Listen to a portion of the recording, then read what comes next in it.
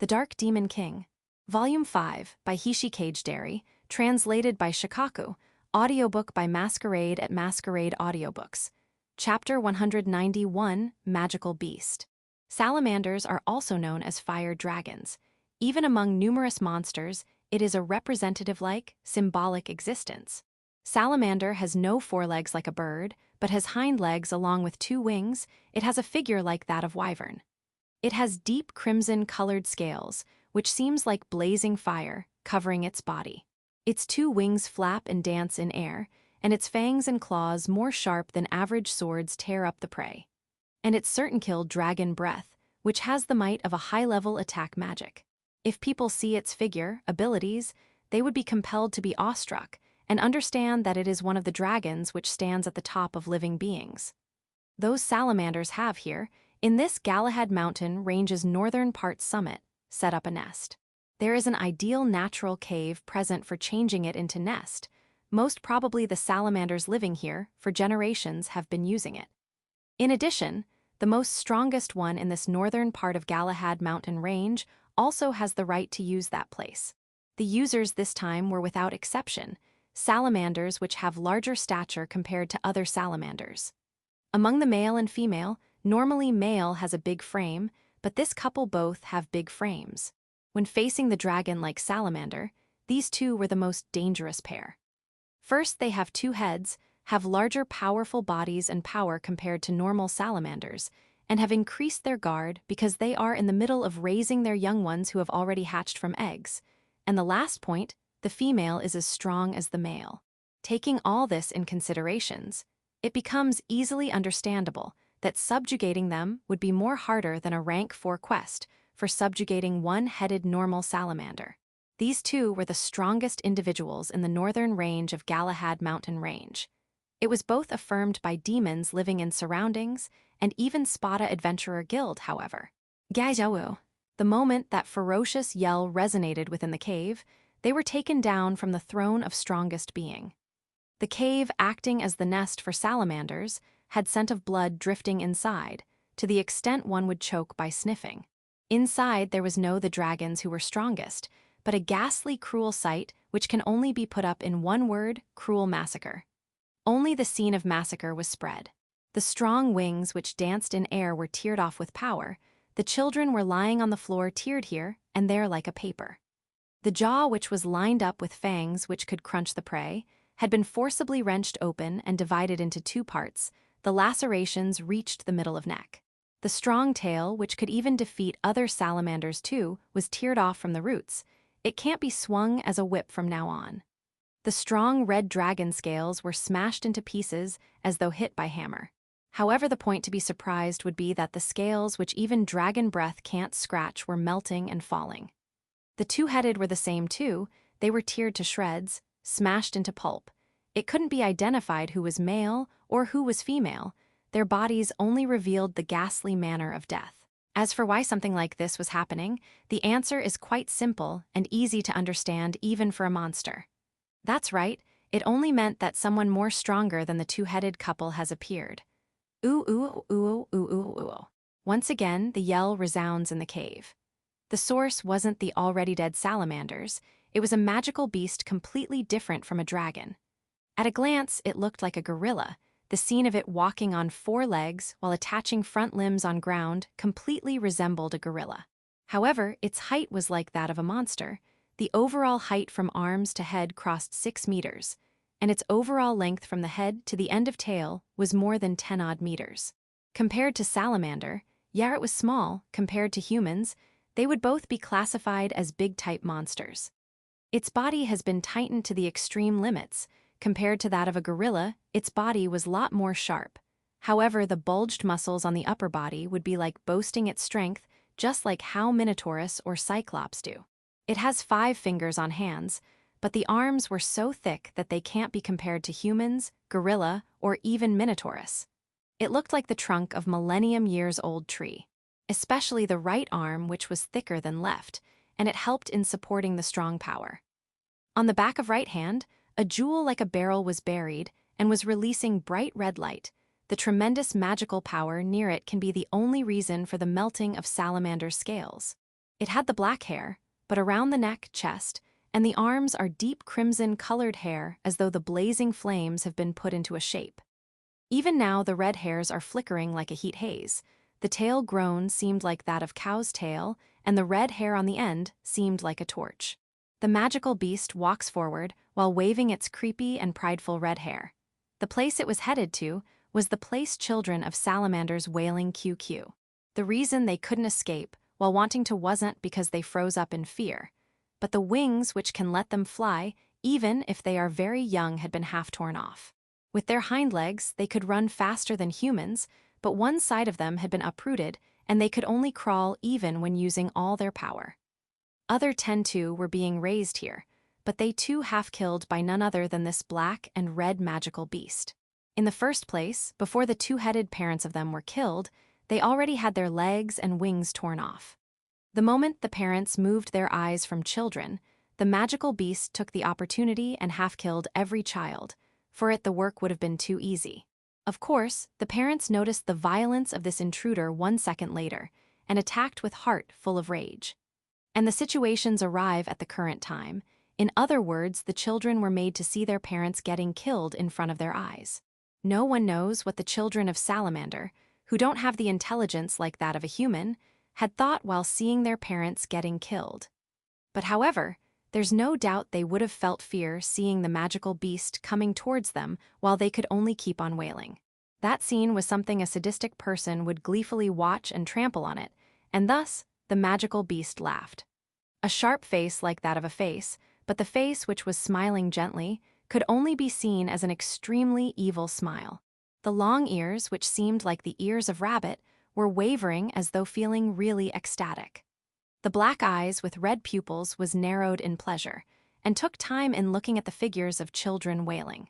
Like that, after some time passed, it picked the head of one child who was crawling to run, and threw the child into its mouth. Crunch, crunch, not paying attention to scales and bones, it eats the whole body while the blood drips from the mouth. Maybe it felt satisfied from the taste of salamander's meat. It raised a moan, and desperately tried to run here and there with its half-torn wing and legs. Then, it moves on to the next child. The mealtime got finished in less than 5 minutes. Finally, the only living being inside the cave became only the magical beast. Gao-oo, oh-oo, oh-oo, oh-oh. The repulsive yell not only resounded in the cave, but also went outside. It was to show that it was the new ruler of the mountain. Chapter 192, Genealogy of Demon King. I had always felt something different from this world ever since I was a child. I also think that the place I need to be is not this boring world, but a different place. However, I don't know where that is, and it's troublesome to go find on my own without any clues is ridiculous, and I hate to waste my energy. That's why I, Nero Julius Elrod, am ditching the boring, needless class and taking a nap on the roof of school. Sigh. I sigh while watching the endlessly stretching blue sky. Boredom comes. But this place is much better than the fucking royal place of that shitty Avalon. It's not like I wanted, but I got born in the fucking tremendous royal family of Avalon, the legitimate successor state of Elrod Empire. Let's add spice. I am also the first in line to inherit the family. Fuck that. I've got no interest in becoming the king. After all, then, I would need to handle those shitty country-level problems. Even in this school life I am living, I have to deal with troublesome problems or get into accidents too. If I became the king, wouldn't a world war start? No, I'm being serious here. I only want to live peacefully, want to evade troublesome situations, not stand out. But the gods of Pandora don't let me, and I want to kick their asses one time, especially the guy who rules over fate. I won't stop with one kick. Well, if it becomes too peaceful, then once again boredom kicks in. One can't be satisfied with life easily. Ahem. While thinking those ridiculous things, I sense presence of people. It's not like I trained, but my 5 senses are better than a run-of-the-mill sort of person. Thanks to this talent, I had 2 times killed the assassins when I was a child. This is one great talent. There are 2 signs of approaching. Neither can I feel magical power nor hostility. They're simply moving forward and climbing the stairs. Oh geez, I never thought someone else other than them can come here during class times. They're quite rude visitors that can't read atmosphere. Even I have no intention of showing my sleeping face boldly to others. It would not be good if I got attacked, in both meanings. Me getting up from the bench and the entry of the uninvited guests coincided. I sent a fleeting glance. There stood a known face and unknown face. This is quite an odd couple with great difference in house. The small one is Simon, a person from that Bardil family, and is also a famous student, so even I who can't remember names easily have remembered his guy's name. He is the legendary man who gets full scores in written exams in every elite course examination, but gets 0 in the practical exams. It has been going on for 3 years already, really a loggable story. In the 4th year, he finally entered the magical engineering course, and the legend has finally come to an halt. However, if he can get more scores than me in written exams, he could go into the civil course and get an elite course there. But I can't understand the reason he entered the magical engineering even though he's not a dwarf. In the end, he is too much jumbled up for me to understand. I heard that he left the school temporarily for raising funds for school fees, but from that uniform looks like he came back. Well, I only know the name and legend, and I don't have even the tiniest bit of interest in his circumstances. I'm more curious about the tall man who is with Simon. He is wearing a shitty thing like magician apprentice robe, which even the freshmen don't wear nowadays. But there is no opening in this man. Even the instructors of this school can't possibly have no openings like him. He is without a doubt someone with lot of power and is hiding it. At a glance he would seem like a magician due to the robe, but his body is supple and toned to the extent. It's like he is bodyguard hired for Simon by the Bardil family. However, even more surprising things are his hair color and eye color. The black hair and red eyes are only found in the direct descendants of first emperor of Elrod Empire, Mia Elrod, the Demon King. The people with black hair and red eyes both are quite rare in the royal family. Mostly they get one, either black hair or red eyes. This man, though one eye is red, but he has the characteristics of black hair and red eye. If he got that by coincidence, then it must be miracle. Thinking from the left black eye, then one of his parents might have black hair and black eyes like that of those foreigners. And as for the other left eye, if he inherited some magical power, then only he can have a red-colored eye. Well, what? It's only somewhat rare, not something I have to think about. Well, half of the genealogy of Demon King is a rumor. Neither does it has credibility.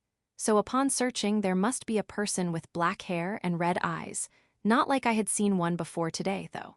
Concluding like that, I, with sleepy eyes, left the roof because some intruders intruded my sleep. The other side, too, must be thinking of me as an intruder. Well then, what would that man and Simon do on this roof with no people? It's not like I have no interest. I can maybe even scoop the time of legendary man Simon entering the world of adultery with same sex. Maybe I should let the servant record it, and I will get really high money if I leaked it out, after all the other man with Simon, though his type is different, but he can be considered as a handsome guy. Well, those sharp, glaring eyes may a subtraction point for many people. I have lost an interesting chance while thinking that I come down the stairs. Ah, you were ditching the classes by being on roof. And a voice I'm all too well familiar with resounded in my ears. No, I'm not at the roof right now. I'm on the stairs. These stairs lead to only roof. That means you were on the roof just before. He guessed the truth with his reasoning. Aren't you two ditching the classes, Charles? The classes are going on.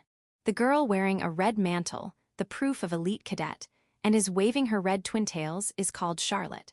In full name, it is Charlotte Tristan Spada. It's not like you won't understand even after hearing it. This girl a true princess, more precisely, third princess.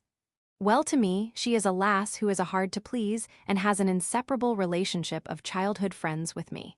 Don't think of me the same as a delinquent like you. I have already completed my quota of magic circle. More than half of time for classes is still left. She is excellent like always. Her golden eyes and red hair is the same as her father's sword King Leonhart. But unlike that monster of a father, her face is of a beautiful girl. It's really good for you, Charles, that you got the face resembling your beautiful mother. If you say my desire, I would have liked if her body was raised like that of female, like her mother, like the chest or bust. Well then, there is no time to think about the part of girls can be called rude. If she sensed it, then she knows no restraint, and a kick would certainly fall into my face. So you finished first, fast as always. I want the kick in face to go in hell, so I change the subject to a safe topic. Unfortunately, I'm second. Not being much depressed, Charles tells as if natural. No matter how much pride Charles has, compared to him she too doesn't be conceited. It can't be helped with Safi being there. Yin, it couldn't be helped because of Safi. Though she is necromancer, not a magician, she has learnt the model magic to perfection, that villain in glasses. Right now, she might be shut in her darkness-filled laboratory while creating her new manservant. So the reason you came searching for me is for lunch. That too, and also about the next quest. This princess is having too much sparkling eyes. Ah, please no, she has surely found some damn troublesome quest. Give me a break, we're already standing out as rank 4 adventurers with talent and whatnot. At this pace, we would become rank 5 adventurers, even before Charles' brother Eisenhart became. Just by the royalties of Spada and Avalon combining in party is more than enough to stand out. Now, I don't need any more spotlight. I'm merely using Adventurer Guild for killing time instead of working as an adventurer to learn something. Don't worry about their jealousy or envy. We are we and don't care about the surroundings. Well, you're right, but do you know, Princess, who is the one who deals with those problems every time? It's better to not say that. I'm not a super masochist who loves getting his ass beaten. Well, okay, so what is the quest? You have heard about the nest of salamanders, right? Of course, no matter how much appropriately we've been doing. After reaching rank 4, we obviously have heard the information about famous dungeons and places. The Nest of Salamanders is the place in northern part of Galahad mountain range where every year the salamanders build a nest. It is the cave in surroundings of Summit. It is the ideal location for making nests, it seems. The salamander who has gotten the first place leaving his same family behind means it must be the strongest. So to say, it's like a natural dungeon-like place where boss appears. And it is the mostly recommended dangerous sport for jumping in the flame's nest. Don't tell me. Yes, that don't tell me, it is. Sigh, I heave a heavy sigh. But I don't know the magic to stop Charl after she has gotten this much interesting in something. Well, alright, a two-headed salamander. We'll see it when time comes. This year's one is really big, so you two have to be serious about it. I hate getting serious, it tires me out. And these guys will defeat it while I only need to do little support. Please help me, okay? Get it right. Then let's quickly go to school cafeteria. We need to take the seats. Charles starts running in the corridor while forcibly pulling my arm. Ah, oi, geez, it can't be helped. I am always manipulated by Charles. But when I'm with her talking like this, I don't feel the difference in world. Neither get bored, so even though she does all troublesome things, I don't hate being with her. Chapter 193. Wing Road. The quest Charles took was Quest, subjugate the couple salamander. Reward, 30 million clan, 10 million clan upon the subjugation of just one. Time limit, by the 1st of Blue Moon month. Client, Adventurer Guild. Description, new salamanders have started acting in the nest of salamander. The couple this time are very big ones, rare to find in recent years, rest omitted. Exactly like what I had expected. In truth, 1 month ago a rank 4 party accepted the quest but had their tables turned. Thanks to that we have the chance of getting the quest. We're lucky, right? What the damn clumsy party? Salamanders are monsters living here since ancient times, so there are innumerable ways of defeating them. Still they lost. However, the big ones should mean that they are unexpectedly very strong. At any rate, they are still tiring and troublesome opponents. I'm not quite willing to accept it, but ooh, I'm fired up. A man needs to fight a dragon, only that is worthy for a man. This muscle-headed idiot, Kai, has become too fired up. And I mean, don't get up from the damn chair and shout. The painful stares from everyone in dining hall hurt. But well, an fight-loving idiot like Kai would naturally want to take up the quest. After all, salamanders are representatives of monsters, are quite strong compared to normal ones, and have defeated a rank 4 adventurers. This man, Kai, though is saying completely foolish sentences. His full name is Kai Est Galbraith, the son from one of the 4 great nobles, the Galbraith family. Furthermore, he is the eldest son. Yeah, Galbraith family is doomed. Or so I would like to think. But because they are a family lineage of knights, standing equally with Bardil family, so if the person is strong then almost everything is okay to do. Kai is lacking in magic, but as for the swordsmanship he has already reached first-class level, In a normal sword battle with me, he can easily win, defeating me.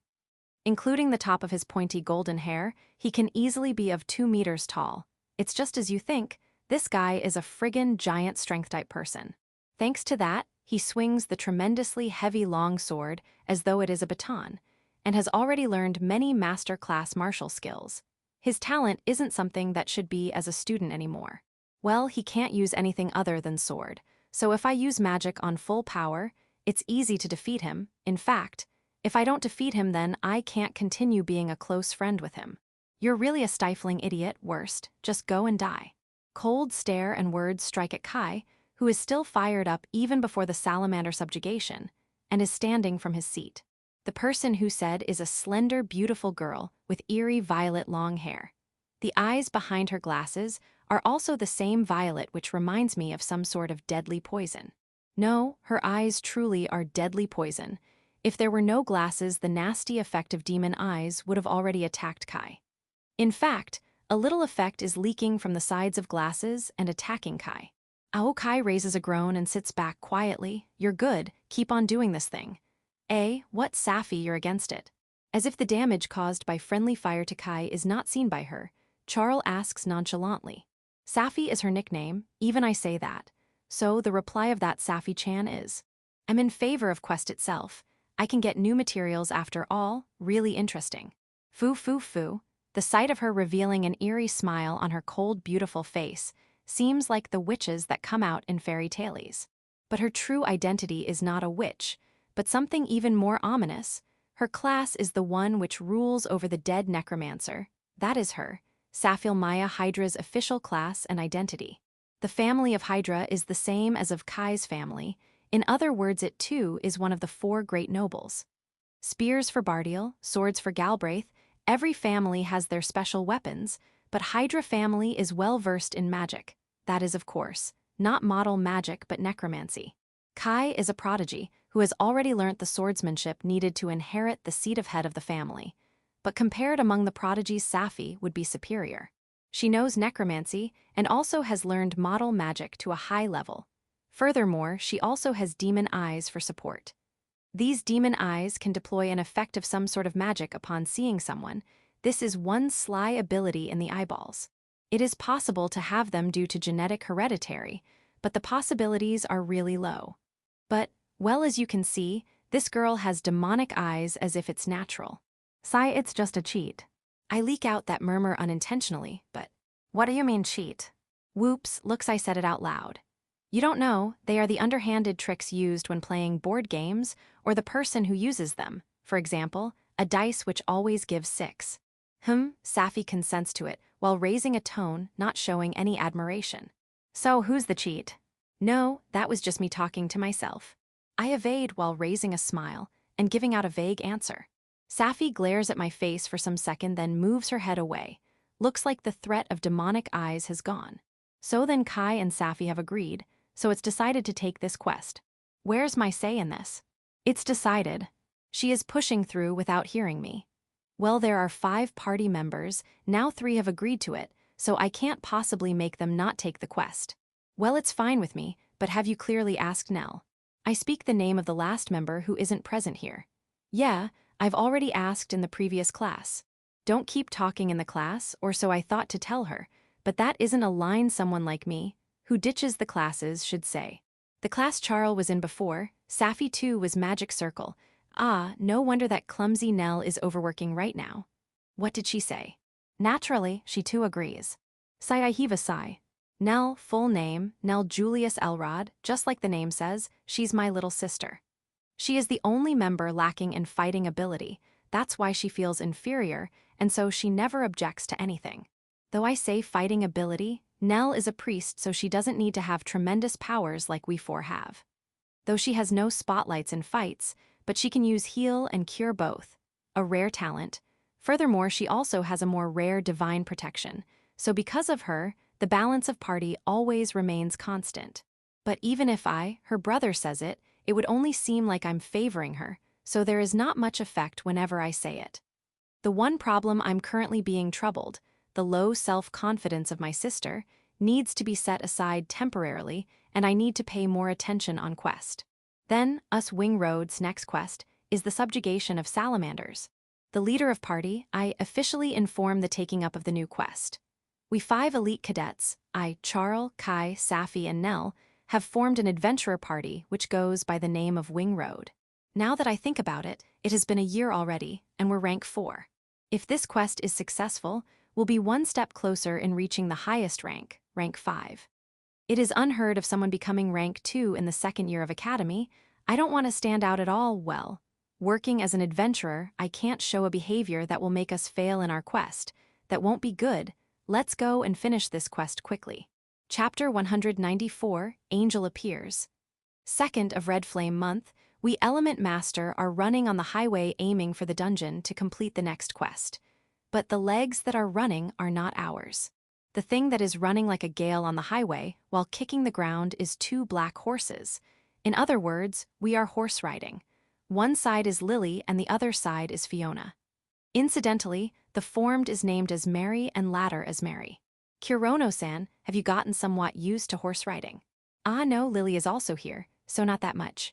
Lily, who is supporting the beginner at horse riding, me, by using telepathy to form a bond with horse, he proudly. Looking just that would seem like a pleasant scene of Element Master having fun as adventurers. But this black horse I'm currently straddling on is a present from these 2, so I just can't feel happy. Yes, this horse is the present. Yesterday, Fiona said this. In truth, we both have prepared a present for Kurono-san. Please take it. That is this horse. Moreover, it came with a set of splendid harness. No, not only that, the other present was the cursed. No, for now let's only worry about this horse. Cavalry is a necessary item for adventurers. For reaching the dungeons in the various places, there exists the dragon carriage service, but having a personal horse is more useful. Its uses isn't something I, who has lived in a world where private automobiles have spread big and wide, needs to know again and again. But however, that useful personal horse is expensive. Its price equates to the price of cars on Earth. No exaggeration in saying that here. That's why it is said to take a personal horse only after becoming a veteran of rank 3. Their opinion is that rank 1 and rank 2 should hone their abilities in the dungeons nearby, so it's only natural for them to say that. Comparing from the common sense of adventurers, we have purchased a personal horse before time. So to speak, it's like a school student already has bought a personal car. I have no intention of shouting that luxury is enemy. I too had been thinking to buy a personal horse after reaching rank 3. Lily and Fiona gave this to me as a present, as if to say, it isn't much. I'm grateful for their feelings to give me present, and I'm happy too. But this present in itself is really expensive. If I had to say in modern-day Japan like feeling it would be, I'm still a high schooler but got myself a luxury car. My money sense is not paralytic that I can meekly accept the present by just saying thank you. Due to my sensibilities as a command man, it's natural to suppress my surprise more than the happiness. What happened, Kurono-san? You're making a complicated face. Did you perhaps not like this horse? You want to buy a new one? No, wait, there's no problem with the horse. The statement of Lily is really scary. Just buying something new because you didn't like it, that's the thinking of celebrities. I still haven't recovered from the shock completely. Thanks to this present-giving case, I found out Lily and Fiona are really rich people. Up until now, we hadn't needed any large amount of money, so I too have never asked them how much do you have. But opening the lid, they both have several tens of millions of clan. Adding up both of their total assets, it crosses over 100 million clan. With that much, they can buy me millions of horses as gift, but I just can't recover from the difference in money sense. Or is my thinking strange as an adventurer? You shouldn't worry much about it, Kurono-san. We can easily earn hundreds of millions easily. That's right, Kurono, don't worry about it, okay. We're not being conceited. Our true strength far surpasses rank 4. For high-ranked adventurers, earning that much is really easy. Naturally, the danger levels and strength of monsters too is high. I see, that's right. I will just accept it grateful for now. But when I get more money, I will present you both something awesome. Get hyped for it. If I don't say that, I won't be able to get out of the uncomfortable feeling of being blessed. But this, my equipments, funds for Simon's research, and presents for these two, just how much will I have to earn? It feels like I have been caught in a really big debt cycle, though being only 17 years old. After shaking on the horse for some hours, I have arrived in the base of northern part of Galahad mountain range, the village of Dacia, after a week. Compared to the time I came here in the dragon carriage, the fatigue levels are completely different. I still can't get used to horse riding. However, it's not the time for complaining about it. This is a required skill for living as an adventurer. I have to learn it as fast as I can.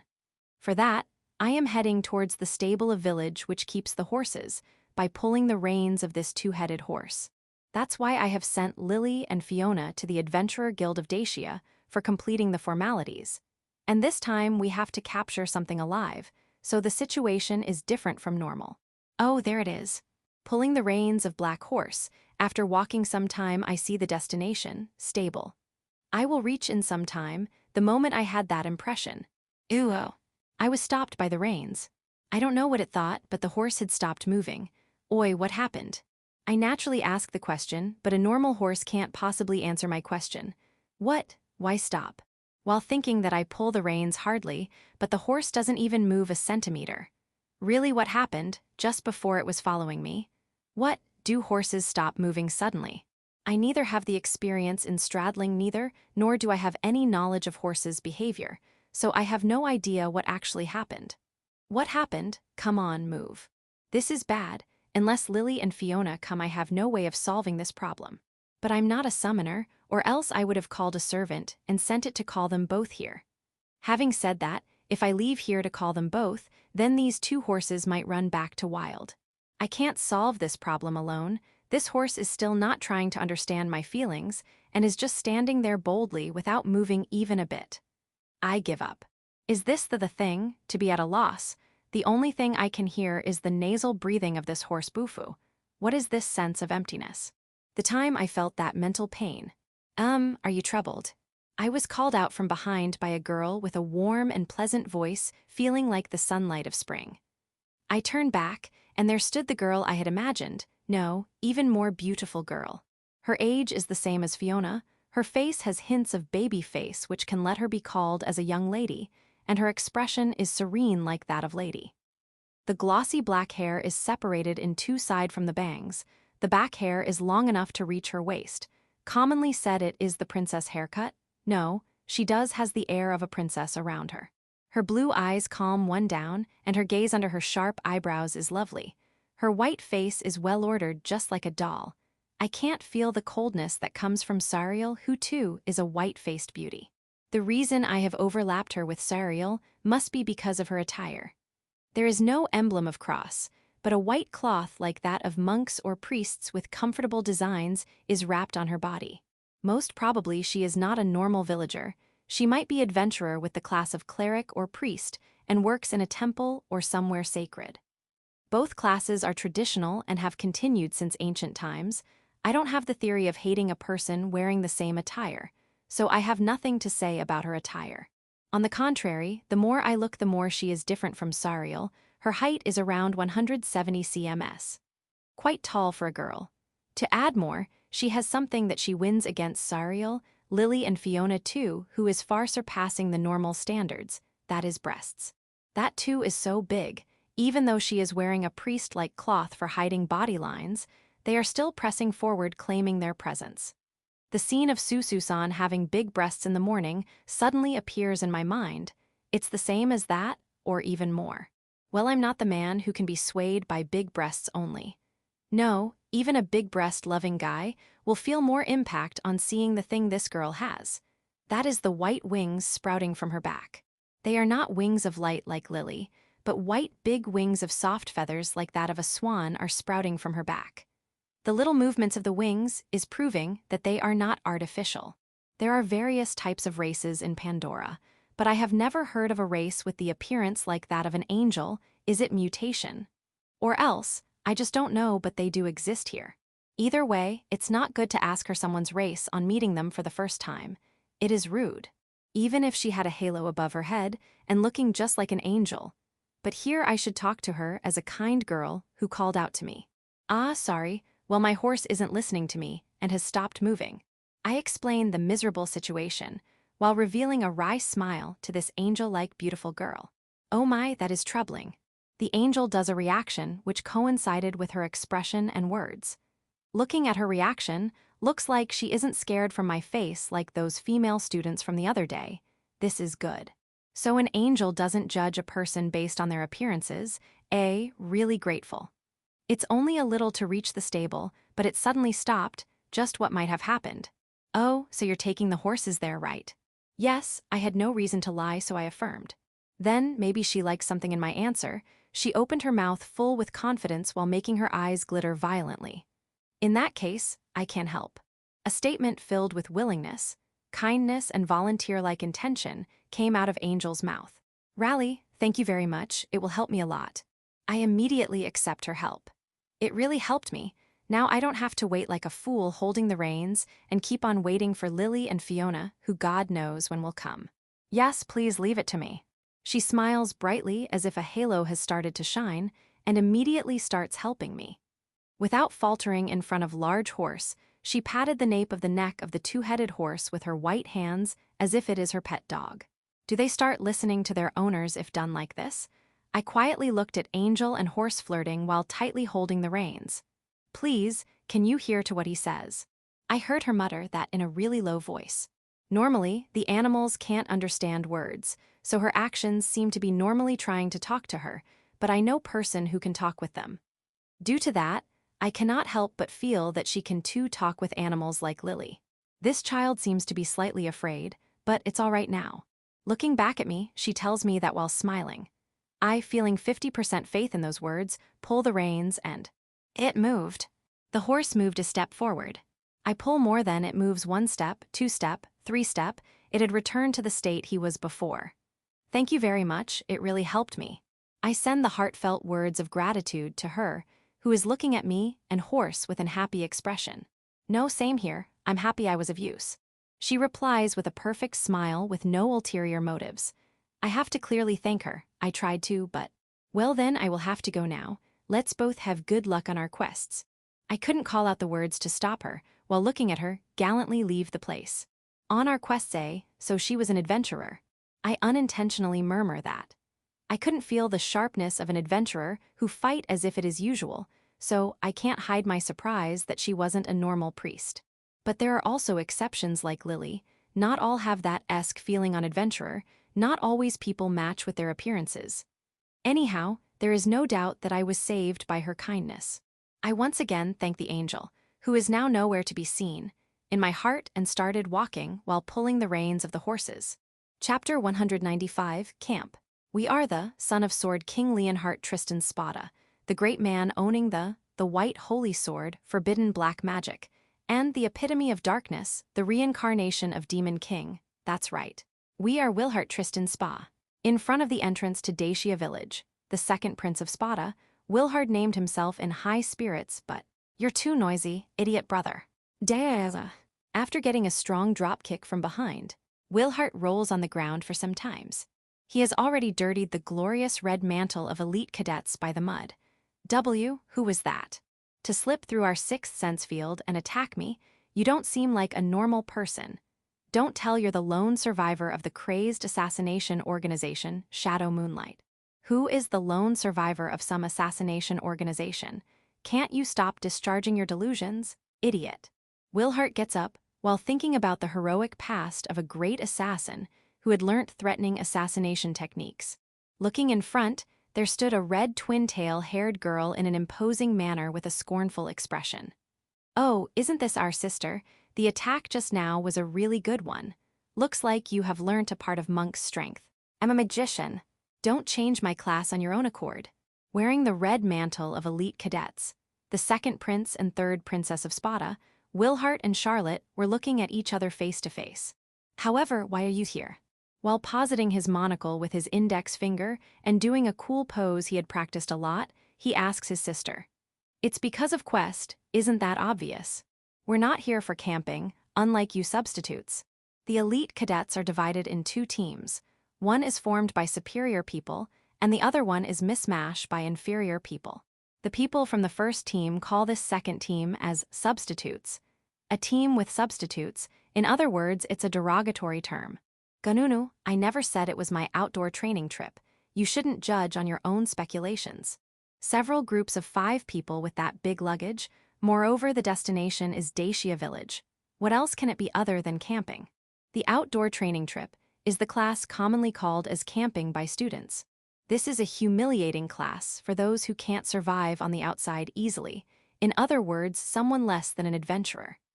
The contents of the outdoor training camp: I to spend 1 week within the mountain forest present in the northern part of Galahad mountain range. And because they are given more things than needed, it becomes overloaded. Besides, a group of 5 people has been set as a rule. The current Wilhart has been selected applicable for taking the outdoor training. Of course, the other 4 members have taken quite a distance away from Wilhart. Fu, Kyukuku, that's a good reasoning, my sister Charlotte. I indeed have to take this cursed asceticism of hell. I have come to this Dacia village for that, and am about to go to the training place. Asceticism of hell, quite an interesting hell that is, if you even have a maid. Who's new? Wilhart, getting hit on the soft nerve, clenched his teeth with a desperate expression to bear the wicked tongue attacks of his sister. Behind someone like him, a beautiful maid in clean apron dress is standing like a shadow. Yes, Syria, it must be troubling for you to take care of an idiot like him. No, it's an obligation of a maid to take care of her master. While bowing to the Princess of Spada, she added the words of salutation. Looks like the girl Charlotte cares more about this maid rather than her own brother, Wilhart. Please take care of this idiotic brother so he doesn't make trouble for other camping members. Every time he discharges his remarks, the glory and grace of Spada goes into decline. Understood. Wilhart glared at Syria, who said words of acknowledgement, with the eyes that seemed to look at a traitor. But he concludes that rather than cutting in there would lead him to getting abused more, so he changes the topic. You were saying, Quest, what is it about? Though Charlotte has quick beating hands and bad mouth, but it doesn't change the fact that she is his blood-related sister. Though he admits her ability in magic, but he is overprotective and worries if she took up on a quest with dangers. Sai, what does it has to do with you? It's salamander subjugation. Blocking the statement of Charlotte, the voice of another man told the contents of Quest to Wilhart. Nero, Yo, you're the same as always. Though they are students, but Wilhart is a prince. For Nero Julius Elrod to talk friendly with him can be either because he too is a prince or it is his innate character. At any rate, Wilhart and Nero in the truest meaning have same social positions. At the very least, they never talk in formal language even in public. When you say salamander, do you mean their nest? Correct, you only have good brain, Wilhart. The ironic smile on the face of Nero, with black hair, red eyes, and mysterious looks, can easily capture the hearts of girls. But Wilhart is not a girl, and he has seen the beautiful face of this Prince of Avalon since childhood, so he surely has been envious of his beauty. The thing he is more concerned about is the contents of the quest for entering the nest of salamanders, the strongest monsters in the Galahad mountain range. Even though you are rank 4, but isn't that dangerous? Though his pompous tone didn't go, but the joke surely did. Don't worry, no matter who is against us, we will somehow get through it. In front, the Nero's line of sight, stood the prideful party members. Heaven-sent child of sword Galbraith, magical eyes of Hydra, Wilhart, being in the same school year, knows about their strength. Of course, he only knows about their strength and has no familiarity with any of them.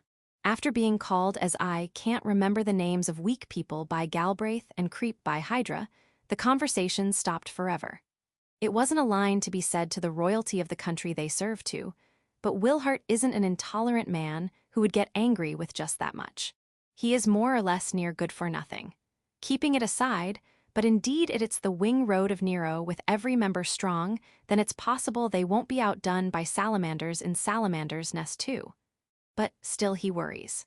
Don't put us as together with weak you, brother. Even without having you worry about us, we can defeat something like salamanders easily. I see. But still, if Charlotte is in this mood, it would be wasting time to warn her. If you get hurt, do get Princess Nell to heal you. That's why he wants Charlotte to come back without getting hurt anywhere. He said something between those lines. You don't have to tell me that much, where is Nell? Charlotte surveys the surroundings by turning around, but she wasn't able to see 5 members with her golden eyes. This always happens if you take eyes off her. Good grief, Nero shrugged his shoulders. Wilhart recalls that his sister, first Princess of Avalon, Nell, always seems to roam aimlessly here and there. And she also has the combo of poor direction sense. It's not bearable for the people to search for her, and there hasn't, even once, the pattern where she went and returned back on her own. Isn't she again being helpful to someone somewhere?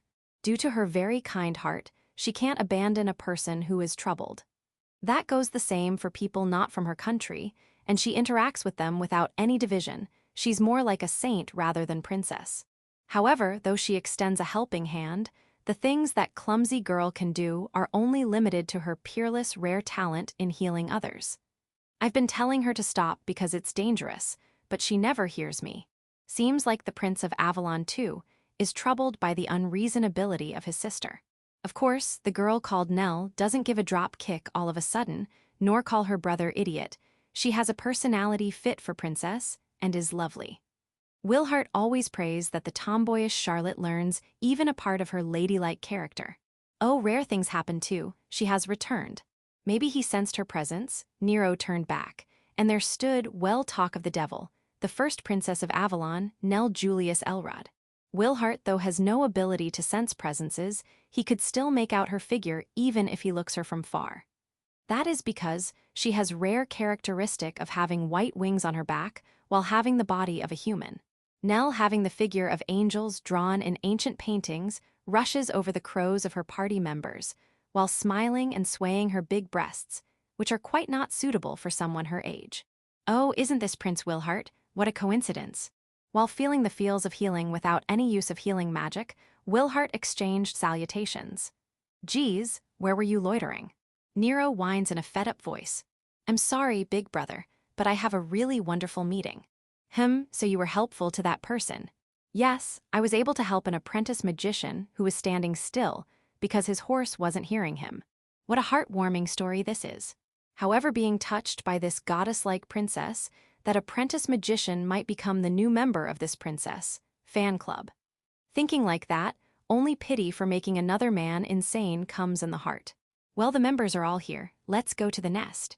Charlotte almost steps forward in high spirits while brimming with motivation. Wait, Charlotte. But Wilhart stopped her. What?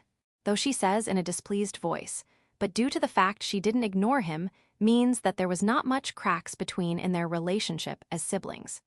In these northern parts, recently stronger monsters have started appearing near the foot of mountains. So what? It be because of change in territories, right? Though they are monsters, they are a part of wilderness. Even inside dungeons, the loitering routes or appearing places changes every day. Even more so in hills and fields, it's not rare for the inhabiting place to change at times. No, it seems to be the case for all monsters.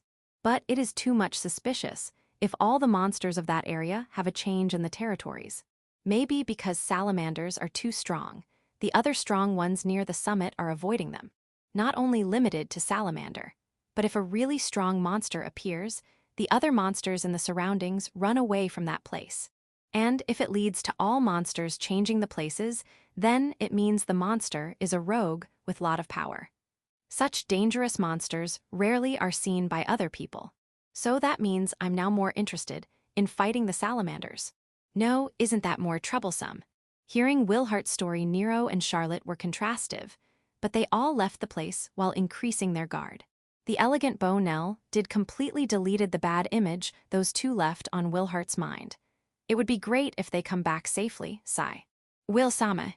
While Wilhart is worrying for her sister's safety, Syria comes near him quietly and calls out to him meekly. What? The descending of monsters also means that, Will-sama, your outdoor training is going to be more severe. So, before worrying about others, think about yourself. I leave it to you if something happens. Help me then. The young Prince of Spada requests his maid in a pitiable manner. Then he left the Dacia village while praying to the black gods for not letting monsters attack him. Chapter 196, Cursed Black Hair. Long time ago, in the mansion of a certain noble lived a long, black-haired maid. Her hair was supple and glossy, based on just hair they were the best, but they reached her ankle, and the bangs always covered more than half of her face, which made her look creepy. A maid serving her master, wouldn't be forgiven to let them grow that long even if they were beautiful. But she had been forgiven to have those tremendous super long hair. Because, though she wore the apron dress for maids, she was in fact the bodyguard of her master. That bodyguard maid had the extra magic to use her hair in any way she wanted. She was the descent of a certain assassination clan. The result of crossbreeding experiments in ancient times was that she could activate extra magic and limit the power of Hydra to her hair.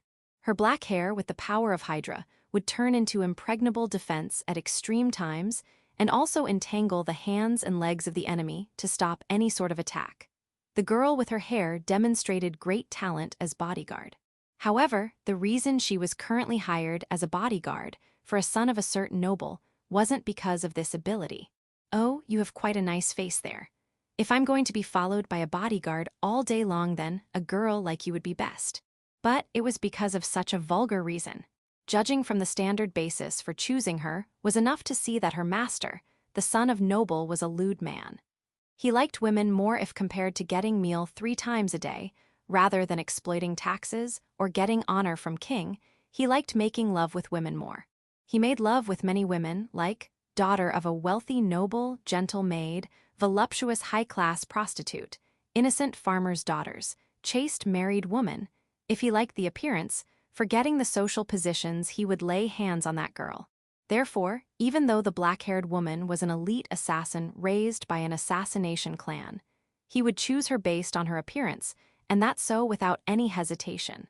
And he didn't need to persuade her. The night she was hired, she opened her body as per her master's orders. However, the man who liked being cruel while making love, he was displeased with the woman's attitude of giving her body so easily. There that man decided to make this expressionless mannequin-like maid actually love him from her heart. The man used every vials he had known from experience from various women, and he approached near her. Between that, some man with displeasure with the tax rates of territory attacked him. It was her first task as bodyguard. With an expressionless face, she protected her master and killed the ruffian by breaking his neck with her hair. The figure of maid killing the man, without even having a chance to know what happened, would be fearful, but the man got worked up because this woman was worthy to fall in the depths of hell. After that, somewhat time passed. The man whispered about love to the maid and gave pleasure to her by embracing her body. Once again, on some day new assassins came aiming for man's life. The maid once protected the man and strangled all assassins to death. But at that time, the arm of man was scratched by an arrow that attacked him from a blind spot. Though small, he was injured. The man sharply saw that the moment he was injured, the expression of maid changed as though her face had expression.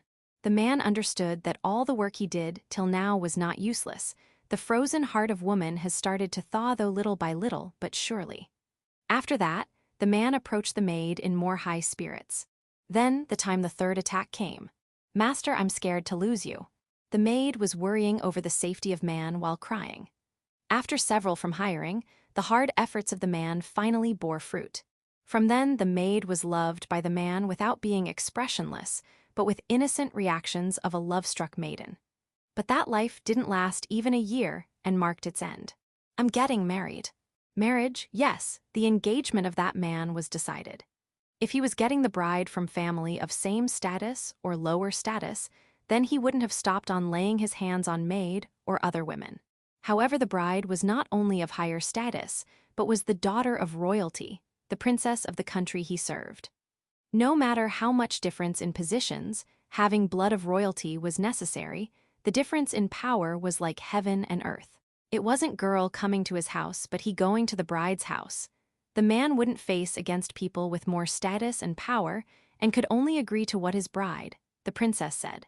Hence, the princess who was to be betrothed to him dismissed that creepy bodyguard. Said as such, so he had no choice but to dismiss the maid who had saved him 3 times. "I'm sorry, but our love will remain for eternity." The man bids farewell with sugared words. The man was a playboy, so he left the woman he was playing with those words that would leave no future troubles. And this time too he thought that their forbidden relationship of master and maid would clearly end. I will protect you, master." But the moment that black-haired woman twined around his body, the man sensed it. I don't know what princess and all that is, but that woman is an assassin trying to break us apart. He perceived that she was different from the girls he had been playing with. She was twisted. But it's fine this time too, I will protect you. The black hair covered her, and the man inside like a coffin made of steel. It didn't take much time for the other people living in mansion to know the abnormality. They all immediately understood the bodyguard maid went mad and attacked her master. Naturally, to save the man, private army of the noble launched an attack. By that point of time, the coffin enlarged in size and became to the size of that of a cage.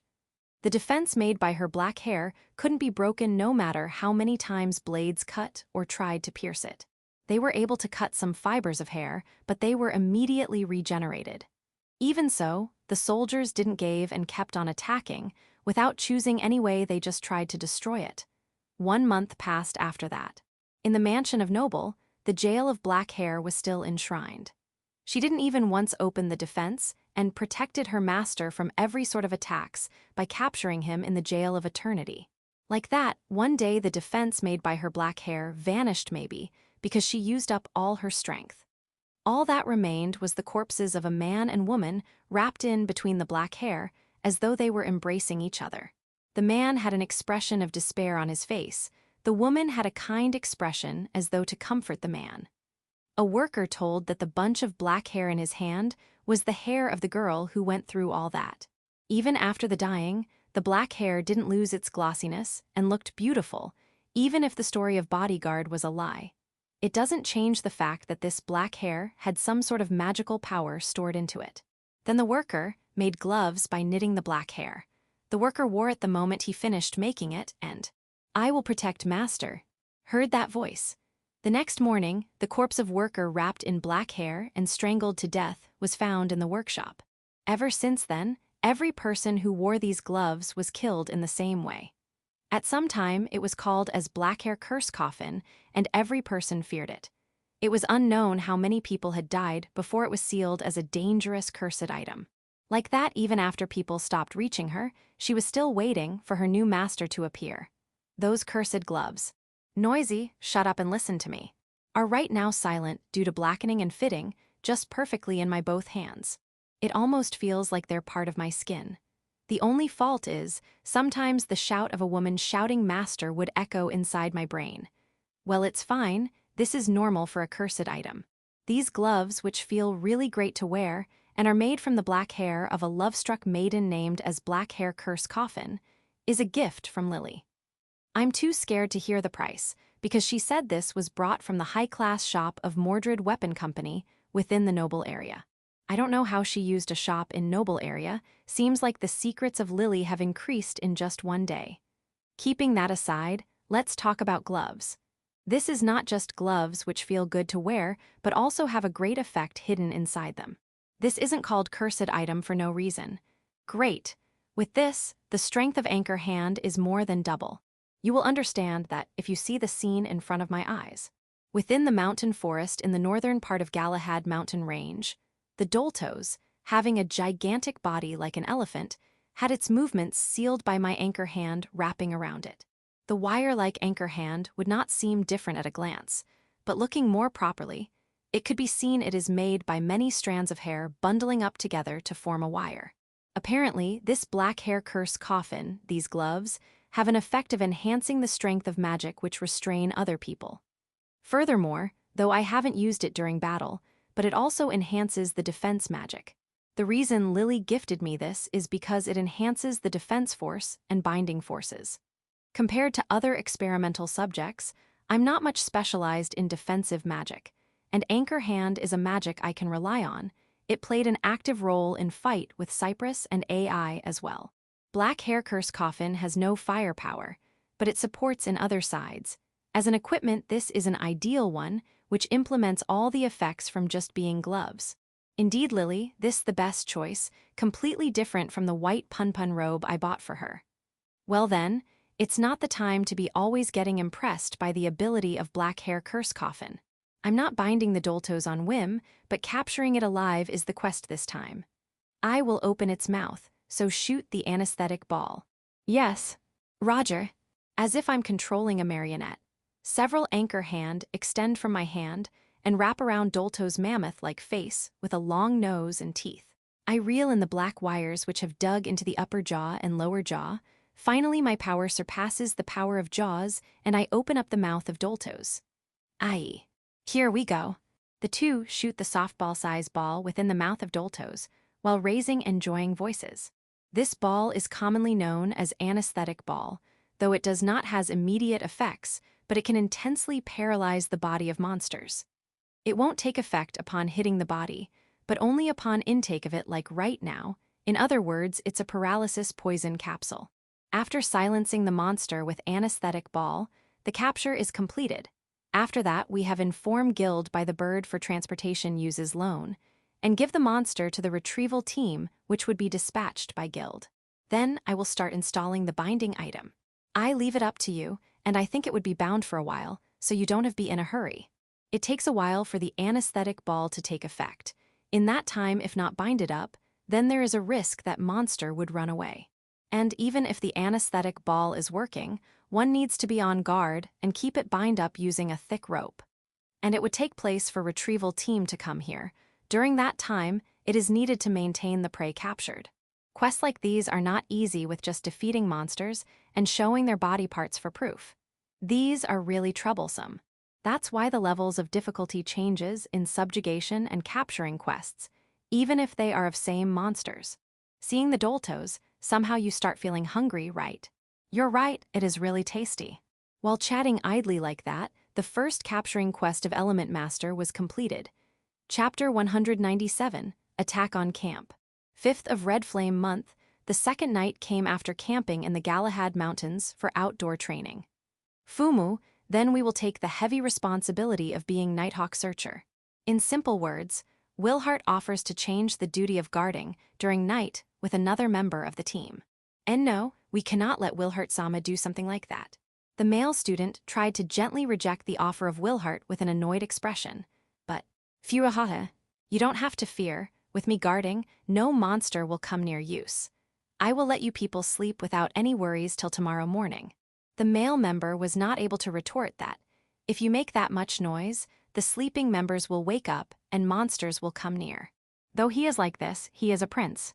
Because both are students, he hadn't said that it is noisy, but he still hesitates to snap.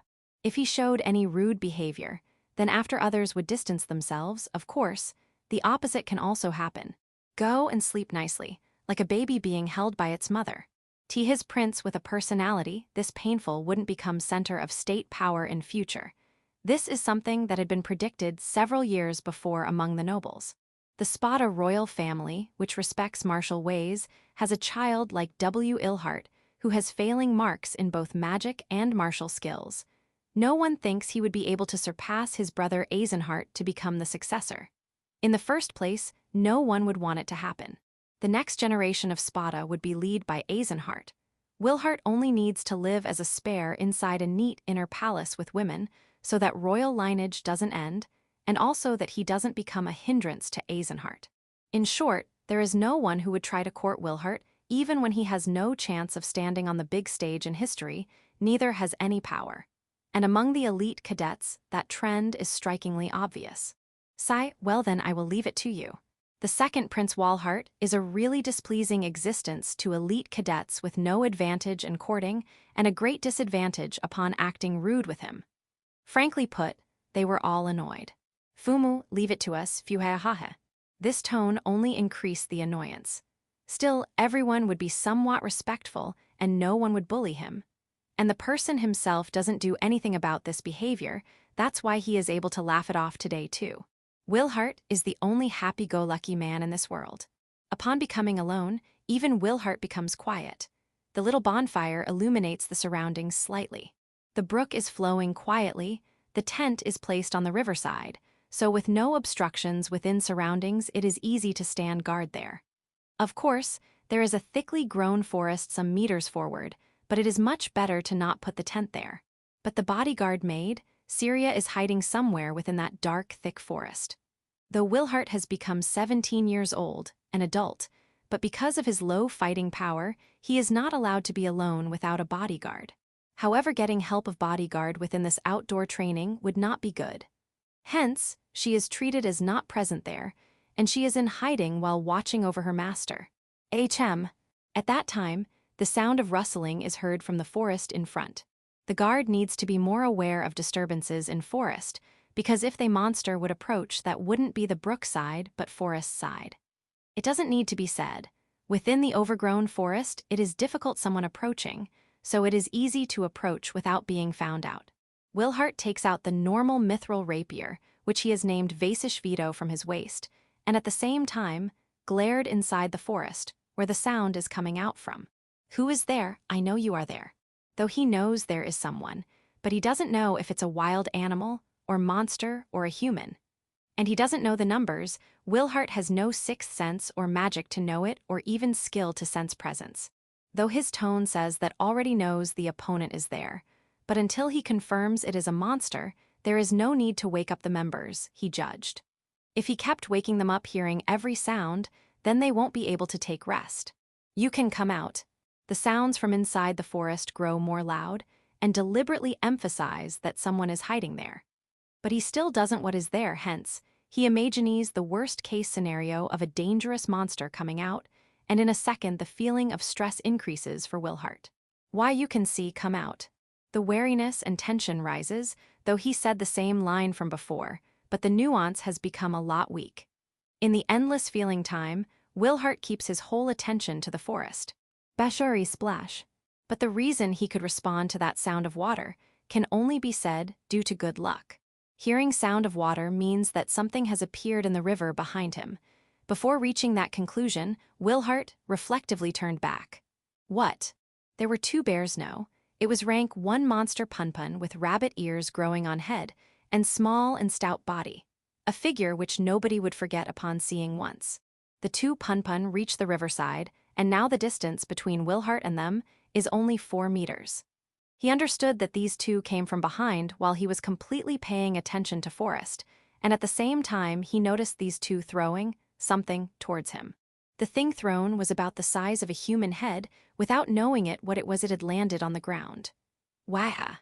The place it landed was the bonfire, the only light source in the dark night. The sound of water splashing and sizzle sound from the cooling of fire reaches his ears. It didn't land on the bonfire by coincidence, but it was aimed there. But before reaching that conclusion, he falls into panic due to the sudden blackout. His eyes had gotten used to the light of bonfire, so if the light gets lost suddenly, it's natural he won't be able to see anything. After some time, under this cloudless night sky with full moon out, he might be able to see somewhat, but Jiao, the monster which has already approached in front, won't wait for the eyes to be used to black. Yuyuawa. Reflexively, he swings the sword in his hand. Naturally, he isn't able to feel the sensation of cutting something down and only cuts through empty space. Within the ignorant night, Wilhart had been prepared for death, but torch. With the sudden dazzling light appearing, he perceived that his fate has yet to exhaust. Is it Euceria? Yes, Wilsama Euceria is here. Before he knew it, the maid with beautiful face and green ponytail, wearing an apron dress, stood beside him. The torch's fireball shining in the night sky equally illuminates the figure of Syria, holding somewhat large dagger knives in both her hands, and the figure of several punpun. These many were here. Not only numbers, they are also pretty regulated and disciplined. No doubt, they are being led by a powerful boss. Wilhart recalled the lecture about the territories of monsters he took really seriously. Even among rank 1 monsters, the ones who form a group means the one leading is boss and is strong. Or they are special individuals with intelligence due to that the difficulty level is also increased by a rank. This group of punpun who diverted the attention of Wilhart let a detached force approach him from behind and close the only light source for stopping his movements, makes them a rank 2 equal monster. They're not the opponent the current Wilsama can stand against. Goo. The strength of Wilhart is on the level of somehow winning against rank 1 monster, goblin only in one-on-one battles. Even without a boss, if they attack in group, he wouldn't stand a chance. No, but right now we have comrades we can rely on. Wake up the brave comrades, the time for battle has come. When Wilhart raises his voice, the 4 camp members who have already waken up from the sounds jump out of tent as if their asses had caught fire. Wow, this is gonna be bad. Don't fucking kid with me. Run. Oi, come on fast, this way. The four reliable comrades run with only their clothes on and plotted an escape plan. Due to the dazzling running style, even the pun surrounding the camp ignore them. Uyai, you guys. Wilhart raised his voice to stop them with an astonished expression, but the four had already disappeared on the other side of dark night. Great teamwork this is. Why you people, you're losers who leave the captain of your team and plot to escape before me. You guys don't deserve to be knights of Spada. Wilhart shouts while holding sword in a bent-back posture, seeming he would fall at any time. It was unfortunate you had to meet with strong pun. Now it is decided for you to take supplementary classes for outdoor training, Will-sama. The pun encircle Wilhart and Syria, but they only show vigilance while maintaining a distance and don't attack. Wilhart is having cold sweat on his face without knowing when the curtain to battle would drop, but on the contrast, Syria is keeping her cool, expressionless face. After glaring at each other for some time, the sound of rustling comes from the forest and a bigger pun appears on the riverside. Moo, so he's the boss. This pun has a large body both vertically and horizontally, its height reaching 3 meters, and its one eye is injured, making it a perfect one-eyed boss. The boss starts glaring contest with Syria, but that is soon concluded. The boss then raises its voice as if to order its subordinates. Then, taking distance, Syria won't be able to reach them. They start taking out the items and everything from camp. The food is. The outdoor training is already a fail for you. There's no harm in letting them take it. The pun took each and everything like food or items that won't help monsters at all. During the time everything was being plundered, it only stared at Syria, paying attention to her movements, and it didn't even move a single step. The next moment when he thought it would take back the crows of pun. A loud roar resounded. That howl is that would let people far away shake in fear, a really sinister and fiendish howl. Oh oi, what is it this tea time? Wilhart jumped to cling to Syria due to fear. Even the pun working diligently showed clear fear. They dropped down everything they were carrying and froze on the spot. Geo and an N. The boss cries, then the pun threw everything they had plundered and ran away deep into forest in full speed. Hey, Syria, doesn't it feel dangerous? Wilhart returned to his previous state and asked something miserable, but Syria didn't make fun of it. Will-sama, let's make a run for it, right now. Syria gripped Wilhart's hand and ran with the same force the pun ran. Seeing Syria serious after many years, Wilhart understood the danger of things. Apparently, the owner of that fiendish howl is the strong monster who can even make this Syria choose the option to run. But however, because of that, Wilhart stopped moving in his tracks. Wait, if we run away, what will happen to them?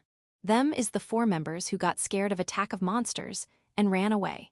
Although he hates them somewhat, but not to the extent that he wants them dead. On the contrary, forgiving them while smiling would be the right thing to do as a royalty. I cannot leave them alone. Please save them. Wilhart bows his head down like he did when he found an adventurer whom he named as Nightmare Berserker. But the answer this time, I'm sorry, Will-sama, but I won't listen to that order, were the clear words of rejection. He couldn't speak foolish things like you dare defy your master's order. The life of her master, second Prince of Spada, or the lives of 4 who ran on their own accord, it is obvious she took the first one. Wilhart understood it and could only run while his hand is being gripped by Syria, for running away from the owner of that fiendish howl within the Galahad Mountains. Chapter 198. Encounter with the Red Despair. The 4 management class students stopped their legs while gasping for breath. Man, I was really scared. We were totally surrounded. That was damn dangerous. By the way, will that delusional prince be fine if we leave him like that? Syria-chan was there, so he should be fine. Those ugly monsters should be easy stuff for her. Maybe because they were able to safely escape, the 4 of them were laughing. They felt absolutely no sense of guilt at the fact that they had left one of their members back there. But considering that nobles were born with a status that claimed that they were above normal people, it couldn't be helped if they'd be happy with saving just themselves after all. What do we do now? One of the students asked while surveying the surroundings. This place looked the same as their camp, i.e., it was by the river. After jumping out of the tents, they had run directly upstream. Rather than running inside a forest with dense trees and undulated landscape, it was simply easier to run by the river, which had no obstacles. "Ah, I do have a sword, we'll make do somehow." Though they ran away with whatever they were wearing, they still had their basic equipments. "That's true, let's return at our own pace. But I've had enough of Air Walker, K." Though they were scared by being suddenly attacked by a group of monsters, their abilities remained the same, which were suitable for someone who had cleared the supposedly super difficult entrance exam for the management course. They were well learned in both magic and martial skills of lower level. But still, they were not skilled with it like actual adventurers. They had simply been taught these while they were young under the guidance of a specialized instructor, similar to a sport. They can fire Ignis Sagita as well use slash, but whether they could use them in actual battle, the answer would be definitely no. That's why they were scorned as the spare class. "We came pretty far away. I can't even see the camp. I think we traveled about 1 km. They were literally fast at running away with the use of Airwalker. Though their skill was barely enough to activate it, but as long as the movement-type martial skill was activated, they'd still be much faster than a normal human's running speed. That's why they had been able to instantly break through the encirclement of the punpuns. Though the riverside with lots of stones couldn't be called a good foothold, but since it didn't have obstacles like branches in the forest, one could run away faster as long as he stays careful with his footing. Blessed with a good terrain, they had been able to run away safely till here with Airwalker. Though, the fact that they had lost their breath while just using Airwalker, like this, it was obvious that it was useless in an actual battle. Say, it should be fine to return now, right? No, they might still be fighting. Let's wait a bit more. They didn't know the situation at the camp from here. They could only rely on their intuition to decide when the battle would be over. Couldn't that troublesome, delusional prince just die already? If he does, then I'll hire Syria-chan. I'll hire her. After that, the four got fired up while talking about what kind of services they would ask for after hiring her. But coincidentally, it was only an instant but. Jiahahe, ha. One of the boys, laughing at a vulgar gag, realized a giant black shadow in his vision. Ha, what is that? The other three also looked in the same direction as the boy who had a frozen expression. There, a giant beast was standing. Its giant frame was over 6 m, but they didn't know just for how long that beast had been silently standing near the river over there. Its blackish fur was difficult to see in the night, but the deep crimson fur at its arms and chest could be clearly seen as if it was a bonfire. Especially, the two long and narrow ears above its head looked like swaying flames. That's a monster, right? It's fucking big, isn't this dangerous? Due to those ears, they ended up associating it with the earlier punpuns. But the impression it gave was completely different from them. Arms as thick as a large tree, its swelling muscles could be seen even from under the thick fur it had. Especially, its sharp and ferocious face that looked like a mix between a wolf and a lion was nothing like the comical appearance of that rank 1 monster. The giant monster that had suddenly appeared was simply staring at those four with its devilish red eyes. Haha, doesn't that look a bit impossible to beat? Yup, impossible, definitely impossible. Oh, okay, let's run away. Yeah. The four, who quickly came to the same conclusion, began to focus their magical energy to use Airwalker, like before. At that moment, good Jari. That kind of dull sound came to the ears of the 3 students. Yes, only 3 of them heard it. The remaining one, they had disappeared after becoming a red blotch on the riverside. The student who was supposed to be standing there had disappeared, and in its place, a big black and red tree was standing there. No, that wasn't a tree, it was the arm of the monster. Why? All 3 of them unintentionally switched their gazes repeatedly from the place where the monster was standing and the place next to them. The place where the monster was standing disappeared like a mirage, and now, was definitely, actually, standing beside them. Finally, after all this time, they realized what had happened. One of their colleagues had been completely smashed from the head by the arm of this monster, and had become a compressed pile of flesh and blood. While shouting, trying to run away from this nightmarish monster, the 3 instinctively jumped away from there. Because one of them had tried moving back without thinking, his leg twisted and fell down.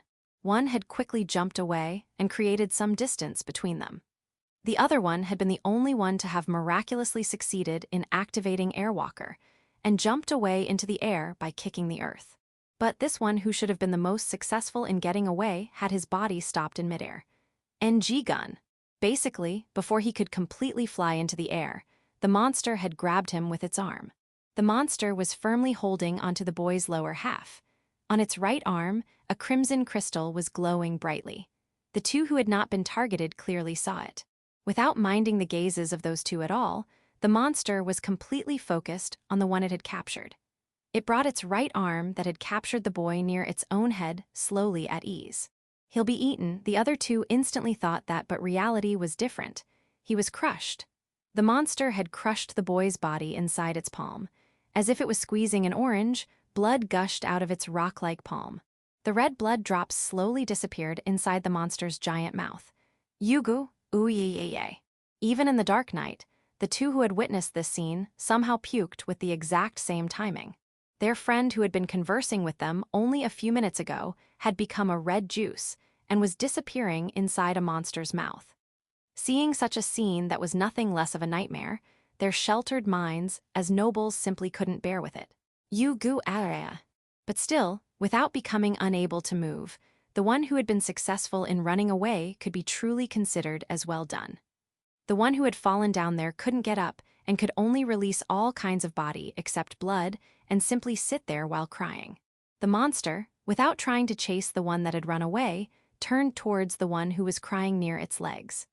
After squeezing out as much blood it could, as if throwing away tasteless food scraps, he threw away the pile of broken bones and flesh. The dull sound of that landing on the ground, as well as the sound of the monster pressing its finger on the boy's leg, came at the same time. But he only heard the sound of his leg's bone breaking. Or maybe the scream he made as if bursting his throat. Jaya, sent stop. After a gap of a second, once again the monster's finger attacked the boy's body. This time, it was the left shoulder. They were not sharp claws that could cut through human flesh by simply touching. It was simply pressing the shoulder with its fingertip.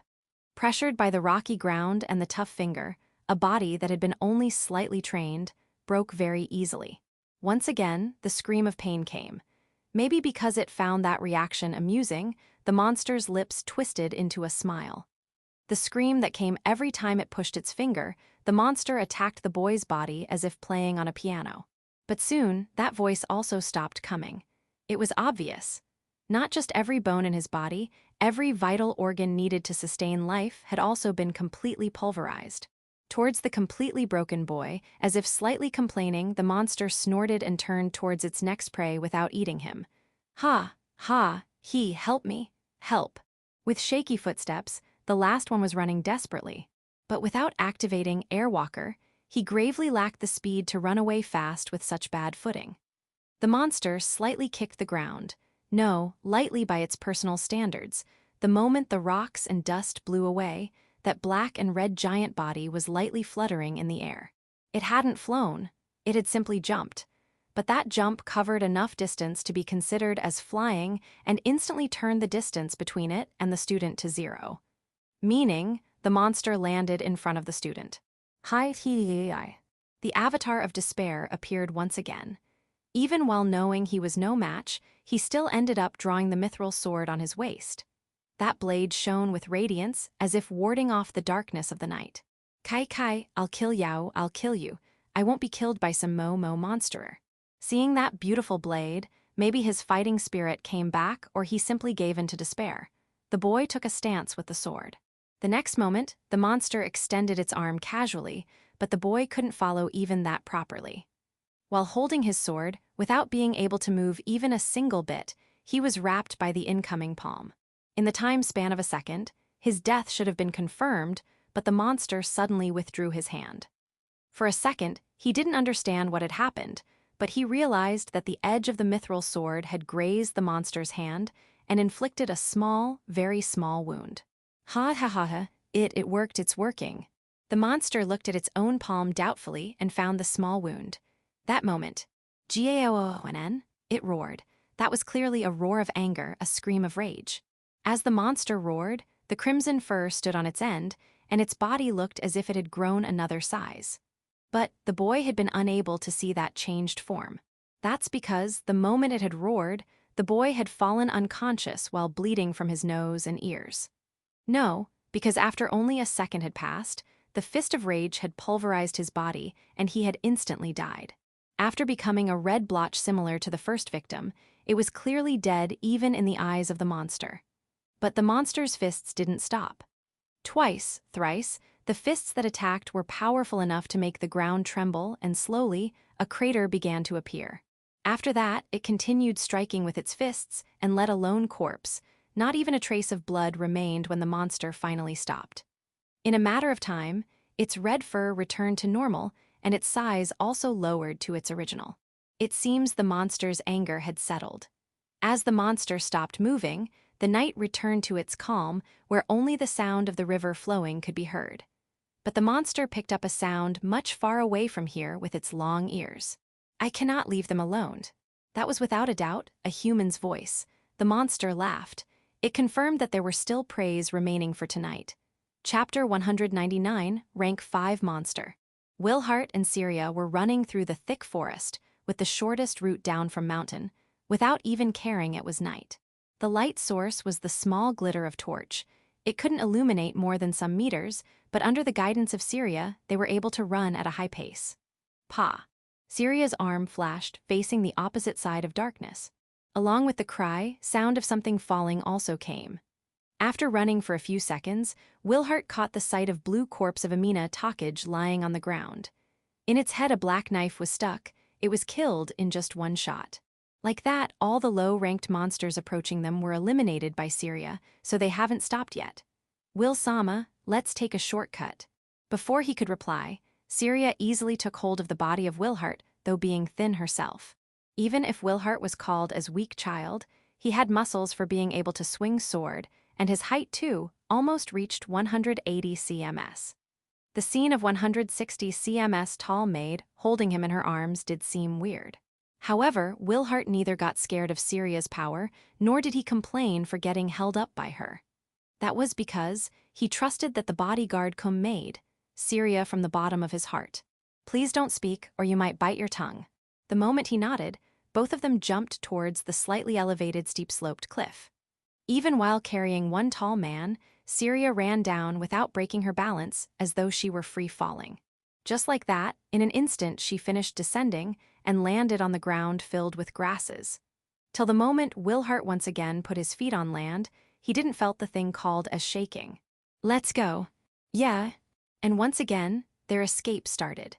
They hadn't run for much long, but Wilhart was already near the point of having all of his stamina exhausted and would have fallen on the ground while screaming. But still, he clenched his teeth and kept on running.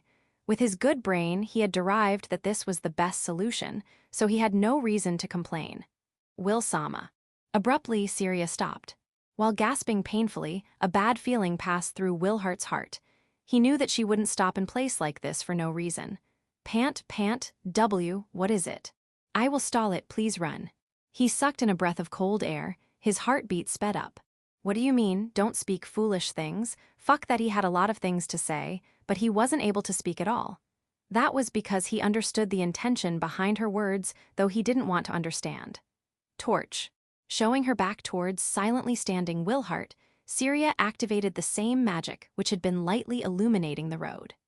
The fireball rose up in the sky like fireworks, and a bright red flower of flame bloomed in the night sky. That illuminated the surroundings greatly like a glittering chandelier suspended from the ceiling. Thanks to the new torch, the surroundings became visible, and they could finally understand where they were. He understood that there was a half-green vacant land, as though goblins tried to tear open the mountain forest for making a village. What? And in the center of vacant land stood a big framed monster with black and red hair, as though it stood there from the start. Though he saw the monster for the first time, but immediately perceived that this monster was the reason Punpun ran away and they were two running. It's a wrath pun. The person who murmured the name of monster in front of them was not Syria, but Wilhart. "Do you know it?" Syria knew the names of monsters not only within the surroundings of Spada. but also the names of all monsters placed in the monster list, even the latest ones. But she wasn't some monster maniac, so she wouldn't know the names of all monsters present in the world. Hence, Wilhart, who even knew a lot about legendary monsters written only in ancient literatures, guessed the right name of this unknown monster. It is rare monster, which only appears once in every 10 years. The monster which appeared rarely easily meant that people didn't know about them. The place they were written was only the specialized books which told the mode of life and discovery of monsters. Even among the adventurers, only those who do work of information gathering or were studious would have this much knowledge. And Wilhart was able to recall the description of a monster in a page of an ecology monograph, coinciding with the traits of the monsters standing in front of him. The name Rathpun might sound strange, but if one knew its ecology, they would easily understand the meaning behind it. That was because Rathpun was a mutated species that came from Punpun. Its temper was extremely violent. It goes into a frenzy upon getting even a little stimulus. It attacks the person who gave it stimulus and doesn't stop even after the person becomes a dead corpse. It was a monster pertaining twisted rage. Hence, it was given the name from the ancient language Wrath. But he didn't have time for telling Syria about its slightly revealed ecology, so Wilhart told her about the most important things only. The strength of Rathpun is rank 5. That isn't someone Syria can beat. The rank 5 monster meant it had the power of a top-ranked, rank 5 party in its single body. Syria was strong, to the extent she was entrusted the job to guard second Prince of Spada. But she didn't have the power rivaling to that of rank 5 party. It will be fine, I can buy some time for you to run. She must have understood it immediately from Wilhart's words that she wouldn't be able to win against that monster. Even so, Syria declared as though she was just doing her job. Coup. Wilhart didn't had words to stop her. That was because bodyguards exist only to protect the life of their master. And Wilhart was the second Prince of Spada, not a person who was meant to die, even if he had to let others sacrifice their lives. The royalty was something like that. And Wilhart wasn't a child to not understand that, because he was already a 17-years-old adult. But he wasn't mature to the extent that he could do the act of living while letting his bodyguard die. Will-sama, hurry up. In the word Syria, he sensed somewhat impatience. In this situation where nothing could be done, he didn't even had time to be troubled. Damn it, Syria. And Wilhart finally made his mind, and tried to leave the words of farewell to Syria, whom he had gotten familiar with. It was at that time, anchor hand. Numerous black tentacles extend from somewhere and twined around the body of Rathpun, standing in the center of vacant land. Just what happened here? Before he could even think that question, the situation changed rapidly. Terrawal Defan. The Rathpun got covered behind the wall of stone, the prison of stone which rose from below its feet while leaving space as to not interfere with the tentacles. And in the next moment, meteor strike? A magic circle of white light formed itself above Rathpun. By the time they both understood that the magic system was completely different from model magic, the effect of magic circle activated. Rathpun was bound up by tentacles, captured in the prison of stone, and from above its head, the mass of rainbow-colored light downpoured. The things just happened in an instant, and Wilhart and Syria were only able to look at it absent-mindedly from the start to end. Chapter 200, The First Trial. The Night Watch is completely my work. In the beginner set I bought in Ur's village, there was a tent included. Right now, Lily and Fiona are sleeping within it as if they were sisters. This is absolutely not some sort of favorable treatment towards them because they are cute. Fiona is a pure human, different from me, who has an excessively tough body. As the theory of adventurers says, it is natural and important for letting the members of magician class rest as much as possible. And Lily has a child body, so she needs even more rest. Lily is the strongest person in Element Master, but that comes with restricted time when she goes into her original form. In other words, her power is a lot unstable.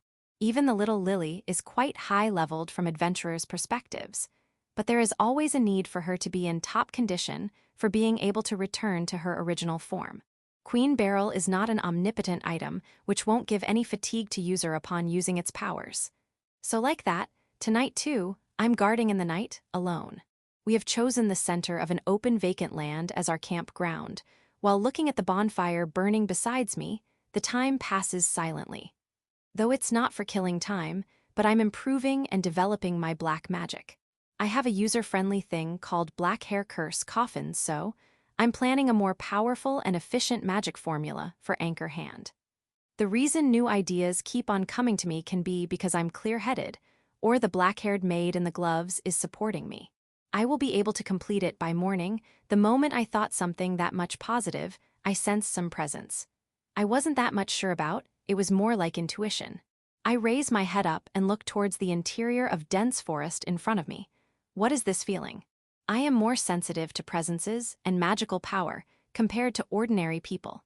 If there is hostility or bloodlust, so no matter if it is human or monster, I can sense them. This feeling is something I had gotten familiar during the maneuvering experiments. But the presence-like thing I am sensing right now doesn't relate to any feeling I have sensed before, but is more strange. For ascertaining the identity of that thing, I survey my surroundings more attentively. In the next moment, a change occurred. It's shining. Thanks to my nocturnal eyes, I saw a small red light deep in the forest. Though it is small, but it isn't some hallucination, that is clearly being reflected in my eyes. By the time I recognized it as mysterious red light, single prediction passed through my head. For confirming, I close my right eye, and the red light still is present like before. But when I close the left eye, yes, the eye of God given to me by Mia, that red light vanished as if a candle light just got blown out. So there is the trial, eh? I muttered, but the self-proclaimed God who appears anywhere at any time didn't appear before me this time, and neither answered my question. But even without getting a reply from that child, I'm already half convinced that the trial for obtaining divine protection is waiting in place with red light. Now, what to do in this case? I don't even have to think, the answer is already out. Fiona. Fuai, what happened shed Kurono-shan? I call out while facing tent and Fiona replies immediately, though in voice that sounds half awake. Hurry up and... The moment I was about to say, come out here. Ga-o-uo-u-uo. An intense, fiendish, and sinister howl roared in the stillness of night. But with that one howl, I understood that the master of this howl is more stronger than any monster we have fought till now. And also, that the subjugation of this monster is the trial given to me. From the moment we heard the howl which might have resounded in the whole Galahad mountain range, our movements increased their pace. I didn't have to explain, but Lily and Fiona immediately understood that a strong monster has appeared in this vicinity. I get rid of bonfire, sunk the tent in Shadow Gate, and now the preparations for departing are done. When I explain the gist of subjugating monsters we haven't seen before for completing the trials, we were increasing our rank for fighting strong monsters, so we are fortunate that it came to us by itself. Lily will work hard. I got their agreement with immediate reply. I questioned myself for a second that if it was all right for my comrades to help me in killing the monster. But then I realized that thinking this isn't going to be much of help. Anyway, I'm still half suspicious about acquisition of divine protection. So rather than being suspicious of this, and that it is more important to increase the party's experience. And so, do you know where this monster is? Normally, I wouldn't have known. For following monster outside of vision range needs the use of special magic, which neither me, Lily, and Fiona have learnt. But this time God will tell us that thing will work. Yeah, just follow me. The red luminous point is still being reflected in my left eye. Now, in front of the light. There is nothing. There wasn't even the shadow of monster, let alone its figure. I watched the point where the red light vanished while hiding in the shade of tree. There is only a strangely open vacant land full of overgrown weed. Now this damn embarrassing, I was wrong, the moment I thought that, it appeared. Instead of appearing, it should be more like it came falling down. Before I knew it, the more than 5 meters tall monster stood in the center of vacant land. Wow, that guy is going to be troublesome. It's not like I got scared looking at its fiendish appearance of black and red hair. The thing I find dangerous is not that, but the fact that this guy appeared without any sound or presence even when it is having that big body. I can understood looking at it once only that it has more power than that Minotauro's zombie, and its unhurried agility is like that of an assassin dancing in the darkness of night.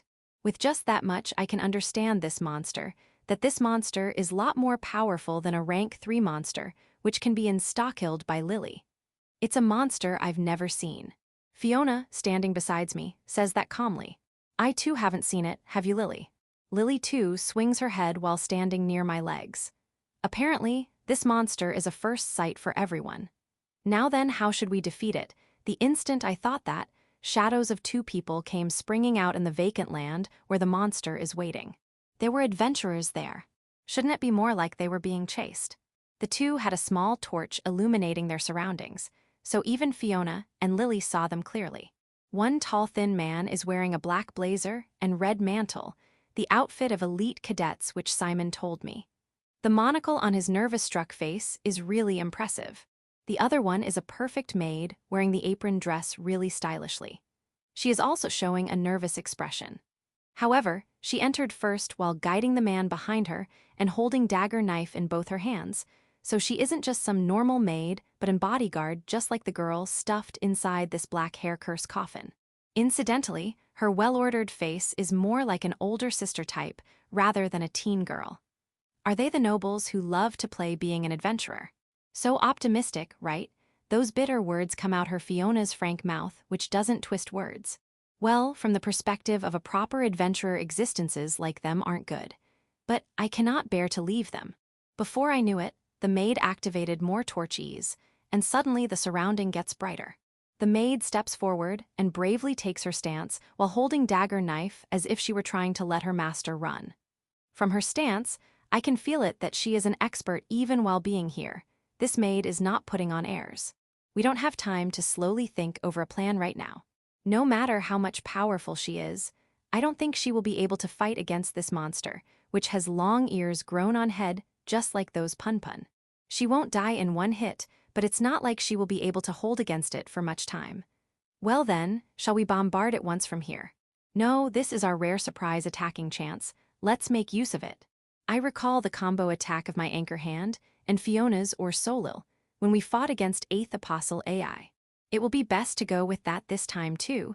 After all, it is best to go all out when we don't know the ability of opponent. But we have no means of protecting ourselves from or Solil, so Lily will deal the last hit. I convey my thoughts briefly, and the 2 immediately show signs of understanding. Well then, it will be great if we can defeat it with this one combo. Chapter 201, Element Master V's Rathpun 1. Even though it was night time when the darkness ruled, in this vacant land that had been cleared open by some goblins, brightness similar to a normal day had returned. Above the monster trapped inside the rock prison, Lily's meteor strike had exploded. It was an attack that had taken down every enemy with a single hit till now, but... Oi. Kurono saw the monster intercepting the oncoming rainbow-colored meteor with its fist. The moment the white magic circle appeared and meteor strike was activated, the monster had regained the freedom of its right arm that was bigger than the left and felt unbalanced. It had simply used brute strength to rip away the black constraints and had blown away the rock walls surrounding it. By that time, the mass of light had been fired with a speed like an actual meteorite. The monster glared above itself and swung its giant right fist against it. As the red jewel on its right arm, that looked like Queen Beryl, shined, its right arm was enveloped in crimson flames that came from it. And then the burning right arm attacked the incoming meteorite like an intercepting missile. On collision, the rainbow-colored light and the crimson radiance became a torrent of light flashing all over the area. Kurono, who saw that impact, had to close his eyes due to the intense light. But the scene of that monster hitting the meteor strike with its fist seemed too powerful. And in the next instant, the flood of light settled, and once again, only the light of the torch remained shining in the night. It actually defended against meteor strike. In front, in the center of a crater with a diameter of few meters, was the figure of the monster standing free of all its constraints. Shit, this really looks dangerous. As expected of a god's trial, eh? He complained like that, but there was no going back now. Kurono jumped into the vacant land with Fiona and Lily. It was right around the place where that student and maid were standing. Ah, you are. The first one to react to Kurono and the other's appearance was the tall, though not as tall as Kurono, male student.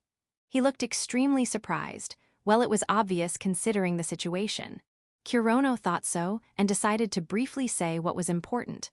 Oi, we'll take care of this monster. You guys should quickly run away. Since it was an emergency situation, Kurono didn't use the polite form of talking and spoke so with a strong tone. But maybe he felt bad for making some random adventurer face such a strong monster. The boy couldn't speak properly. Thank you very much. But the bodyguard maid was able to take decisions cool-headedly, even in such a situation. She quickly put her master on her shoulder and turned her back to run away towards Kurono and others while leaving a simple word of gratitude. Of course, Kurono had no intention of stopping her. In fact, he'd be troubled if she didn't run away. It's a rank 5 monster called Wrathpun. Don't think of beating it, you guys should also quickly run away. While being carried by the maid, the boy shouted so. Kurono ended up smiling due to those words of consideration. So it's called a Wrathpun. Is it an evolved form of Punpun? That's quite a ferocious kind of evolution it went through. Thinking of such things nonchalantly, Kurono faced the rank 5 monster. Sorry Kurono, I wasn't able to finish it off. Lining on his right side, while apologizing, was Lily, who had already turned to her girl form and was covered by her green oracle field. No, that thing used flames. It must be quite resistant towards heat. It was only a problem of compatibility. When monster itself uses flames or lightning, in most cases it is also highly resistant to that element. This Wrathpun was also no exception to that. In fact, since it's a rank 5, its resistance should be strong enough to almost nullify the effects. Then that means I also have a bad compatibility with it. Lining by his left was the Berserk Witch that could turn everything to ashes, Fiona. Certainly, since it had been able to take on Meteor Strike without losing any of its limbs, or Solil would not have been able to defeat it either. We are at a disadvantage against monsters with heat resistance, eh? Well, we found one of the biggest weaknesses of our party. That doesn't mean that they could fix that right now, though. It can't be helped, I'll have to cut it down. Lily and Fiona, you two cover me. Roger. The words of agreement came to Kurono's ears from both sides. In his hand, he already held his partner Haru Ritsu, and 10 blackened swords spread behind him like wings. Let's. Just as Kurono began to run, the Wrathpun's red hair stood on its ends and once again raised a roar that echoed in the whole Galahad Mountains. As the angered Wrathpun raised an ear-shattering roar, it showed that the Meteor Strike had done almost no damage to it.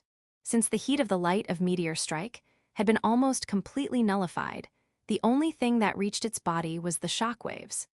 If it was a normal human, no, even a minotaur would have been blown away by just the shockwave, but the Wrathpun was a power-type monster that held high resistance against shock-type attacks. But what about slashing attacks? No monster is omnipotent. If it has some strengths, it'll also have weaknesses. The Wrathpun looked like a thick-furred bear or a gorilla, a demonic beast so as to say. That fur and muscles held high resistance to shock and striking-type damage, but a slash from a sharp blade should be effective going by the theory on monsters. Conversely speaking, if the enemy was a skeleton that held no muscles or flesh, or a monster with hard scales or shell, shock-based attacks will be more effective than slashes. If it was Kurono's Haru Ritsu that had cut through all kinds of things till now, even if it was a rank 5 monster, it should be able to cut through this monster's flesh. But the Wrathpun wasn't going to wait for Kurono to come and cut it. There was still quite a distance between the two, but as the Wrathpun raised its arm, flames began to concentrate in its palms. Is it going to use a fireball? That was as if it was fire-type magic. A giant fireball formed above its palm.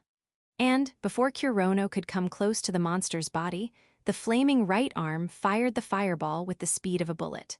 A black shield. Black fibers overlapped each other to form a defensive magic. Its size was a rectangle starting from Kurono's knees to his head. In front of the incoming fireball, the black shield didn't look very reliable. Probably the Wrathpun thought the same. It collided, then exploded.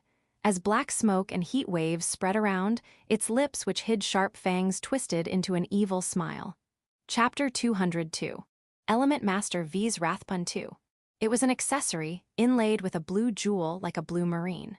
Protection of the Blue Flame Nanoblast Amulet, that was the name of that accessory. A magic item of Fiona that held an incredible level of fire resistance. The fact that it had protected Kurono from Fiona's or Solil while fighting against the 8th Apostle, AI, was a proof of its effectiveness. On the night of the 1st of the month of Kuan, I had received this rare item. "This is a present from me, please take it." An amulet giving off a blue radiance was given to me. On asking why, she answered that I bought it. No, that wasn't what I was asking though. It matches with mine now. While getting embarrassed by those words that might make a man's heart misunderstand, I wanted to ask about the cost of this rare item and all, but thanks. I could only answer like that honestly and accept it. At that time, Lily's unusually cold expression was also scary. As I cut through the fireball attack of the Rathbun, I saw surprise in its eyes. It seems it didn't expect me to get out of it unharmed. Well, if I had not been equipped with this amulet, this unreliable robe would have been completely burnt through. This present I received from Fiona is fastened to my leather belt through a chain. Thanks to this, I was able to nullify most of the damage of the fireball. The shockwaves and power of the explosion had been completely stopped with the help of the black shield that had become stronger with the help of Black Hair Curse Coffin as well. As a result, I had only felt a slight heat and nothing more. And so, at the same time as I got through the fireball, a speed boost, support magic came from Fiona. My body became lighter, and more strength came into my legs that were running, and I became able to cover a distance of a few meters in an instant. Force boost. And as I raised my Hara Ritsu to swing with all my strength, further support magic came to my body and increased the power of my martial skill. Kuronagi. The Rathbun took a backstep with speed unbelievable for its huge body and tried to escape from the Black Blade's range. But my martial skill that had been enhanced in both speed and power, it could not evade it completely. From my hands holding onto the grip, I felt the sensation of cutting through its gum-like elastic flesh. The Rathbun that landed after stepping back had blood seeping out of its left hand. It's nowhere near a fatal wound, but it proved that this blade could damage it. Then, I can do this. We can defeat this guy. Haya. In pursuit, I took one step ahead, and my opponent also rushed towards me while roaring in anger. Its right arm raised and was enveloped in the same crimson flames that had blocked Meteor Strike. I instinctively realized that this flame was even stronger than the previous fireball, and even with the protection of the amulet, the flames might really reach me. Of course, even if the flames didn't, there's a high chance that I'd be instantly KO'd if I simply took on that battering ram-like punch directly. Magic Sword Arts. I launched all 10 of the blackened swords without hesitation. Rathbun took them on without showing any signs of worry. 7 swords struck him. Shoulder, arms, legs, and chest, the places were varied, but all of them were only shallow wounds. It only evaded the attacks to its head instinctively. Didn't work. It wasn't strong enough to stop its attack. Even with the glove and the amulet, it was still dangerous to take on its fire punch head-on. Since I was unable to cancel its attack, I can only try to evade it now. In my head, I remembered those days of the maneuvering experiment where I fought giant monsters daily as if it was normal. In those days, I had no weapon, no equipment on my body. How did I face those monsters then? Charging attacks that made the earth tremble, attack from claws that could sever even the bones, jaws that were inescapable once trapped in them. Attacks that would be simply impossible for a human, but truly normal for the monsters. I, who had neither armor or shield, fought such monsters and had come out victorious. It was only because I had been able to always dodge all such attacks. That feeling, fights against giant monsters, the theory behind it, everything had already been engraved into this body as unforgettable memories. Duh. And thus, the burning fist came down on me from above. To dodge, I have to go neither to the back nor to the left or right. I have to go front. Since the giant monsters had great size, places near their feet or bosom were out of their range. Jumping forward in a somersault, I felt that I had dodged heavy burning attack behind me just barely.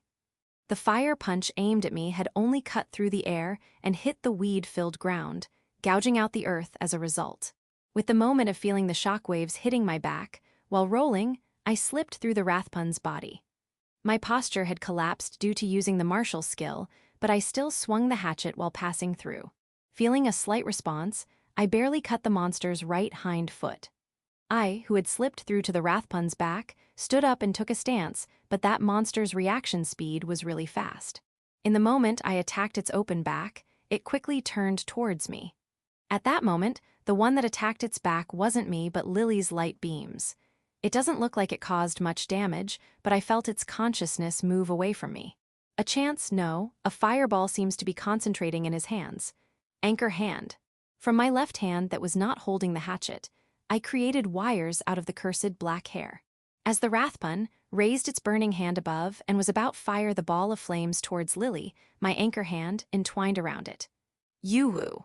I pulled the wires with all my strength, but I couldn't win against its incredible physical strength, no matter how much my body had been enhanced. Soon, the wires started to get torn off and its right arm got free from its constraints. But that was enough. The fireball that was fired was made to miss its target due to my intervention. Without trying to see where the fireball flew, the monster quickly started pursuing me. Pulling the remaining few wires still entwined around its right hand, I climbed up its giant body as if it was a mountain. The Rathpun shook its body to shake me off, and I was swung around like an insect while holding onto it with my both hands. Due to that action, me body flew in the air and crossed 7 m, i.e. right above the monster. My body began to freefall due to gravity, but I corrected my posture and released a martial skill in midair. Kuronagi. My aim was its neck covered with crimson fur. Rather than its thick-looking skull, it'll be easier to deal a fatal wound by cutting its neck. If I'm lucky and am able to cut away the bones along with its neck, the battle will be over there and then. And the moment the black blade was about to reach its target, Goah! A roar loud enough to blow things away, it resounded in my head as if trying to destroy my eardrums. But that wasn't the only problem. The reason why I instinctively felt danger was because the parts of its fur that had been black till now also became completely red instantly. But still, the swing of my blade wasn't going to stop. I have no intention to stop in the first place. My full-powered Kuronagi exploded against its thick neck, covered by heavy fur and steel like muscles, which was still a weakness as a living being and was fully exposed. Hard, but the sensation that came to my hand was the same as cutting through an armored knight's tower shield. This was definitely not just my imagination. At this moment, the Rathpun's flesh was similar to steel covered with multiple layers of defensive magic. As a result, let alone cut its neck, my attack stopped at barely scratching its surface. Are you kidding me? Rathpun, that had become completely red now. The parts that had originally been black fur was now shining as if it was made of metal. I, who had landed after releasing Kuronagi, faced against the Rathpun, who was giving an atmosphere as if it was wearing full red armor. It seems this reddening is not similar to the martial skill Iron Guard that enhances defensive power for only a short time. Metallification, should I call it? At least this change is not just some kind of bluff, as it holds enough ability to defend against my sure-kill Kuronagi. So this is its serious mode, eh? Unintentionally, a cold sweat flowed on my cheek. This Rathpun that has high heat resistance to defend against both Lily's light and Fiona's fire had now sealed the only attack that could work on it. That is, basically, we have no means of beating it now. What the hell are we supposed to do now? Chapter 203. The Sacrificial Maiden.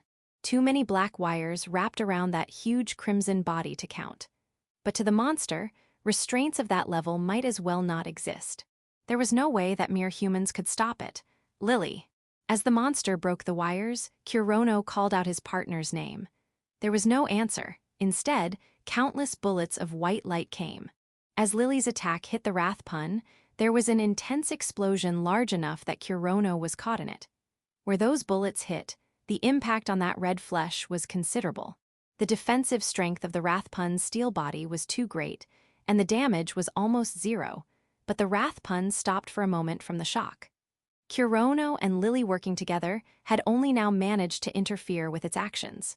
But right now, just stopping the Rathpun for a moment was fine. Fiona, do it. As if she can't hear what Kurono was thinking. Fiona's chant finished at the perfect time. Ice Sigita. Fiona was serious here, and while that was intermediate-level ice attack magic, it definitely had the power of a high-level spell. As she waved her beloved staff, Aints Bloom, a lance of ice that could freeze everything it touched came forth.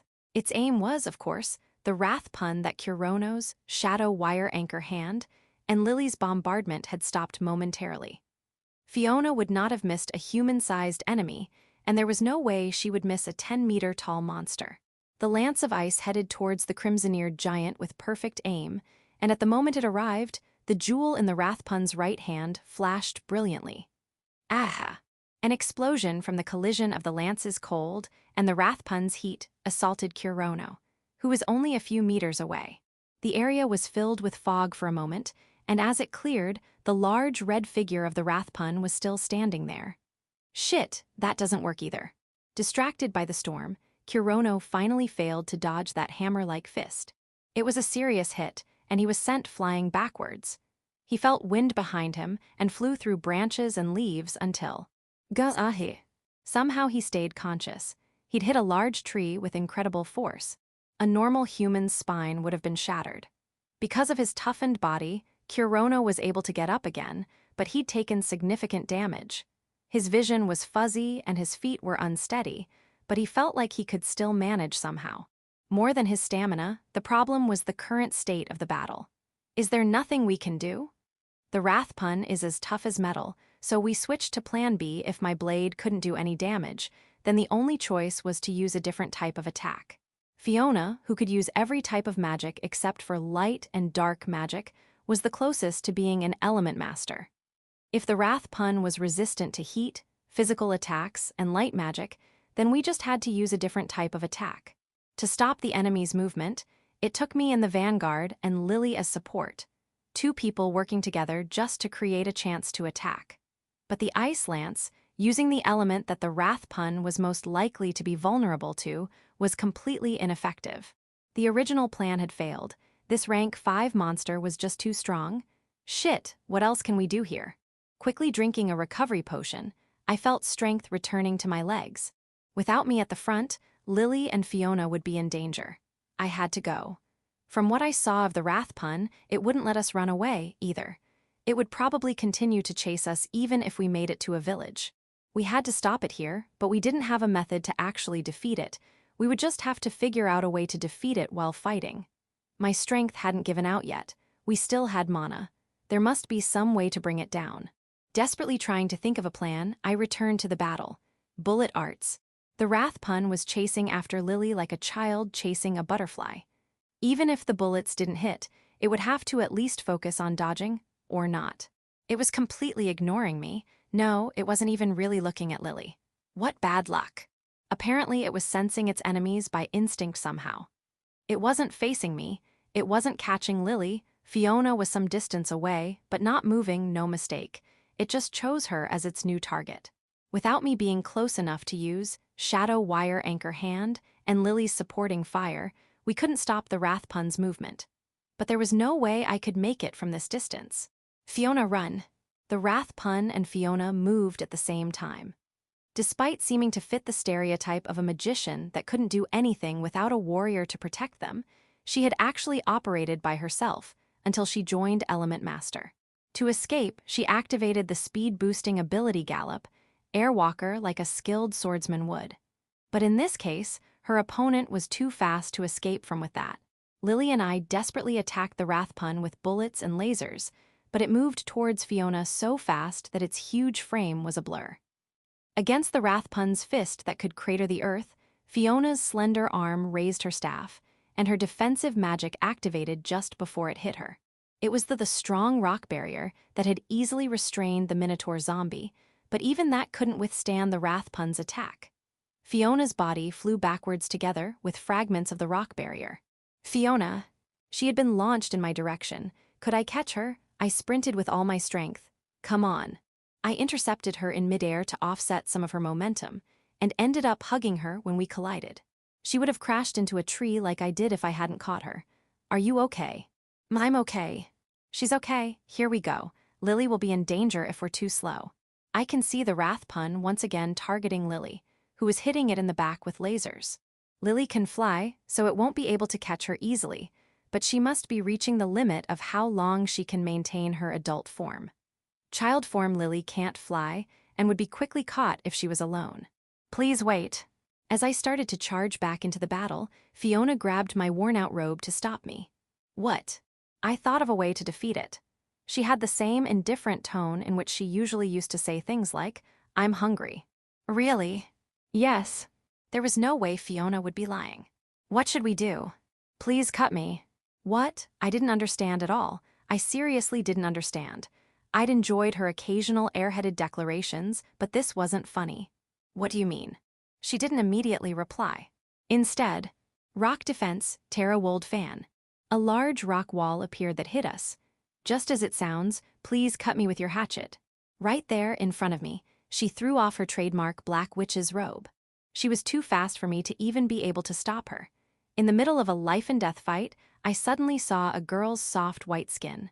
Fiona was scarily beautiful in her underwear. The situation didn't feel real. All I could think was, do all witches have black underwear to go with their black robes? Then evolution should happen. I finally understood what she meant. You think my Haru Ritsu will evolve from your blood, is that it? Yes. As it is now, my cursed Haru Ritsu can't cut through that Rathpun's fur and skin.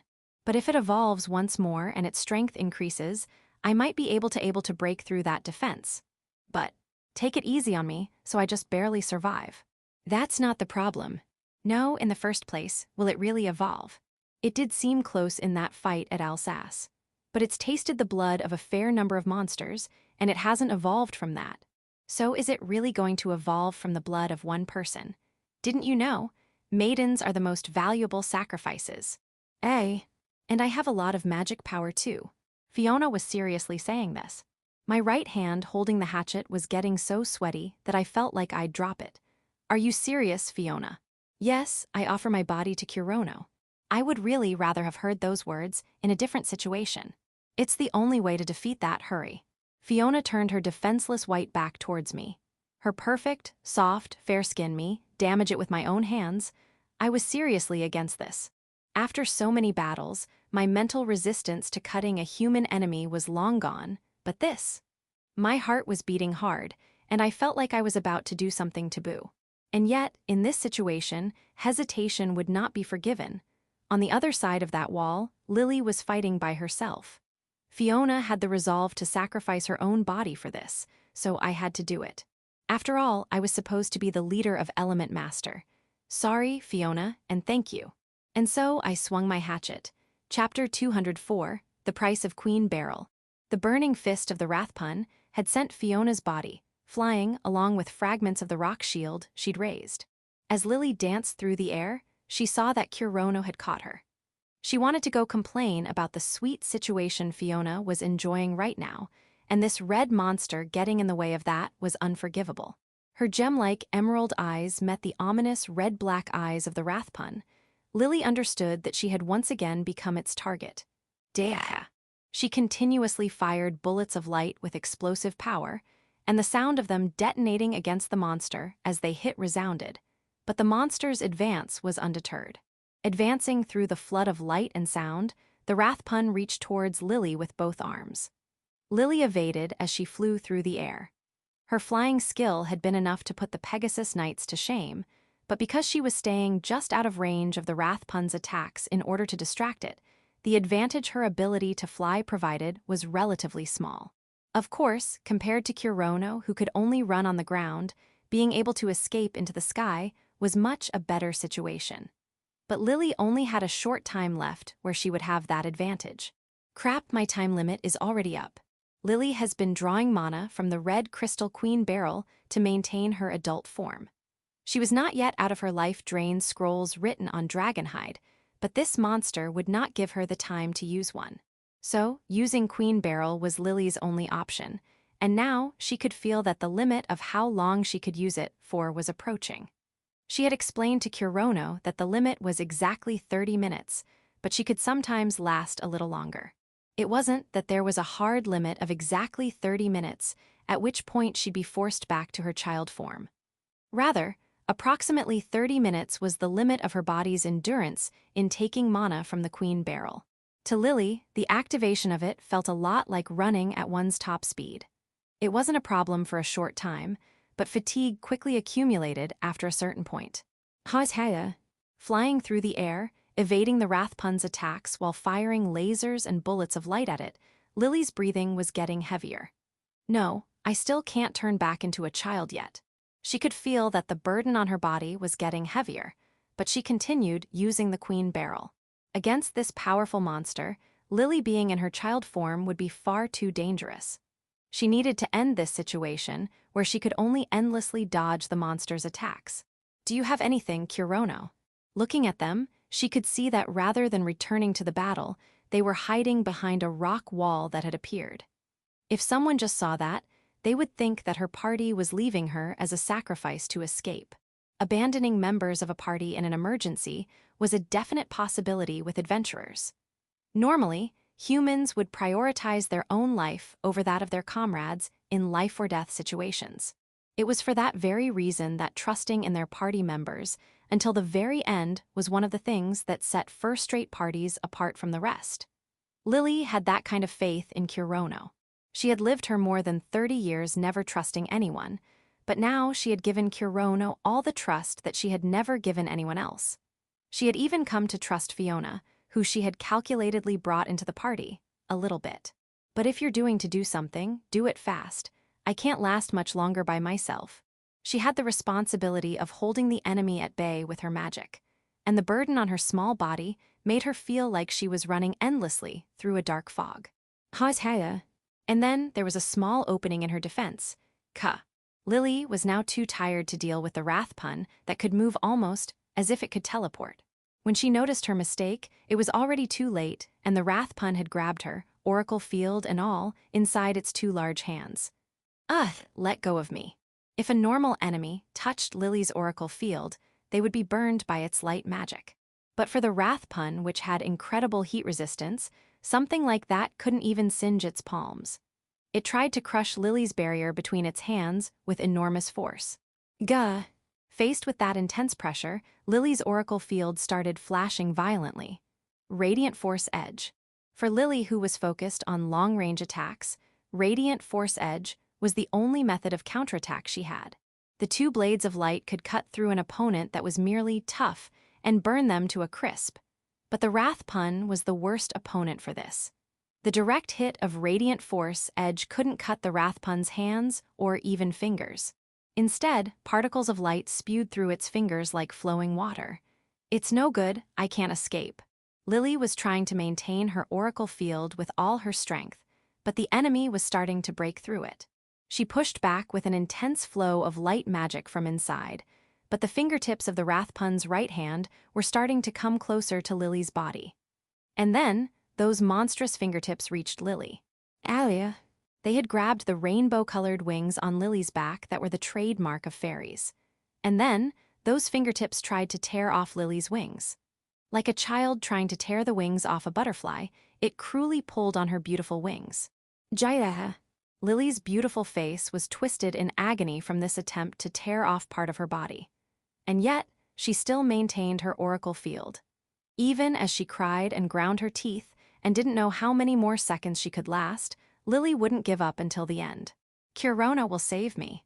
She believed in him, so she wouldn't give up. "Kurono will definitely save me."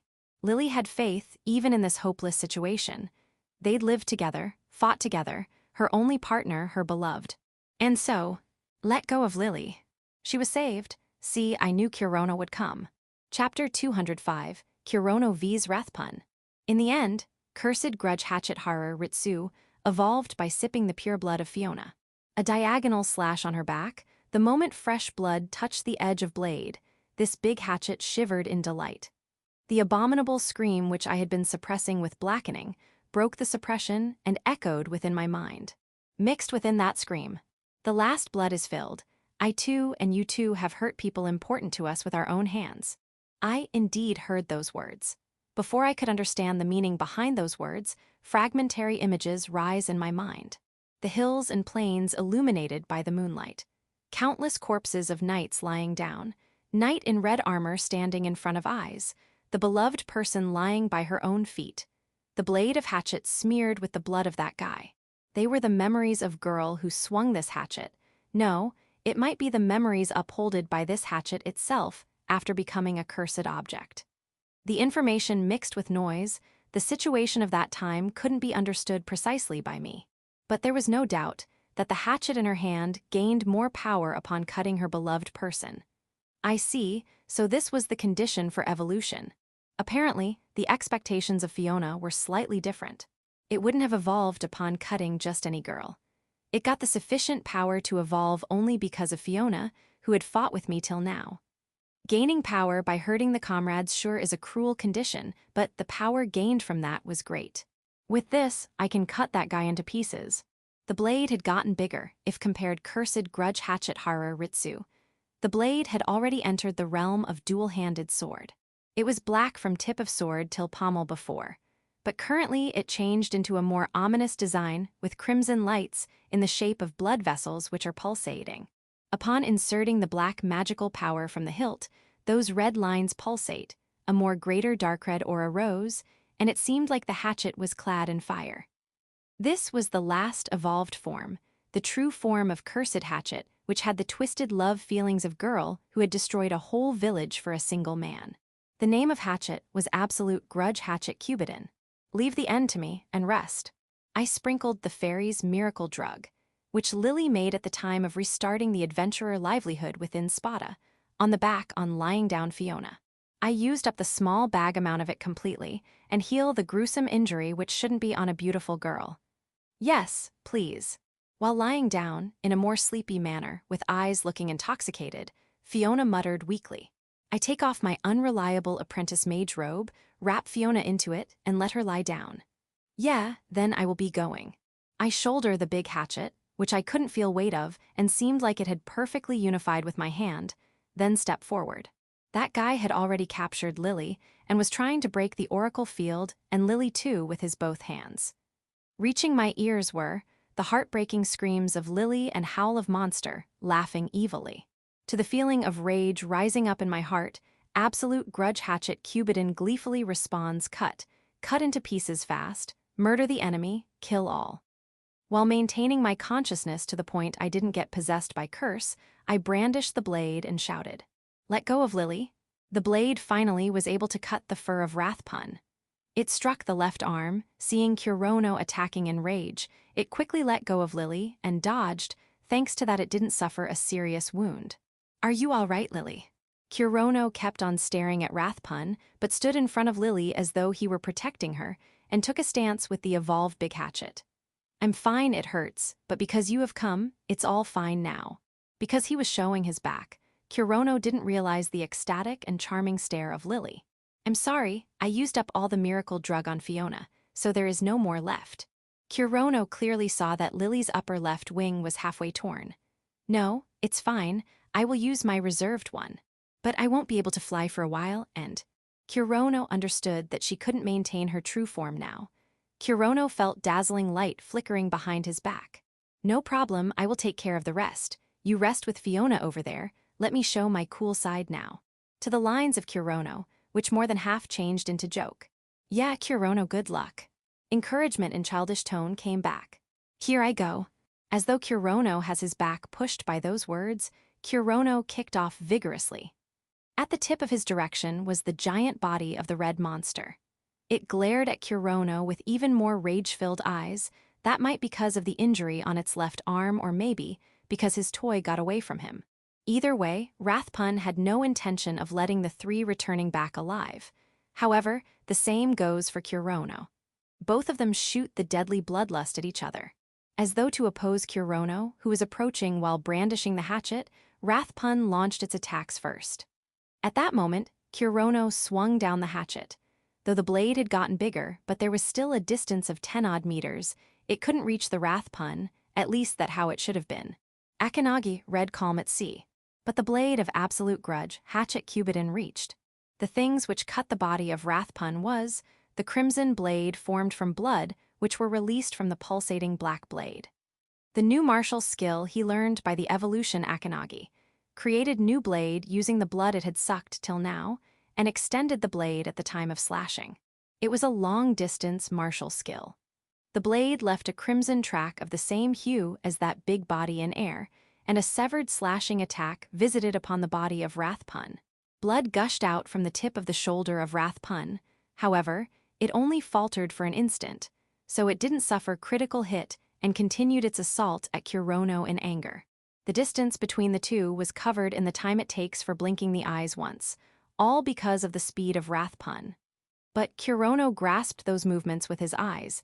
If he couldn't then, he would have been smashed by the fist before even lasting 1 minute after the fighting started. Halia.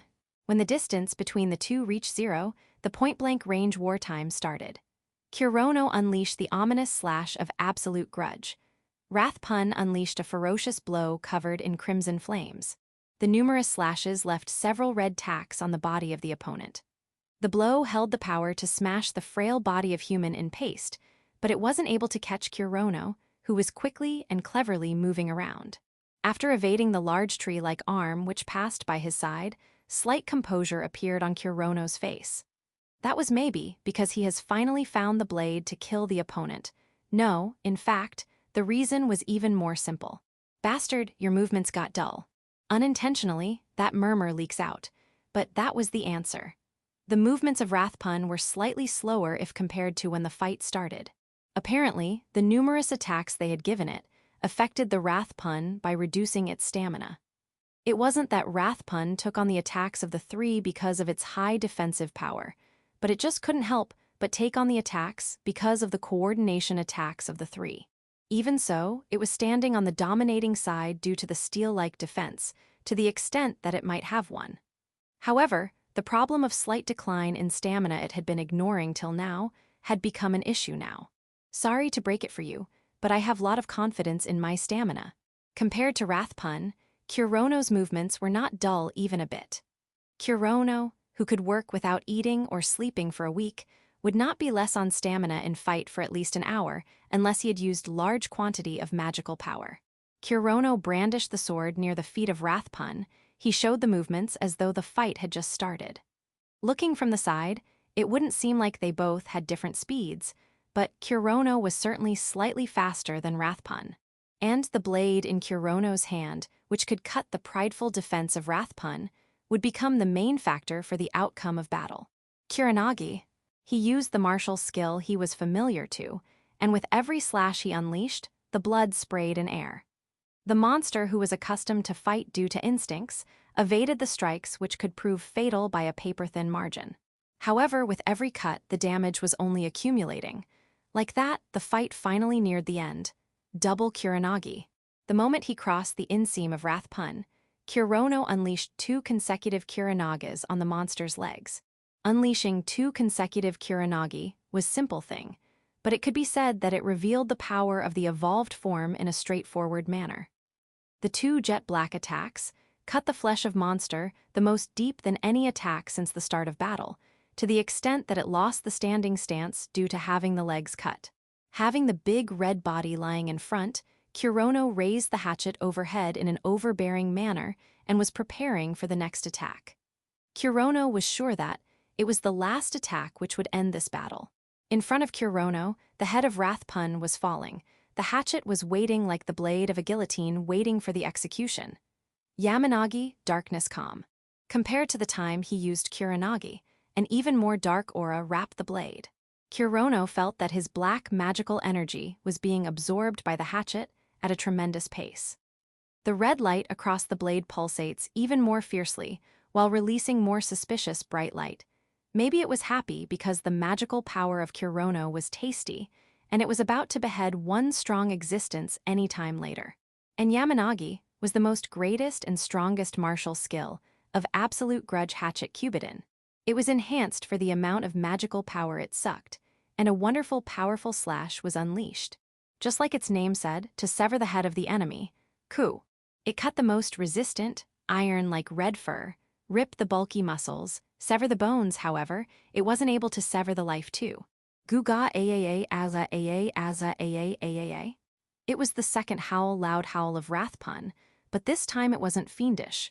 Rather, it was the scream due to unbearable pain. Wrath Pun writhed violently. Its right arm, the symbol of its strongest offensive ability, was gone. I missed, eh? Kurono exhaled a breath while muttering that. Beside him, the red right arm was lying down like a fallen tree. the perfect timing Kurono unleashed the Yamanagi for a one-shot kill, Rathpun protected its head with the left hand, maybe because of survival instinct. It was really fast that Kurono didn't even see it. By the time he realized, the absolute grudge was already hitting the upper arm. The left arm, which was the most thick and hard, beautifully got cut by the hatchet, however. Chopping off a single arm wouldn't lead Rathpun to its death fast. Neither it would lead to instant death. Not to mention, if it was a monster with high life force. Fast, I have to deal the last. Kurono tried to attack again, but this time Rathpun was faster. Whoa. Rathpun stood up quickly, struck its hand in the ground, shovel out the earth with its might, and threw it at Kurono. That attack was the most pitiable one, but it certainly stopped Kurono. Having land and sand flying at him violently, Kurono formed the shield and took evasive actions by jumping horizontally. On the other hand, Rathpun showed its back and ran at its full speed. By the time he thought that it was already too late, that large red body merged in the thick forest of Galahad mountain range. To be more precise, it escaped in the forest the moment Kurono said it ran away, WTF. The things left were the 3 members of Element Master having wounds all over the body and the right arm of Rathpun. The silence returned within the surroundings. Kurono, who was still standing still in the vacant land with fresh signs of fierce fights, couldn't help but feel emptiness due to this silence.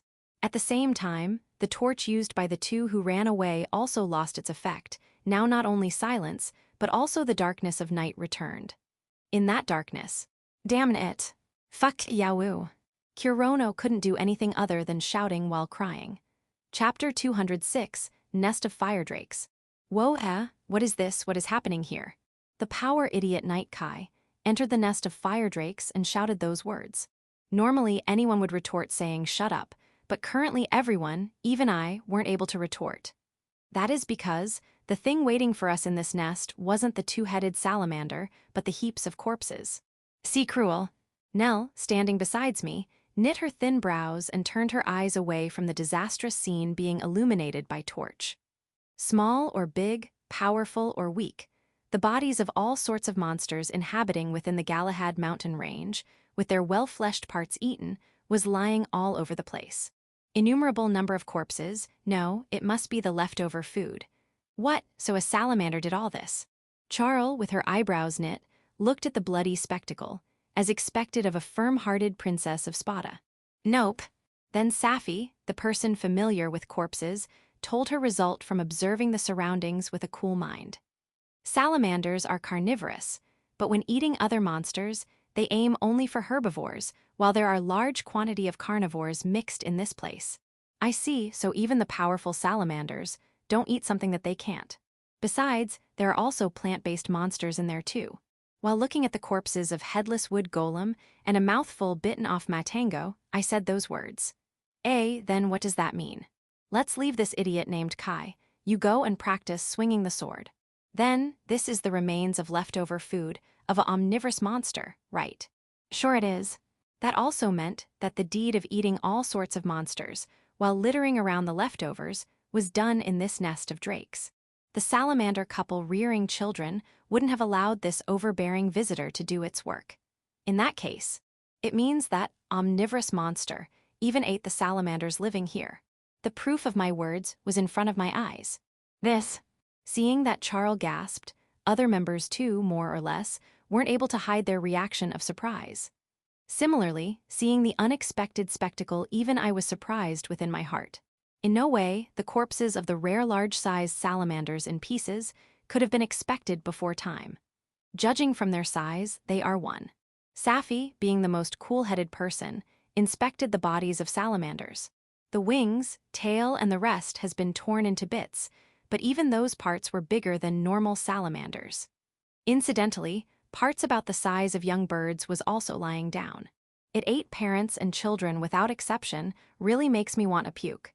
Then this, just who might have done this? Nell fired the question in a trembling voice. Anyone would think this question. The strongest in this area is salamander. That's how it is. Yes, that's true, unless there is a irregular in fact. This is that irregular, right? Just Charl answered to her question. This is one hell of an irregular situation. Places designated as dungeons have investigations and research upon the actions of monsters, and do know most of the monsters inhabiting the place. However, for some unknown reason, sometimes a tremendously powerful monster appears. Now that I think about it, Will was saying about monsters running from the summit. Ah, I see, so this is what it was. The fluctuations within the habitat of monsters wasn't because of salamanders, but because of the appearance of an predating monster. In that case, it means we nonchalantly came to the nest of that strong monster, right? While raising an uncanny smile, Safi said some sinister words. Oh, that means we can fight monster more stronger than salamander, ain't it great? Kai, shut up for a bit. Charles retorted 1 second faster than me. Oni-sama shouldn't be head back just in case. Nell is right, in the first place, we came here to fight against salamanders. In short, our equipment was of anti-salamander use only and couldn't be used to fight against some other monster. Changing the equipment based on the monster, that is called as common knowledge of adventurers. Holy water is useful against undead, but against salamander, it won't help a shit. Yeah, but... I put my hand on the sword hanging from my waist, know a katana which is made in a peculiar way, and turned back to face the entrance. To our bad fortune, looks like the landlord has returned. There was a single monster standing there. What is that? Charl raised her voice in surprise. Even if she asks, what is that, I don't have the answer. The monster, which appeared without any sound, had smaller body compared to salamander, but the bloodlust emitting from it ain't no half-ass thing.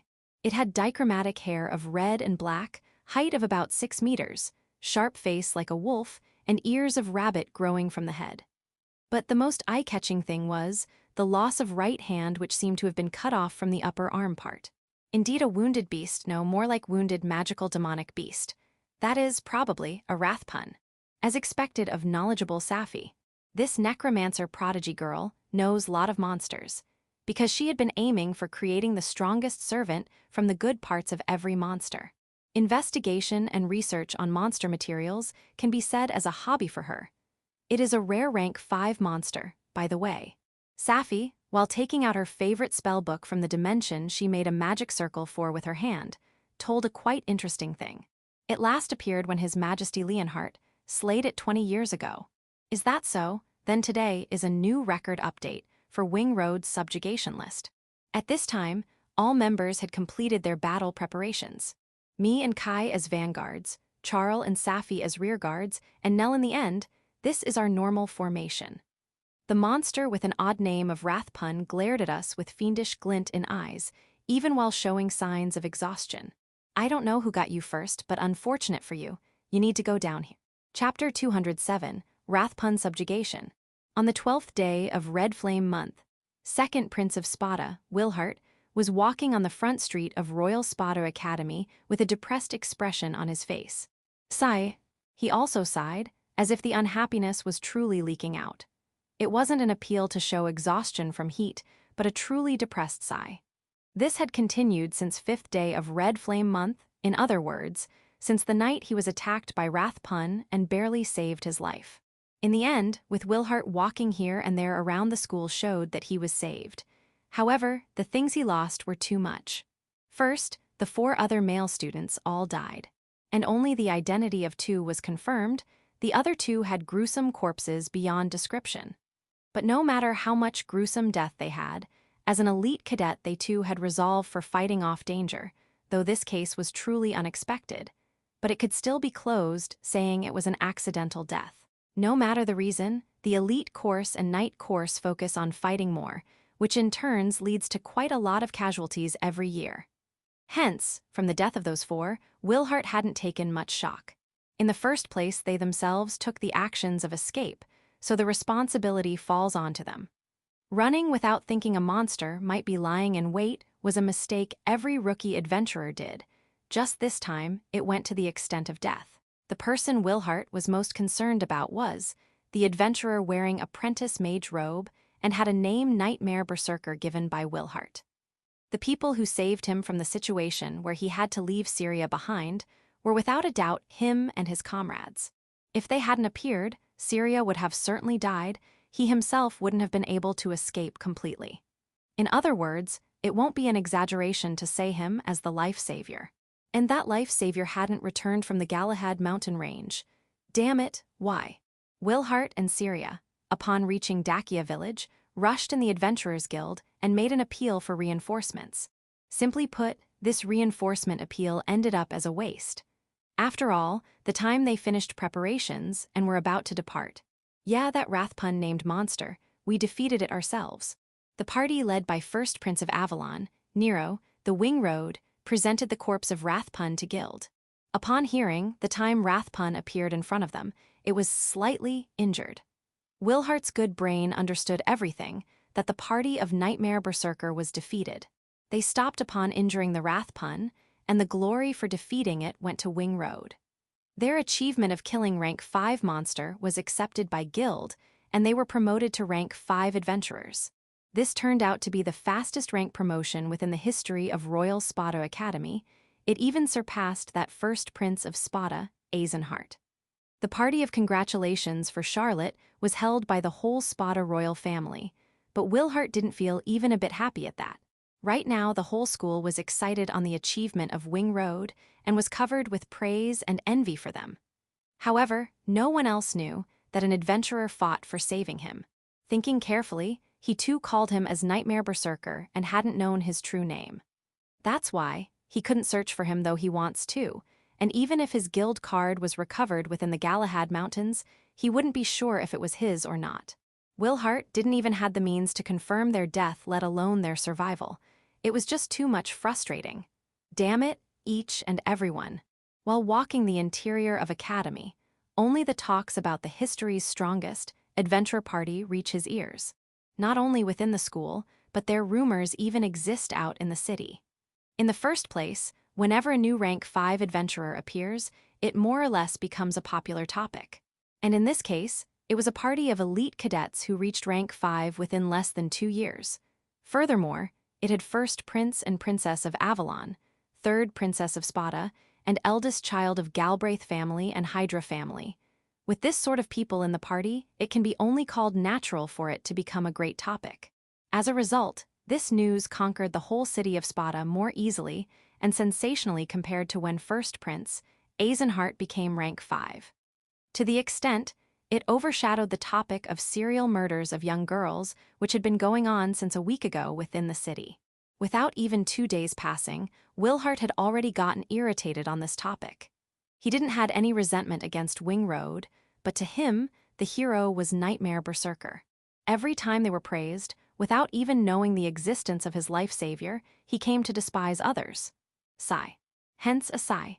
The only person who could understand his feelings was Syria, who also had her life saved. That's why Syria didn't say anything to Wilhart and was letting him be alone. Wilhart too knew, if he remained depressed like this, it would be problematic for Syria as well as others too. He had no choice but to return to his normal form, raise laugher, and live school life while crying within the heart.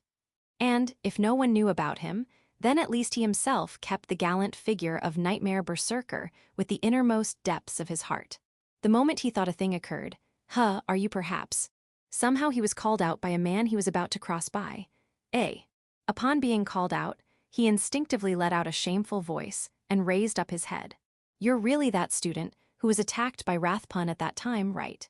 There stood the figure of a man with red and black eye, wearing apprentice mage robe on the toned burly body. Though he had seen him only for some time, but he hadn't forgotten him, he wouldn't mistake him for someone else. Nightmare Berserker. Wilhart raised his voice unintentionally and seized the shoulders of man with an expression of shock on face. What, Berserker? Woo, you are alive. The man, without knowing, he had an exaggerated nickname like Nightmare Berserker, just looked at Wilhart with perplexed expression. Thus, second Prince of Spada, Wilhart and his life savior, an adventurer named Kurono, met for the first time. Chapter 208, Visitor in Fourth Laboratory. Existing about 10 kilometers away from capital Daedalus, the Media Ruins was crowded more by researchers in white robe rather than adventurers in armor. That was because the fourth laboratory established by White Sacraments started its work. In the deepest part of large geofront, inhibit rank 4 monsters, but because the laboratory was set up in upper part, only somewhat of guards have been spread out. At first the Crusaders were doing the guard job, but currently the adventurers have taken that job. Only because Sariel wanted an early-stage opening of Adventurer Guild, the environment where adventurers from Republic could work had been made. Setting that aside, despite being in a dungeon, here the research keeps on continuing day and night. Especially the founder of White Sacraments and the head of 4th Laboratory, Bishop Judas, was extremely busy. 12th day of Red Flame Month, this day was supposed to be the same as yesterday. That is to take analysis of ancient magic apparatus installed within ruins, but because of Invisitor it was cancelled. Sorry for barging in when you're busy. If it is a direct messenger from St. Pope, we can't possibly send you back. The person who visited was a man with white hair, blue and black eyes representing day and night, and wearing a messenger's formal dress on his burly-toned body. On other hand, Judas too had a big frame unseemingly of an old man he had the dignity of an king of some country. Just with having these two present there, the simple hurriedly built guest room had the gravity of a throne room drifting within it. I don't think you have come here for just inspection. Tell me the matter, Second Apostle Lord Abel. And Judas knew the person in front of him was the hero, with his social position camouflaged at the moment. I need a horse, a flying one would work better. Abel didn't show any shock upon having his identity unraveled. Neither did he ask him to not tell it someone else, just said his wish. His speech was more informal compared to when he talked with other apostles, but he knew getting onto the point would be better when talking with the man called Judas. Fumu, you cannot bring a sacred beast, I see. From the few words of Abel, Judas understood the gist of the situation. Second Apostle wasn't called Hero of White for no reason. He had an horse fit for a hero in his possession. But, because he had come to Pandora Continent as the messenger of Pope, he couldn't possibly take the sacred beast here and there without any problems. I will prepare the compensation, of as much as you ask. Very well, take whatever you find to your liking. Negotiations were immediately finished. The other party was Second Apostle Abel. There wasn't any other person in the society who wouldn't trust him. Bargaining against such a person was useless. Show me, Judas replied with silence. On his hand was a spider, which who knows when he summoned it. It was a 5 cms long spider with long legs, but its body was transparent like a crystal, as if it was a delicate gem art. A person knowledgeable in magic would suddenly understand that this was top-grade servant used to record whatever it sees with highest accuracy. However, it was improved by Judas himself. A person not close enough with him wouldn't know what it was highly efficient compared to conventional ones. Abel too, the spider in his hands, closed his both eyes and started to concentrate. Like that, silence dominated the room for 5 minutes. Their bodies didn't move even a bit, as if they had turned into stone statues. The slight sound of breathing was the only proof of telling that these both were living humans. I will take the 13th black dragon. Abel opened his mouth abruptly. It won't come cheap. It doesn't matter, I need this for going far. Judas's answer was set to be affirmation. This 13th black dragon was one of the sons of Dragon King Givenal. Currently, he was the top-grade experiment material for research. The usefulness of black dragon materials had been proven by the creation of experiment subject number 49. Currently, there was no one who had power exceeding number 49. Furthermore, according to the report from the group led by Cyprus, he had shown growth far surpassing the predictions. If he was able to make one more experimental subject with the same specs, then he might be able to complete a god soldier having power rivaling the power of apostles. Without the divine protection of White God, Judas thought that. However, there wasn't any urgent need for it. If Second Apostle Abel needed the black dragon, then he had no objection to it. On the other hand, good amount of reward could be expected. Hence, the words needed here weren't for rejection, but only explanation. The treatment of 13th black dragon hasn't been finished. There is a need for taming it with your own hands. I see, then I will start disciplining from now on. Do you have some place? The hall for mobility experiments had been completed just the other day. I would like if you don't break it. Revealing a slight smile, Abel replied, I will keep that in mind. That day, the hall for mobility experiment was destroyed completely, and the signboard of under construction was once again placed. Chapter 209, Kill That Woman. The party led by a young male warcat named Joto finally cleared the quest for reaching rank 4. They killed the monster after a fierce battle. By the time they took the parts used as proof, the day had started to sink, so they decided to return to Spada in mourning. They finally reached their long-desired position of rank 4. Party members were raising their voices of happiness. However, the face of their leader, Jodo, wasn't much good. What happened, Jodo? Normally you would make fun of martial skills too. The words of Lamia swordswoman might sound like sarcasm, but there was hints of worry mixed in for Jodo, who wasn't in his usual shape. His complexion looked bad, but during the time of fighting the monster, he showed leader-like qualities while waving the newly purchased Fang Sword Evil Eater, so it wasn't like he got ill. Neither did he take any attack of poison or other bad stats attacks, because the monster this time had no attacks like that. Yeah, I'm somewhat tired. Though he had his consciousness, but the eyes with misaligned focus stir up anxiety in her. Then hurry and sleep. I will change your turn for lookout as last. The monster this time was the one which could consecutively launch several attribute magics. Jode, holding the Fang Sword Evil Eater, which could nullify any half-hearted magic attacks, showed the most achievements during fight. This was something every member agreed upon. Indeed, today's fierce fight might have imposed fatigue on Jodo, thinking that it could be understood. Yeah, sorry. Saying that in the end, Jodo disappeared in the tent. After some while, Jodo abruptly opened his eyes. No, his eyes and condition was half awake. Feeling the reality as a dream, it couldn't be said he was completely awake. With more than half-sleep head, he started thinking. Damn it again.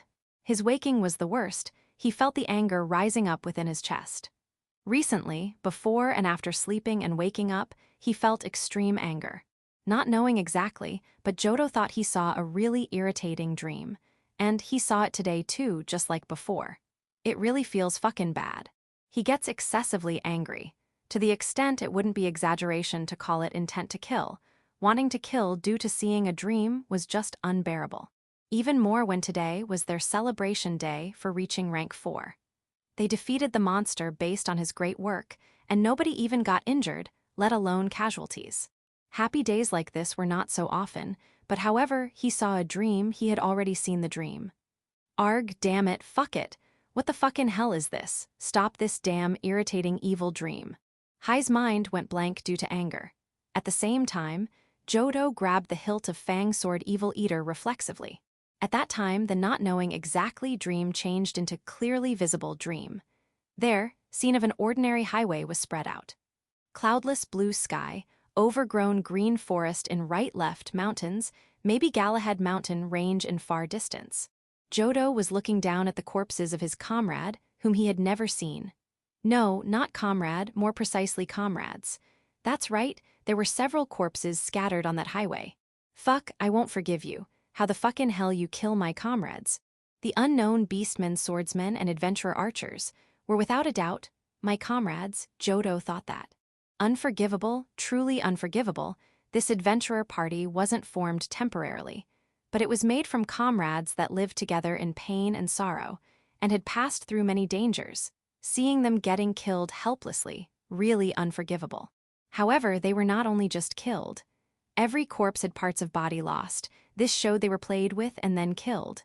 Who is it who killed them, who killed my comrades? Jodo tries to find the criminal with bloodshot eyes. That's right, it's you did it. The person for venting out the anger before he knew it was in front of him. That was one woman.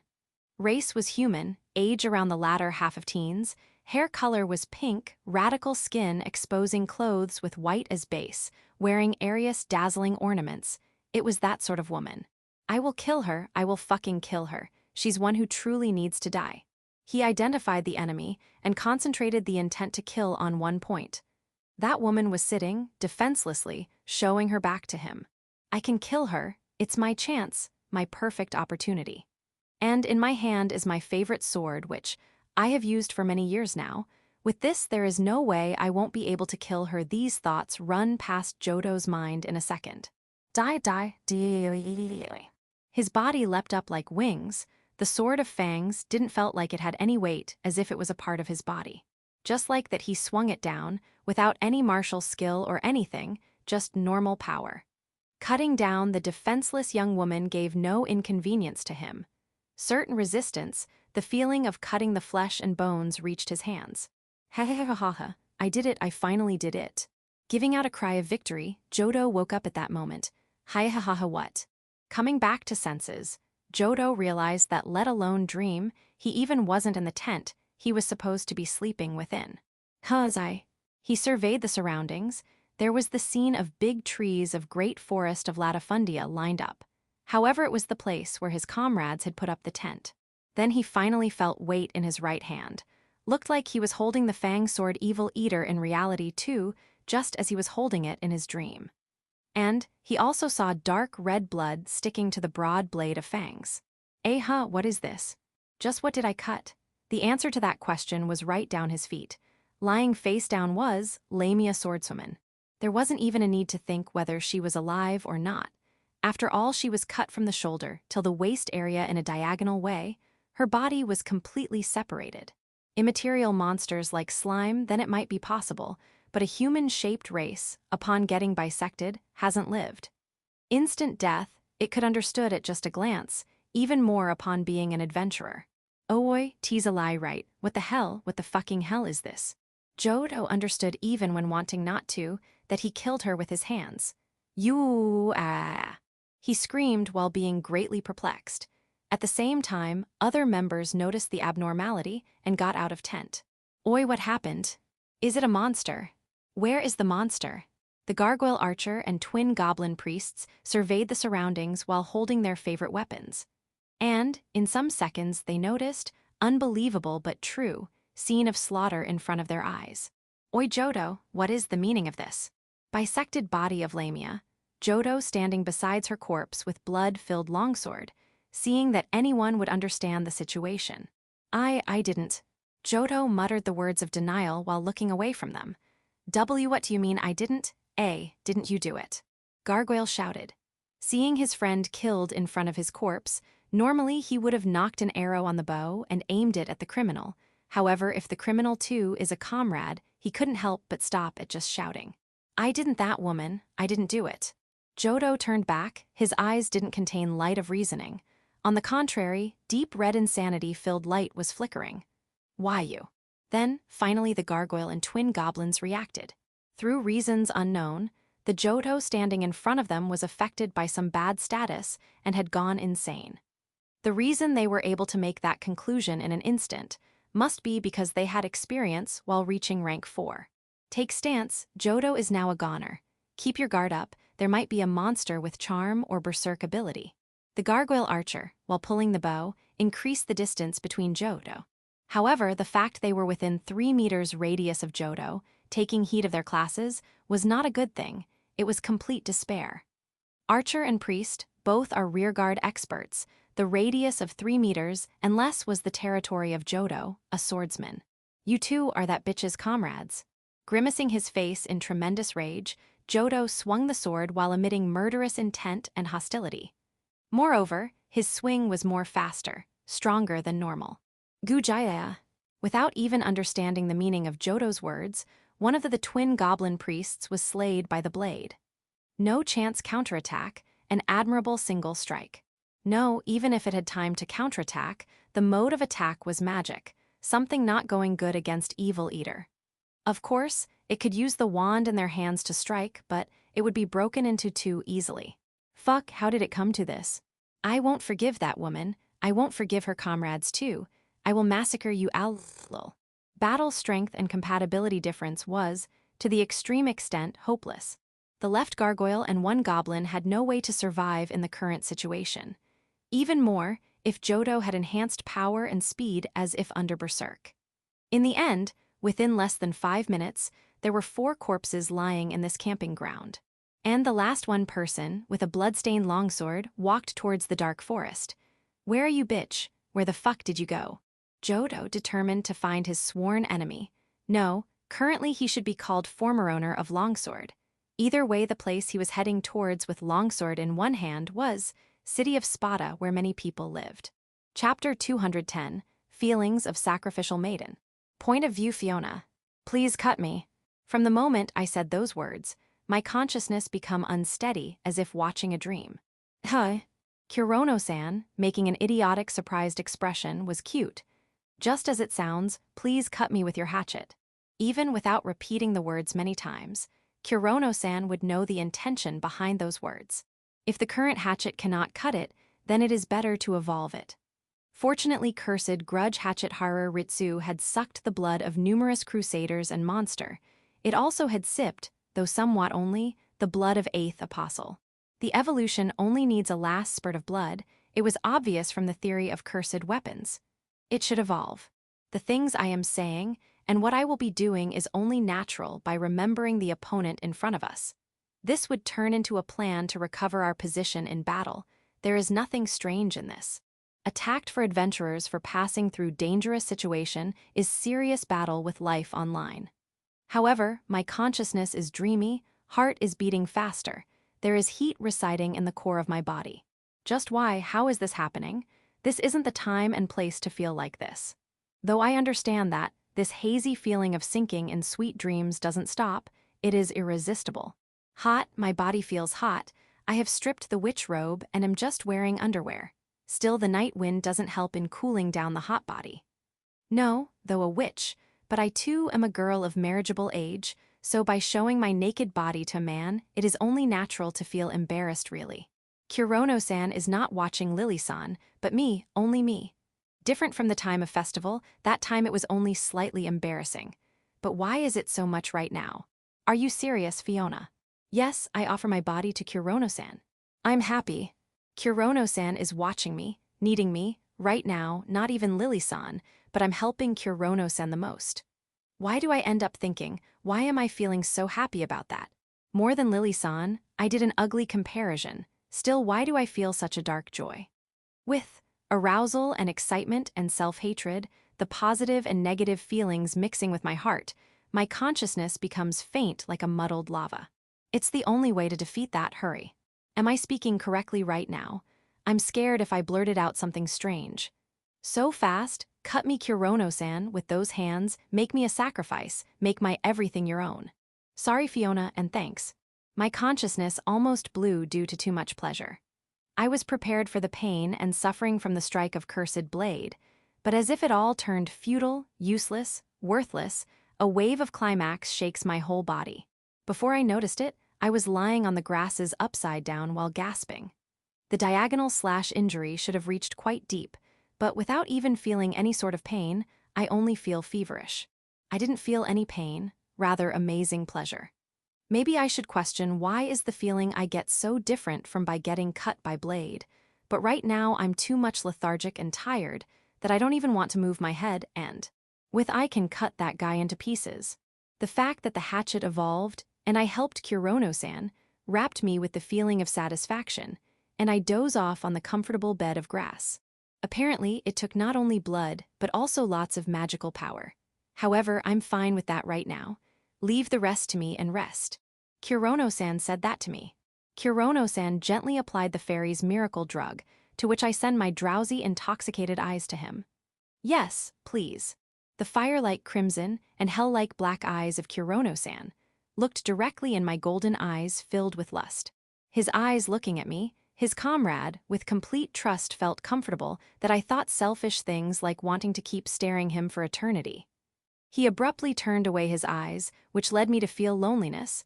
At the same time, a black robe covered my body.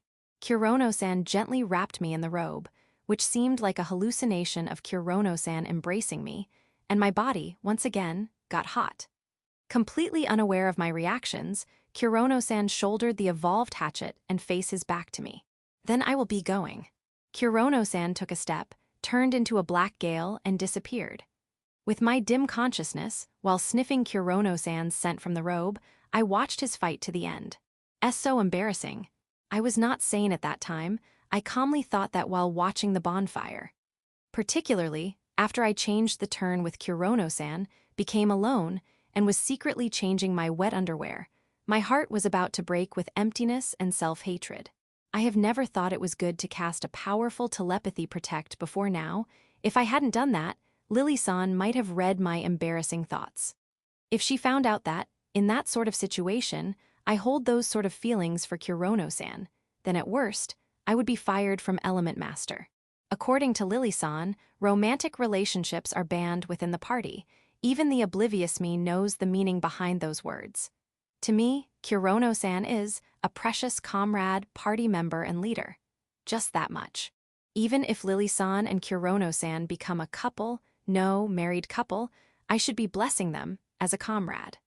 That's why I have no intention to hinder feelings of Lily-san, neither do I have any intention to break the rule of love ban. However, recently, I've felt that determination shaking many times. No, this is certainly my imagination, that's how it is.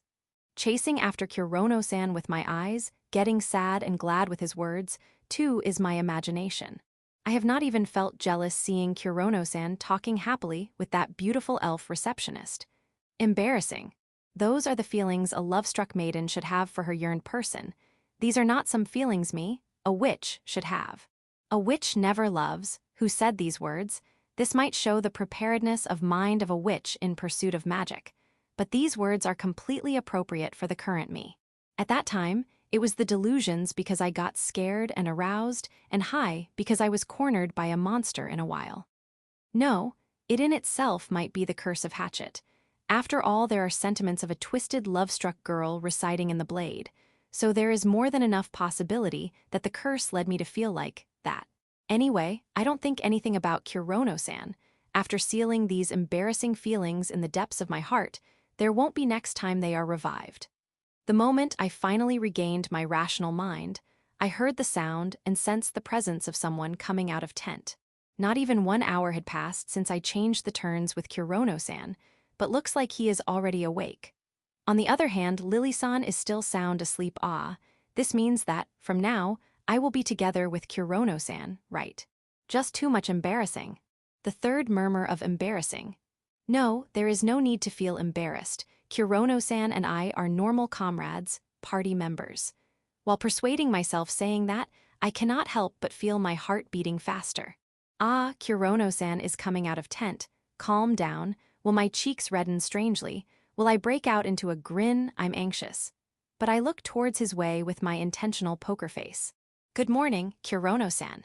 Chapter 211, The First Divine Protection 1. Black and wide, that was the first impression that came up. It felt like standing in dark night, but for some strange reason I couldn't feel the darkness. Upon surveying the surroundings, I could see. Where is this place? There were round pillars lined up in right and left. There were also delicate ornaments lined everywhere. It seemed like a shrine. Welcome to Avalon Imperial Castle of Elred Empire. I truly welcome you, Kurono Maou. But thanks to that voice, I understood that here was a throne room. There is only one person currently who would call me by my full name, Kurono Maou, in other words, the self-proclaimed god, ancient demon king, Mia Elrod. Mia, with the same figure as in my memories as that of a person with androgynous face, was sitting in a big, profound jet-black throne. Looking more carefully, she was wearing the same black uniform and ever-spreading mantle, the same thing she wore when we first met. I, from a place on the lower steps of stairs, asked Mia, just what does this mean? I don't get the situation at all. After Rathpun escaped, we decided to camp at some proper place for a night. Then I changed the turns with Fiona and slipped in my sleeping bag. Till here is clearly in my memories.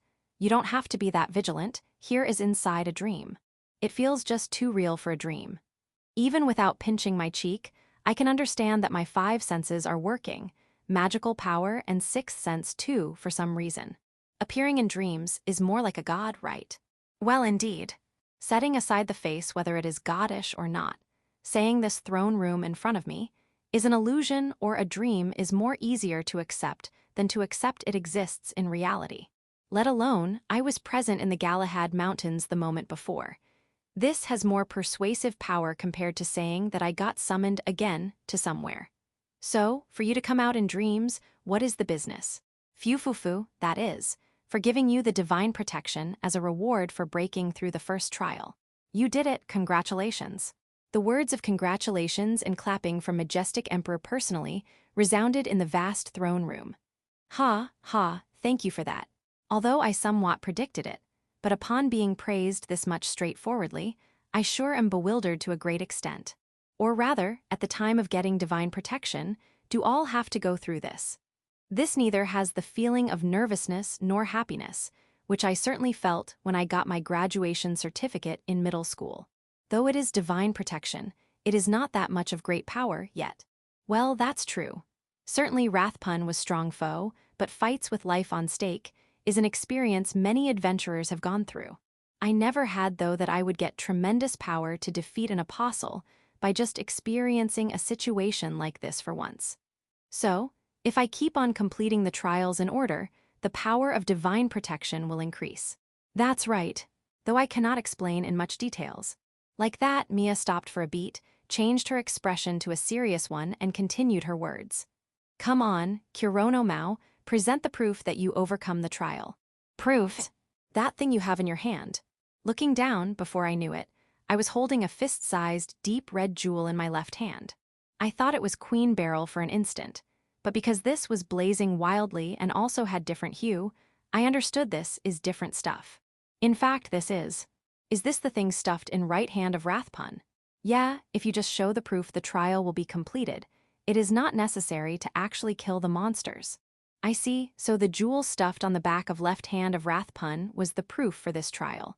So if I just get this in my hands, the trial will be deemed as completed. However, if the proof is head of monsters or heart, then I need to kill them with certainty. And if I, by mistake, smash them into fragments then, need to pay more attention from now on. Then I will take that proof, the Fist of Wrath. Mia held out her autumn red palm. The jewel slipped from my hand like sand, and while emitting bright red light, it disappeared in empty space. Without even having time to admire the fantastical change, the jewel-called Fist of Wrath vanished. So, with this I have given in to God. By the way, it has lots of magical power inside, so if used in as a material for weapon or item, you could get a really strong one, or if you sell it, you can get lots of money. You say that now. What an extremely regrettable thing I did because of you, you sadist. Phew, this is the payback for the rude thing you said about me before, that you didn't understand whether I am a man or woman. Grrr, being a god you still hold grudges.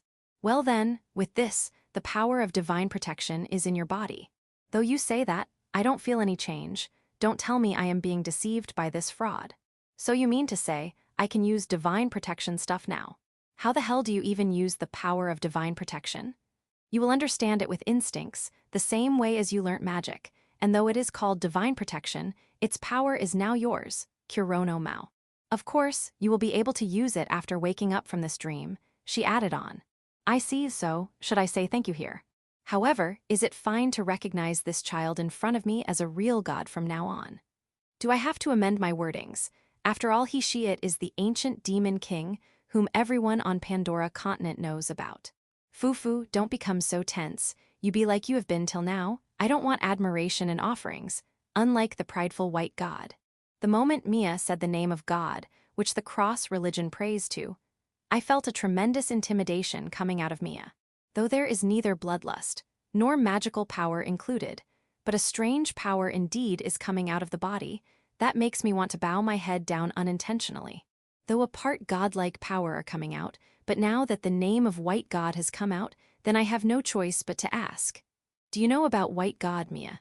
Before I knew it, the mysterious intimidation was gone, and Mia opened her mouth while smiling. I do know, but that is a secret for now. So you will tell if I complete the trials. Just a little. Apparently, there seems to be no intention for telling the info of White God. Sadist, or rather, it might because of rules. Well, fine, the problem currently is not White God itself, but the Crusaders who believe that bastard. If only I can get the power to defeat the apostles and innumerable Crusaders, I don't have to give a shit about God's problems. That's right, I will tell one thing. What is it? The reason Rathpun appeared was me. Because I was there to take the trial from Mia, that the Rathpun appeared, no, more precisely it was made for me. That's what I meant. No, there is no relation. The reason it appeared was complete coincidence. It's a part of how nature works.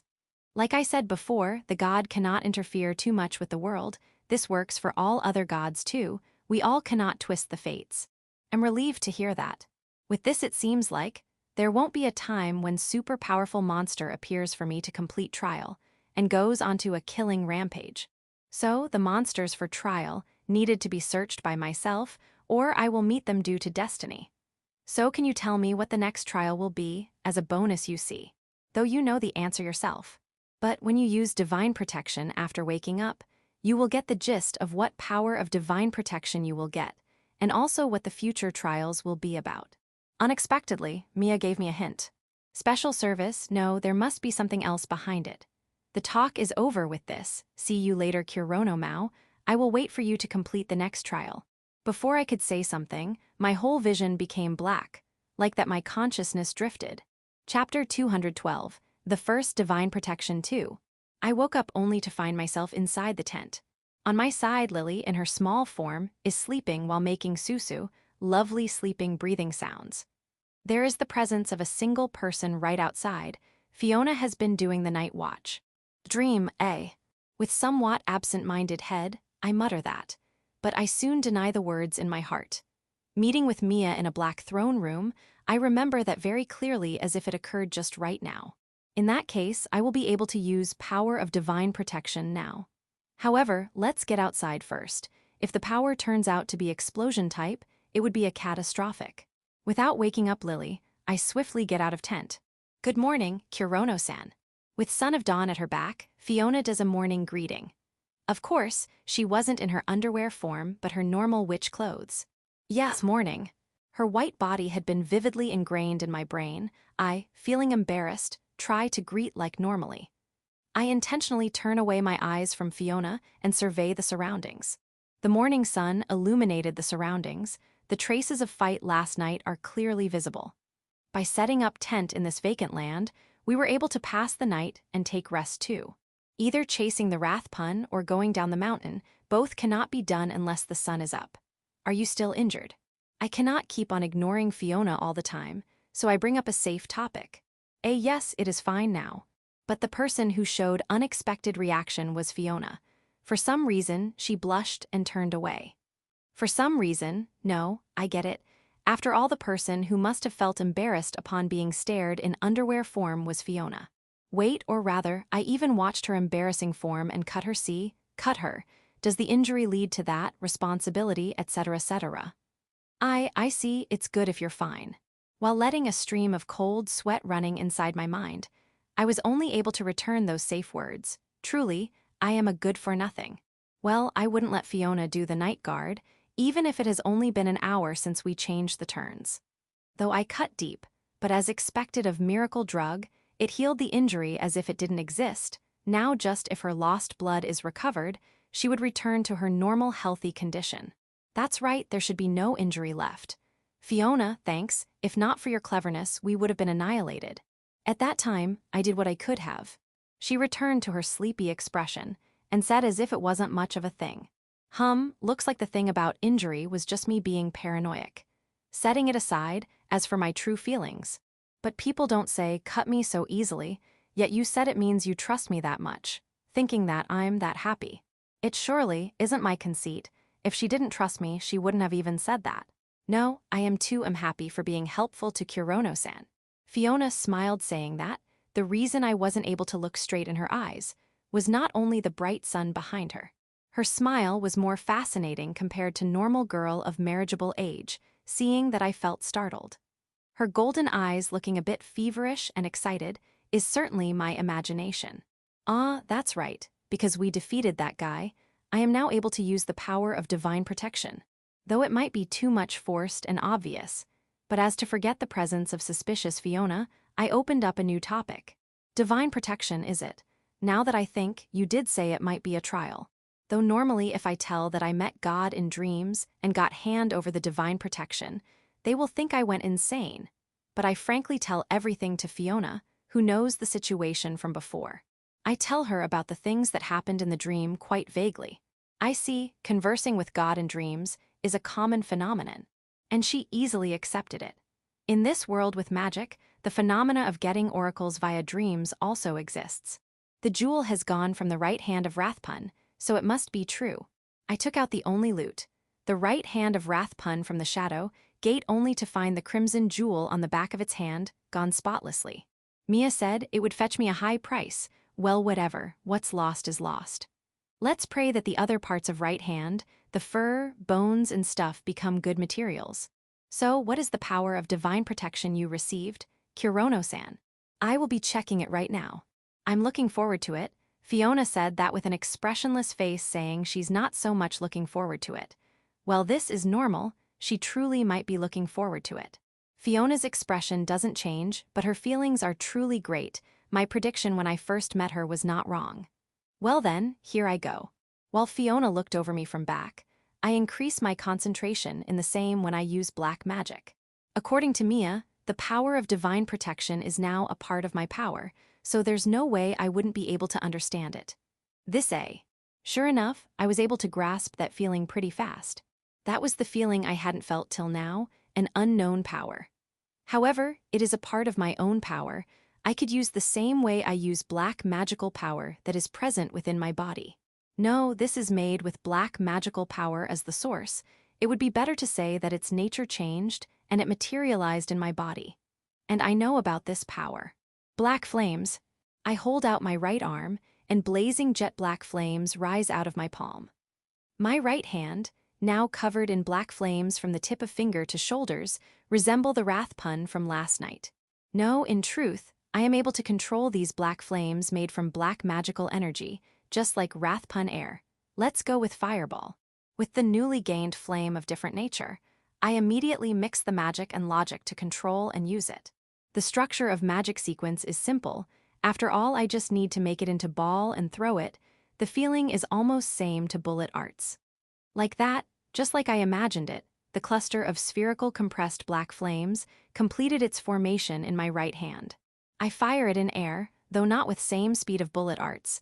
It flew with considerable speed, leaving a black trace, and exploded in midair. Whoa, I can finally make my black magic go boom. I won't let Fiona is plain anymore. Confirming my victory, I face Fiona standing behind me.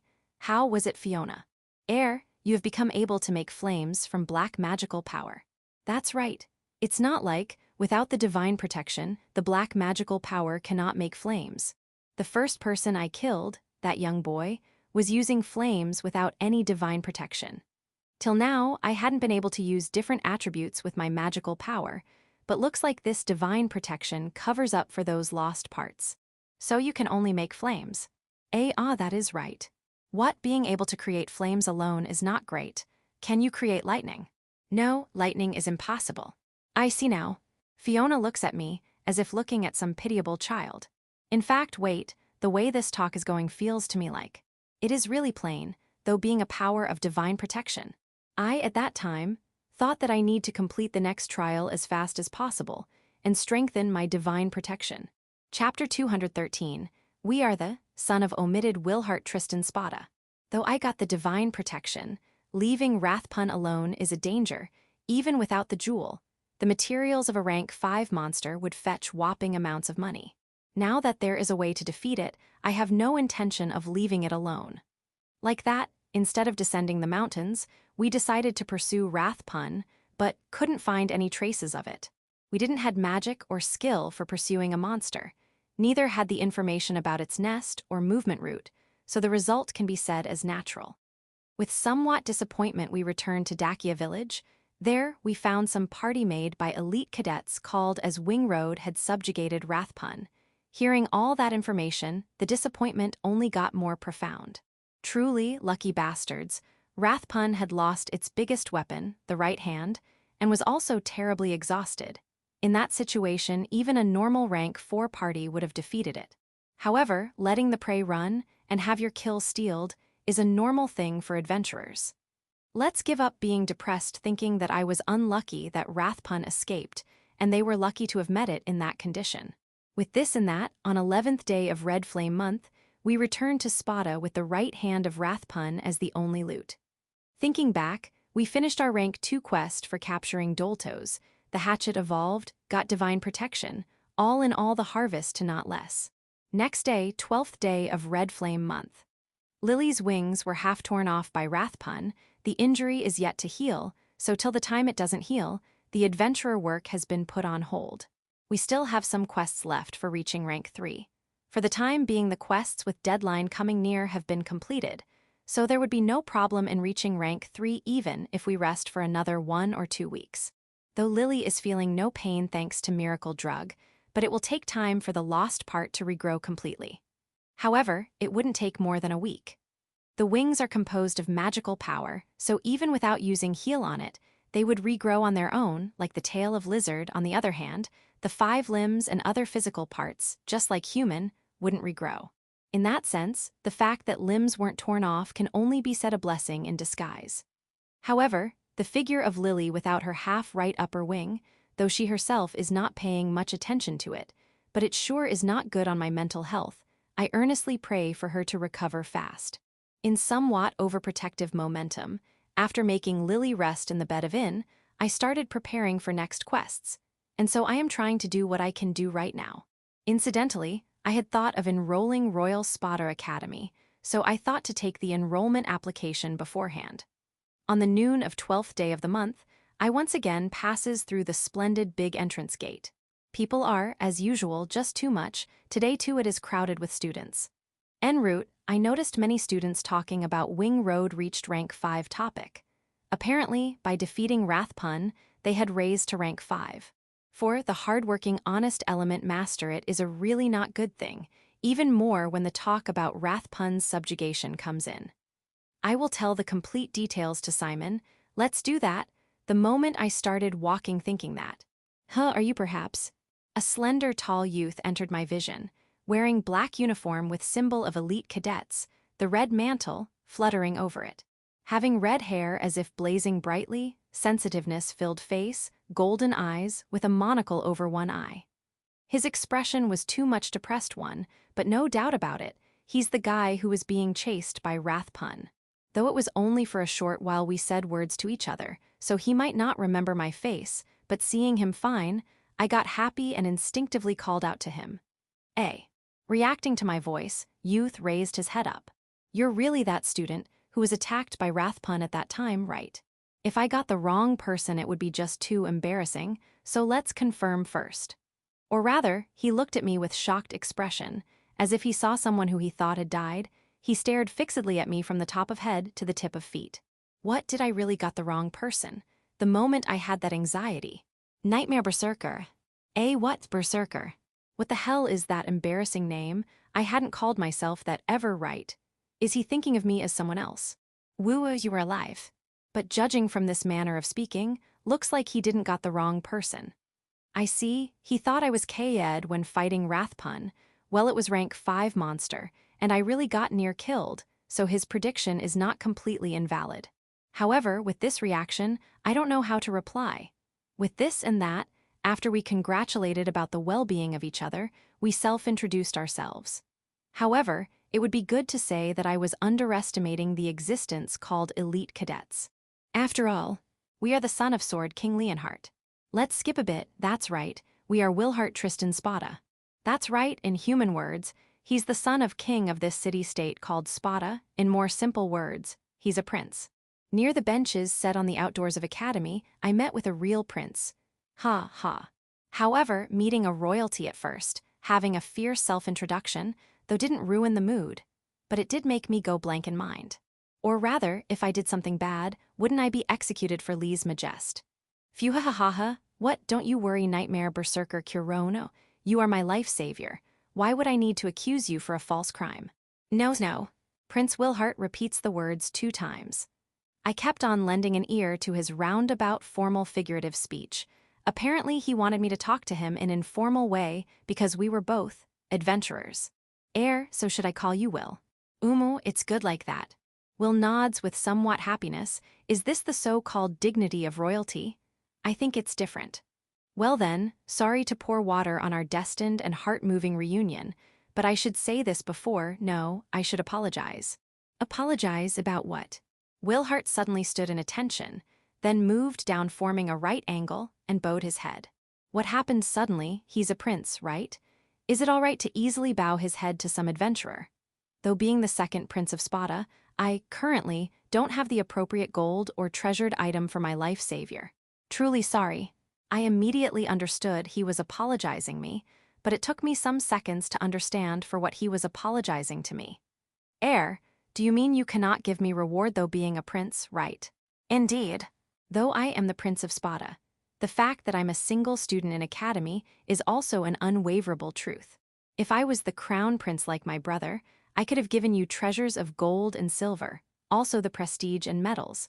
But I am only an elite cadet, without the fortune or status to give. In other words, he wants to give me large amounts of reward money and medal, but the current him doesn't has the status to do that. I see, though being a prince, he can't do each and everything with his authority. No, there might be places where it is possible, but in Spada, without the proper social status and all, the authority and assets don't follow. Something like, the son of a rich person doesn't has much money, sort of. No, I never thought to take something after saving you, so the feelings of thanks are enough. No, but however. First, raise up your head.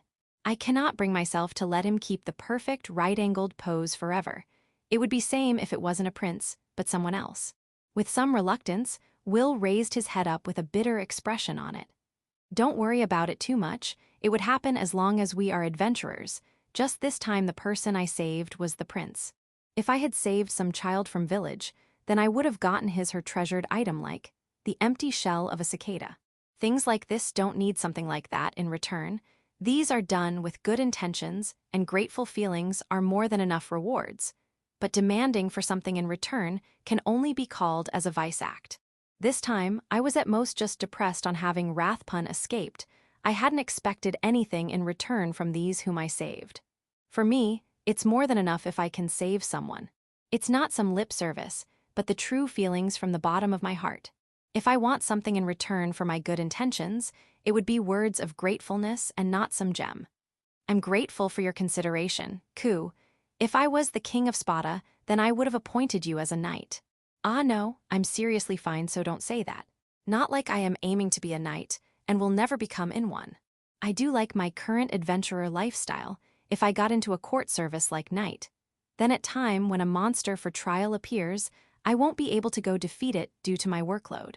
In the first place, someone like me with a flawlessly confidential identity of this world become a knight. At most, I might be hired as a mercenary. What, you don't even want status and prestige? You seriously resemble a freedom-loving adventurer.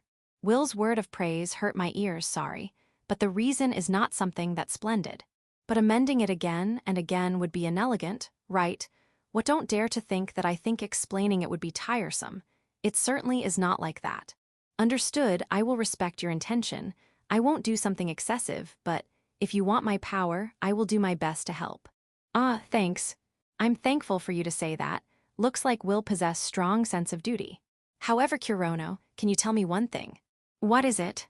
His expression becomes serious. No, it was already serious with all the theater play-like behavior, but currently serious expression went over one notch. That Will asked me, you're still a rank 2 adventurer, but haven't you repelled that dreadful Rathpun and even cut off its right arm? For the time being, I tried to tell Will on how I repelled Rathpun, by cutting our hard parts like cutting Fiona, etc. Nightmare Berserker Kurono, just what are you? Oh right, I first need to tell this prince that I certainly am not that Nightmare Berserker. Chapter 214, Berserker Ex-Alchemist Prince.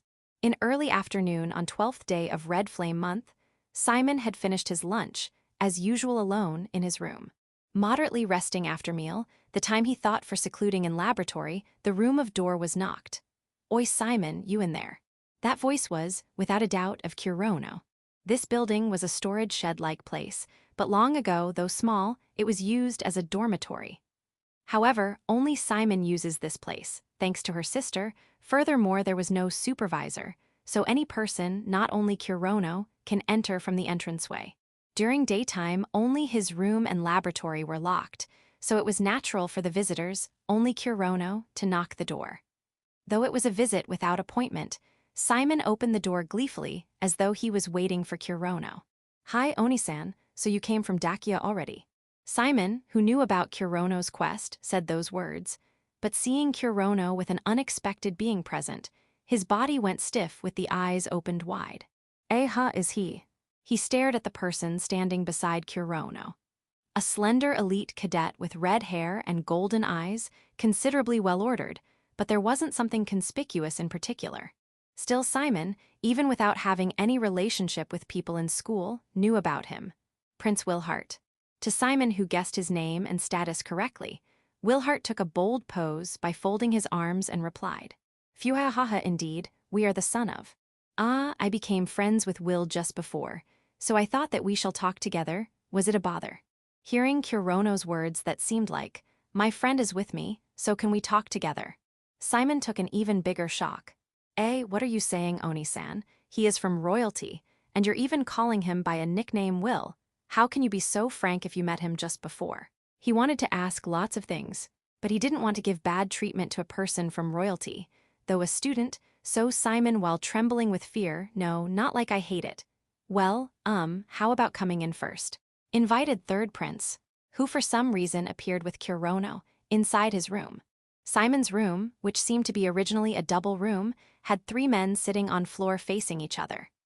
"Fumu, we too have heard your name, Simon Friedrich Bardiel, but it is more famous as legendary man, rather than a person from 4 great nobles." With the tea given by Simon in one hand, Wilhart said as such, "Legendary man." Just by hearing, Simon blushed, turned away and didn't even try to reply. "Kurono, you came to Spada just now, so it's natural that you don't know, actually, Simon." Though it was a roundabout tone again, but Kurono lent an ear to Will, who told carefully and politely. Hearing all that, Kurono learned the details as to why Simon was called the legendary man. Since the start of Royal Spada Academy, he is the only person who got perfect scores in written examinations and a great 0 in practical examination. Furthermore, it continued for 3 whole years. Simon, the results of examination, were just like as Simon told before, a failure, so it was hard for him to praise him, saying he was a genius to gain perfect scores in written examination. Rather, when Kurono tried to think about the figure of Simon trying hard to use a martial skill he can't use under the watch of many people, he couldn't help but feel sad. "I don't want to talk about that." "No, sorry." Having said that with a pained expression, he could only agree to it. However, this is truly mysterious. Kurono, who says he's just a normal adventurer, and the legendary man Simon, are this much intimate friends. No, well, Simon too is an adventurer, and many other things. Yeah, that's right, many other things had happened. Kurono was told by Guild to not make this case of massacre public.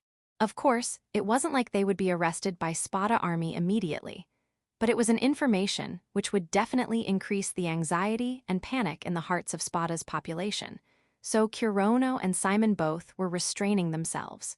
But however, "Fumu, it wouldn't be good to make light of us.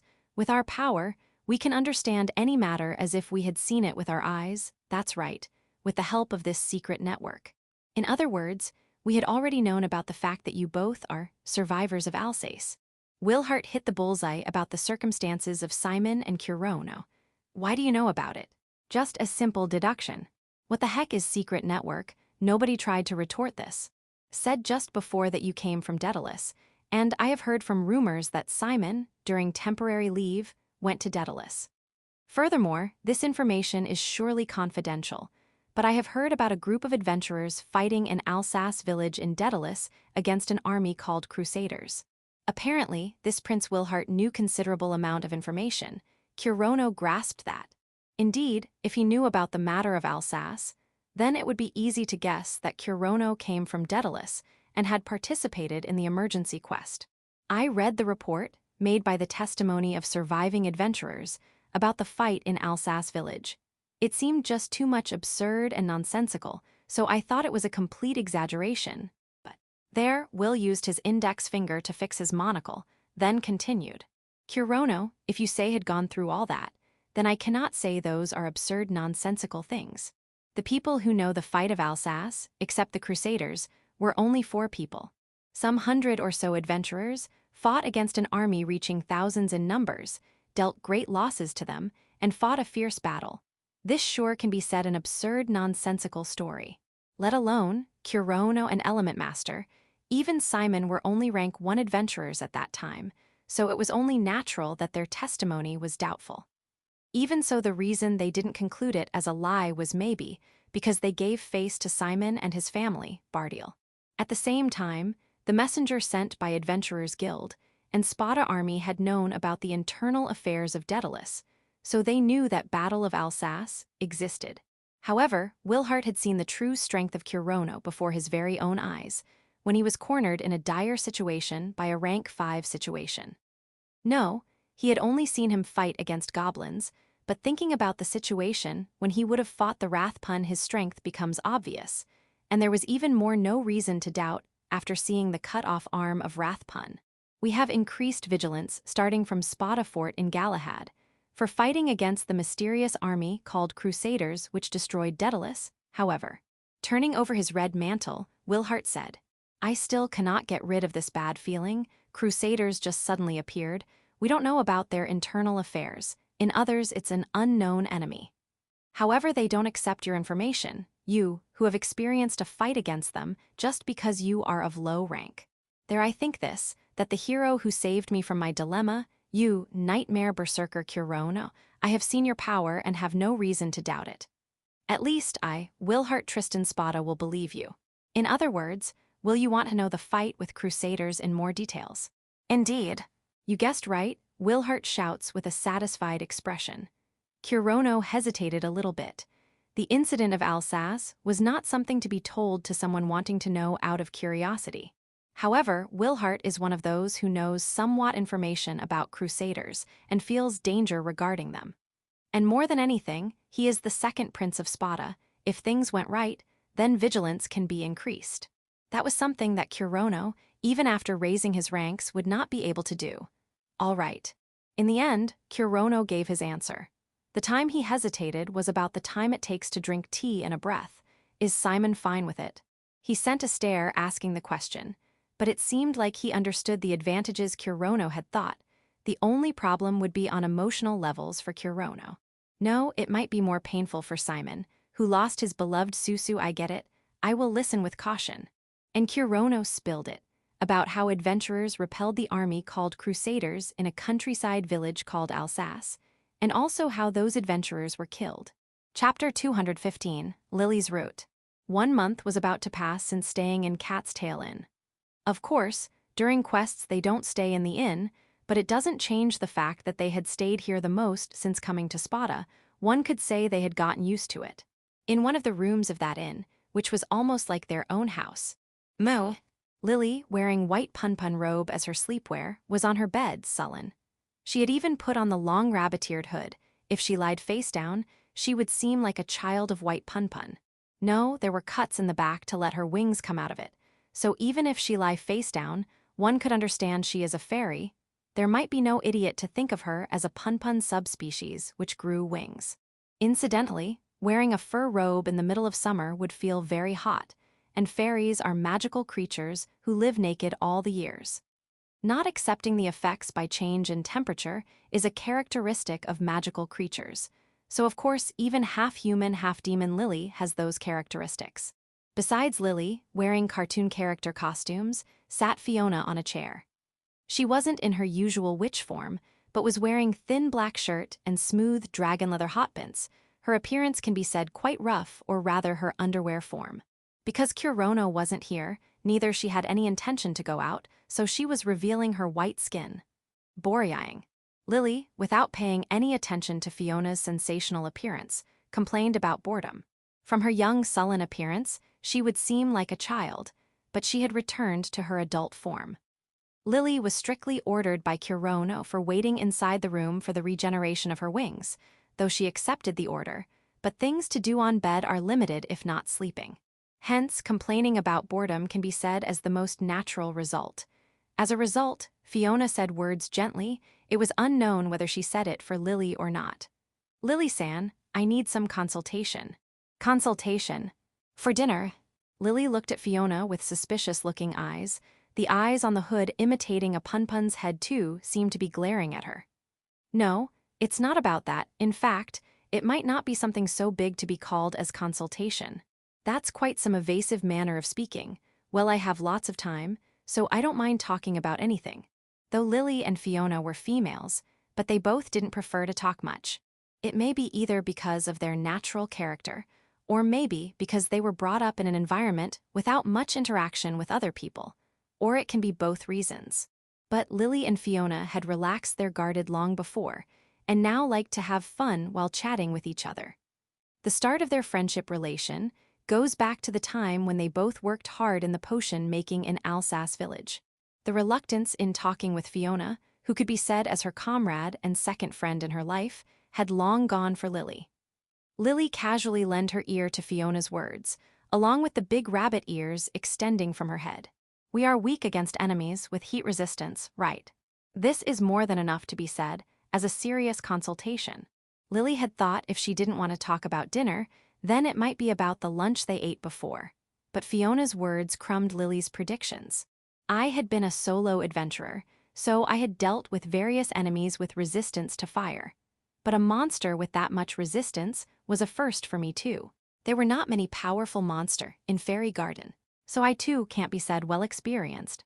Both, who were born and raised in this world, understand their power which they had grown up with more betterly compared to Kurono, who was given non-human power all of a sudden. It is an obvious truth that they both have sufficient power to go around as a first-class adventurer. However, they didn't want to live as adventurer in correspondence to their current powers, but they wanted power to fight with rank 5 monsters on daily basis. That's right, not only Kurono, but these two also needed power. At the very least, Lily and Fiona both had no intention of leaving Element Master. Even Kurono was aware of this fact. Shouldn't we both also try to think? For becoming strong? Yes. Kurono will become more strong from now on. He had also gotten the divine protection of Demon King. No, even if he hadn't gotten it, he would have got more stronger. That's right, Fiona threw in agreeing words. They weren't saying this just because they were intimate with Kurono. Fiona knew about the fact that while preparing interception tactics in Alsace village, Kurono was improving his anchor hand and shadow gate at tremendous speed. Raising the effects of magic a person is using cannot be said an easy thing to do, though Fiona had no way of knowing what sort of magic theory was inside Kurono's mind. But she understood that his black magic still had too much of a room for improvement. Just like Lily said, even without divine protection, he would become more stronger in some other way. Adventurers have an absolute rule of making party with similarly strong people, right? Fiona nodded. For example, Vulcan-powered. In that party, only Vulcan was rank 4, the rest were rank 3 adventurers. However, they were rank 3 only in saying. In truth, they had enough ability to fight along with Vulcan. That's why the party continued to exist. Naturally, in the case of nobles playing adventurer-esque game, there is no restriction like that, and they cannot be called proper adventurer. To unleash maximum power as a party and defeating monsters of higher rank with incredible teamwork can only be possible on having members with suitable power. With hindrances, let alone showing more power, they wouldn't be able to even show their normal power, and taking a weak member in party is totally avoided as adventurers risk their lives. That applies the same to Element Master too. Kurono thinks of both as precious comrades, and Lily and Fiona too had constructed a relationship of mutual trust, with differences in degree of trust. But Element Master was not a friend group, but an adventurer party. If in future there happens to be a change in power relationships within the party, and they happen to not be able to fight along with Kurono, then they would have to leave the party. And the kind yet strict Kurono would agree their withdrawal from party. I definitely don't like not being near Kurono, not being helpful to him. Doing that is more painful than dying. Lily, without hiding anything, speaks out her intentions. I too hate it. I finally got a comrade I can trust, so I don't want to be away from him. Lily was not able to clearly read the emotions filled in Fiona's words. Conversely speaking, her words were spoken in a condition she had protected her true intentions, which even Lily cannot read through telepathy. Lily didn't know what she was hiding and was having a not-so-good premonition, but for the time being she set it aside. Well, this time the opponent was rank 5 monster, had high fire resistance, so it can't be helped we had hard time against it. In other words, if it was rank 5 monster on which light and fire worked, they could have defeated it easily. Certainly there is that, something needed to fill in that weak point. Yeah, after all, we would definitely have to fight against apostles. Defeating an apostle. If someone in Republic heard it, they would either laugh scornfully. If you can do that, or get angry saying how many soldiers do you want to sacrifice? Fiona was also one of the people who gave same reaction. But since being a part of Element Master, she has to be determined to fight against apostles. Being an Element Master, fighting along with Kurono, both meant that. There is no proof that apostles would definitely come when crusaders come here. But it sure is a problem when we don't know how much time we have left. Then let's expect more of Spada army. They might buy enough time for Kurono-san to get complete divine protection, and for us to gain more power. In truth, there wasn't any means to know the movements of crusaders, so thinking about this can be said useless. In that case, there was no other way than to find a solution as fast as possible and become stronger, without paying attention to the time remaining. At the very least, Kurono, thinking that, challenged the trials of demon King Mia Elrod, which who knows when will end. Although, what should be due actually? Most probably Lily must be the one racking her brain the most. After all, she had always used her extra magic till now. She had no route to learn powerful magic like other mages. Fiona used model magic, so she had made a goal to learn all the high-class magic of all attributes except fire, light, and darkness. Well then. However, Fiona pointed out an answer to Lily, quite easily. How about using weapons? Weapons? Lily showed an expression of surprise and agreement, as if saying she never got that idea. Miraculously, the head of Robe 2 showed a surprised expression. It had been bothering me from before, but Lily-san has no class, right? Reflexively, Lily took out her guild card and stared at it. Their normal information like rank, to name, Lily class, fairy were inscribed. After all this time, Lily, for the first time, thought it was wrong to state race name as class. This guild card was made in Ur's village when she was in her child form, so there was no doubt that she stated fairy without thinking anything. She felt hate and embarrassment to her old self, by killing her feelings. You want me to become a witch? She chose to move on with the talk. I won't say only witch, but after setting up a class, get a weapon suitable for that class, how about this? However, equipping a single magic staff won't be much of help to Lily, who is already using the power of Queen Beryl. But, that's right, a weapon I can use, no, if I can learn other magic. Then I would have magic of different system from extra magic, and my power would surely increase. The more she thought, the more possibilities she found. We would go to school after reaching rank 3, so how about learning there? You might get some new idea too. Indeed, I was only thinking of spending a fun school life with Kurono. Lily had read many romance-based books with school as their stage. Those books were left by the mage in the hut. In fact, Lily also held a secret admiration for places known as schools. She wouldn't go there alone, but with her beloved man going with her, her expectations were increased for absolutely no reason. It was unfortunate that all romance novels that mage left about bonding between men. Right on, I would find the perfect class for myself. By the way, Lily-san, which class would you like to become? That's right, how about necromancer? I see, it sure is a surprise. Fiona, who didn't understood Lily's fairy joke, the next moment tried to curry favor from Lily, who had now returned to her child form with a sullen mood. Chapter 216, Strato's Smithing Workshop. I'm currently walking in the industry area near the academy with Simon. It's filled with smithing workshops. Simon's favorite store, Strato's Smithing Workshop, is our destination. It's a tiny workshop, but the owner of the shop, Strato's, is a blacksmith with abilities on par with the blacksmiths the royal family hires, or so Simon says. Our purpose for coming here is to use the right arm of the Rathpun as material for making a new item or weapon.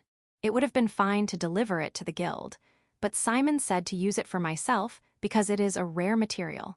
So for the being, I decided to see what he wanted to show me. It might be late evening before I return. That's because we talked for too long. Our conversation with Wilhart, the third prince of Spada, started with things about the Alsace defensive battle, then became about the Spada army, then guns, then black magic. The conversation kept on changing topics before it became a normal chat. While talking about those topics, I heard about serial murders conducted by a sword-wielding beastman. We didn't hear about this until now because a week before, we were in the Galahad Mountains completing our Dolto's capturing quest. The story of the serial murderer is that the murderer uses a longsword. He only attacks young women in the dead of night, and he kills everyone with just a single stroke. The murderer has physical strength and is thought to be a rank 4 adventurer. The progress of the investigation performed by the law guardian is unknown, but from the information of a witness, the race of murderer is deemed to be a beast person. The murderer is yet to be arrested, so caution is needed when going out at night. This area is populated, a perfect place to attack people and really dangerous. But aren't only young women being attacked? Mistaking the silhouette of Simon in night as a young girl is 50% possible. That, Simon briefly tried to refute, but he sighed and nodded. Perhaps he understood my words were not a joke, but the truth. But if I'm with Oni-san, it's fine. I've also got a new gun, Simon says, swinging his new rifle on his shoulder. Incidentally, it's called Yatagarasu V.02. Its base form is the same as version 1, but important points we talked about earlier have been improved. But it could be an unexpectedly powerful enemy. It is said to be above rank 3, right? Aren't you worrying too much? There aren't many people who can pick a fight with you, Oni-san. I'm glad that he believes in me, but I wonder if I seriously worrying too much. I wonder if, after encountering out-of-norm existences like the apostles several times, I've always been followed by a bad premonition of someone more powerful than me appearing in front of us. But because the murderer is a beast person, so neither can it be an apostle nor rank 5 monster who would become the trials. In a time of emergency, use all your strength. Yeah. While talking like that, the shop, our destination, came into view. It is a building made from reddish-brown bricks, and compared to other workshops we saw along the way, it really is small. But since it's a workshop for forging iron, compared to common houses, it is a big building. While thinking that the chimney part spouting out black and thick smoke must be the workshop, I hear the sound of Simon opening the door of the store. Yes, welcome, oh, Simon-chan. Hello, Oba-san. An old lady, with the width of a dwarf female, started a calm and mild conversation with Simon. She is sitting near the counter, but her height is somewhat smaller than Simon. Considering the small height feature of dwarves, her height is average. Her olive-brown curly hair has been bound up behind her, her face has some wrinkles showing her age, and she is gently smiling. The smile is so warm it is probably not the smile of business, but a smile from her heart. Well, this only shows that they have known each other for a long time since the contender gun he had at first and the Yatagarasu V.02 he is equipped with right now were both made in this workshop. Oh, is that person perhaps? The old lady pointed her gaze at me. From her reaction, it seems like she has heard about me before. Nice to meet you. I'm Kurono, an adventurer. Ah, as expected, you are the so-called Oni-san of Simon. It may be my imagination, but for some reason, despite her smile not being any different, I feel that there is some hidden meaning behind it. After completing some talk with old lady, she says, "Okay then, wait for a bit and I'll call him." She disappeared towards the interior of shop, calling the owner of this Strato's smithing workshop, her husband.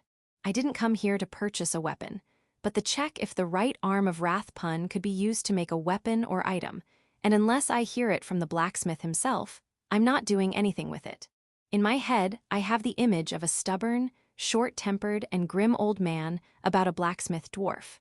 This is not just because of novels and movies from Earth, but because the dwarf blacksmiths in this world are actually like that. I talked with them in Alsace village, and during that the guild master Bian-san intermediated, so they listened to a rank 1 adventurer like me. Well, I'm currently a normal rank 2 adventurer, not the leader of the emergency quest. If I said something bad, there is a possibility of getting yelled at like, "Don't come here again." I need to be very careful, I thought to myself.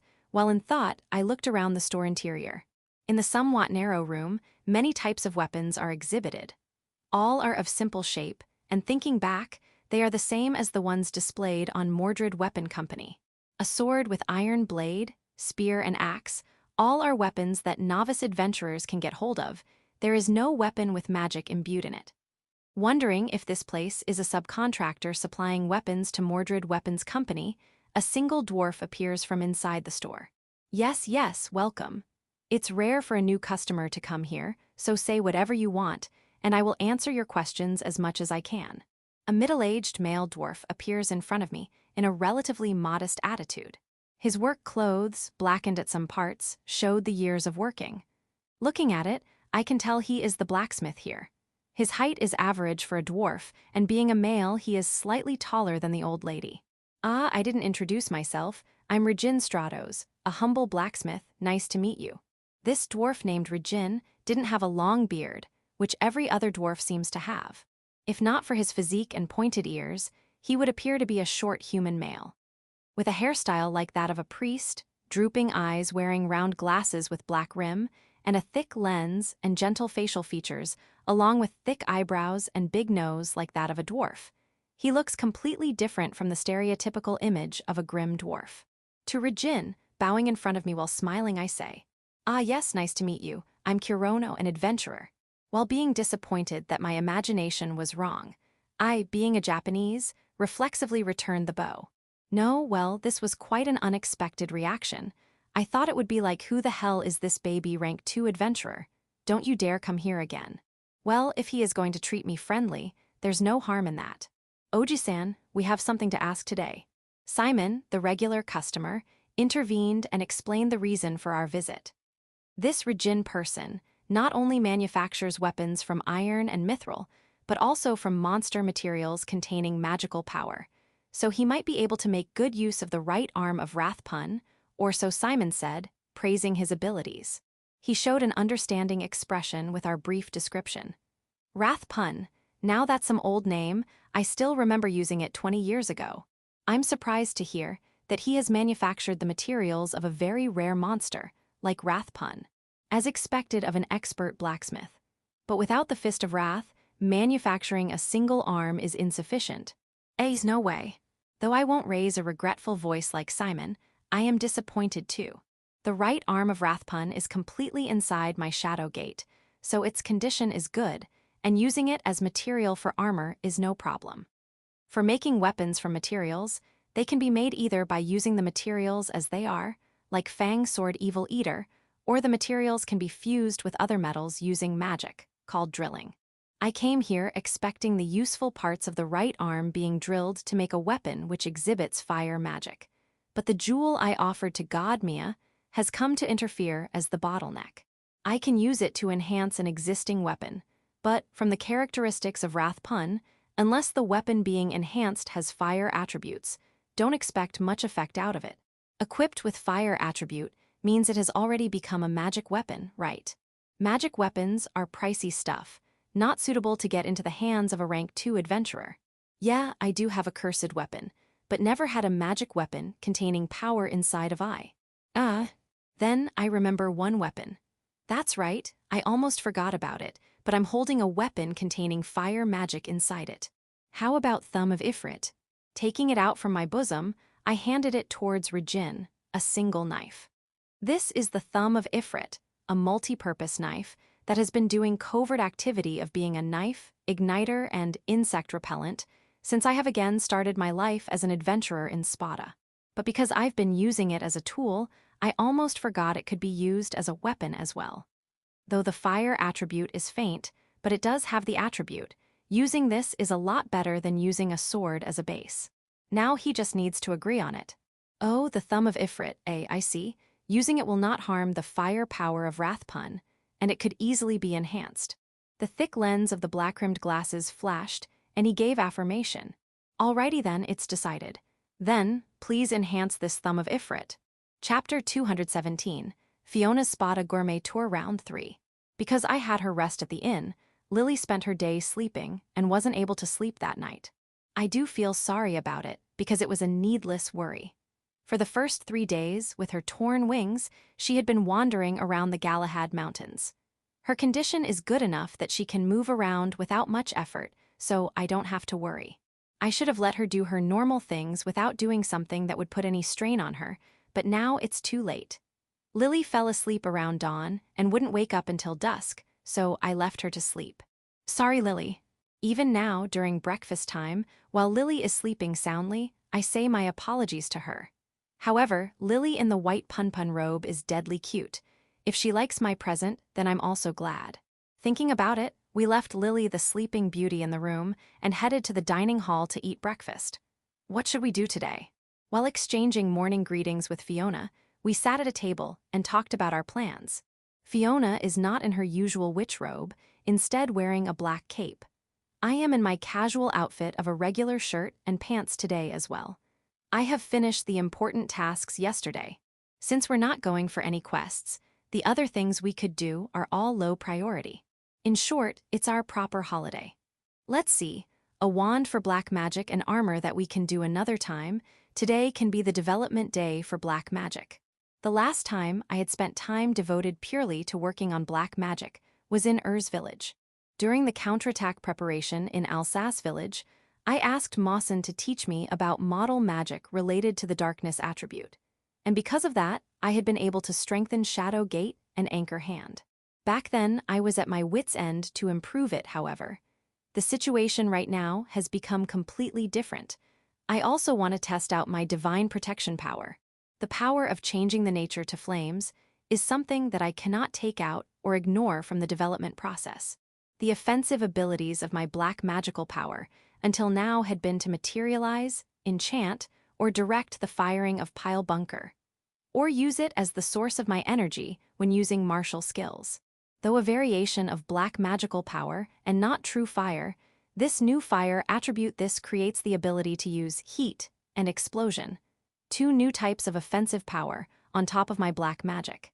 This is a major improvement. If it goes well, I might be able to recreate a rocket launcher or flamethrower. No, not might, I will make them.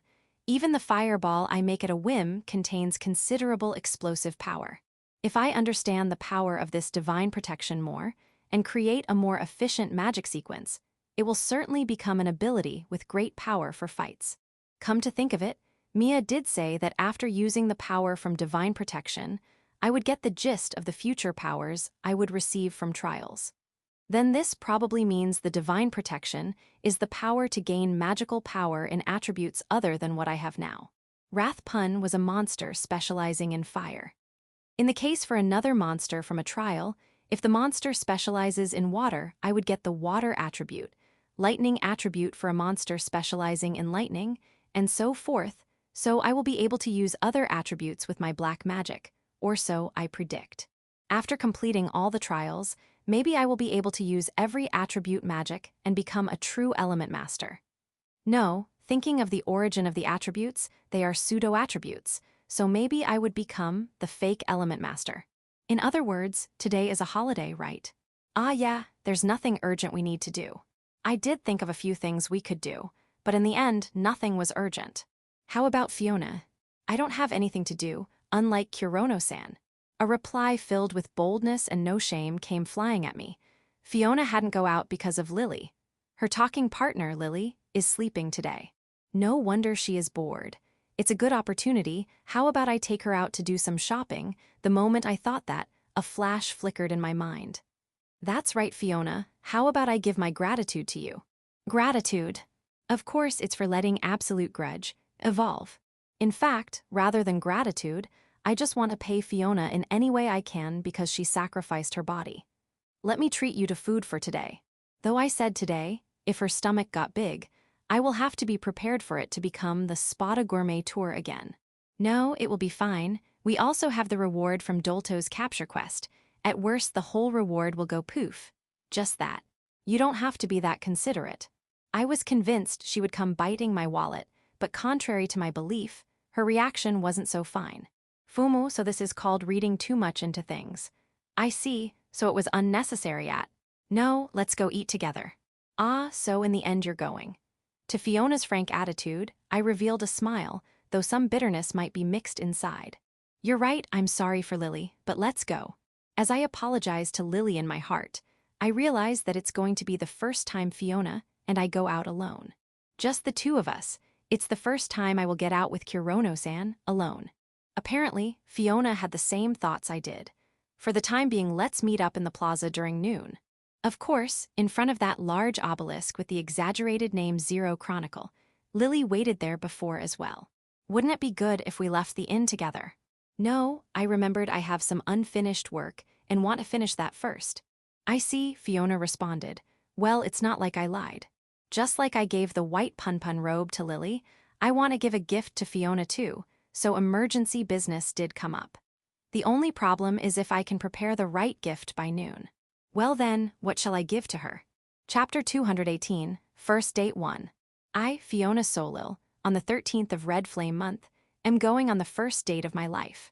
It's not like I have illicit love for Kurono-san.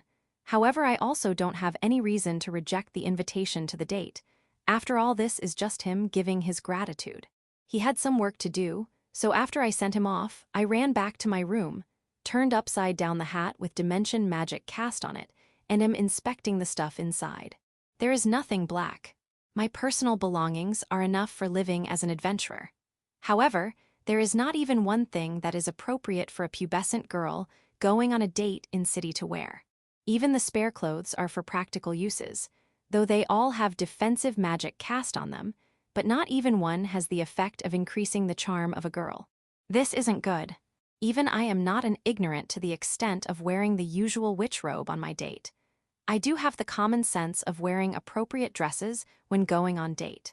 However, to me, who had only been a bystander watching love affairs, doesn't know what the so-called appropriate dresses are. Nothing's going to happen if I keep on worrying. Fortunately, there is a couple of hours before noon, our meeting time. I even have money in this spada.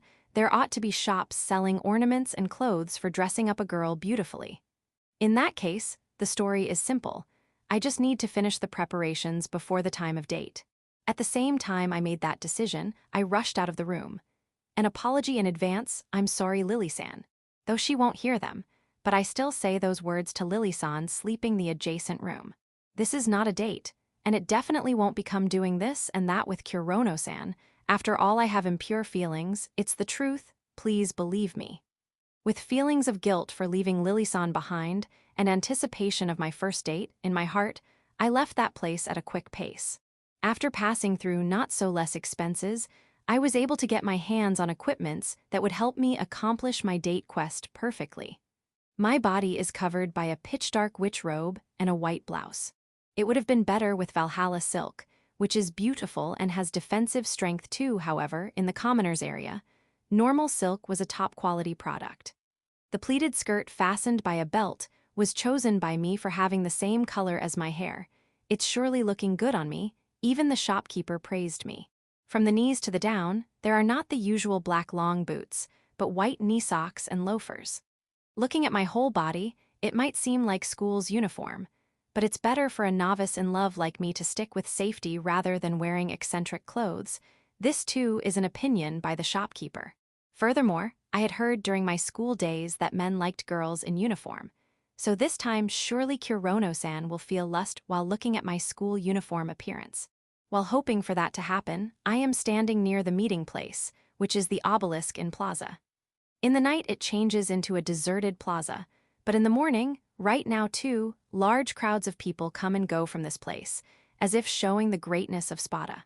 While watching steadily at the crowds of people, I get startled every time I come across a male wearing black robe. I feel my face somewhat heating up. Surely it's because I have not wore a hat under this bright and clear sky. I cannot wear that three-cornered hat in this outfit. My hard work of this coordinated outfit would go to waste. Because I don't have that hat, I have moved the necessary items to the handbag, which has got dimension cast on it and is slinging on my shoulder. It shouldn't be that much out of place for the current me to hold this plain small bag, right? I might have come too fast. I looked up in sky to find the sun has still not crossed the meridians. At the time the sound of bell informing the noon time rang out in the whole spada, which led me to think that I still have near an hour to wait. Thinking logically, it would be the best to kill time while sitting on a bench under the shade of tree and eating fruits sold at the nearby stalls. However, for some reason, my legs are not able to move from the meeting place, as if they have been petrified. No, it's not that my legs are in the wrong, but the blame should go to my mind for thinking of not leaving this place. Though understanding the fact, it couldn't become the reason for me to leave the place where I would meet Kurono-san. While blankly staring at the flowing clouds, I stood there free from obstructive thoughts. Not really, I was thinking about the things to do today. Then, after some minutes elapsed, suddenly, from the crowd of people passing by me, two people headed towards me. Both of them are male. Their outward appearance of Royal Spada Academy was quite familiar in this area. Not only that they wore red mantle too, so they must be those elite cadets Kurono-san told about. Hey you, hi there, I haven't seen you before. Are you visiting Spada for the first time?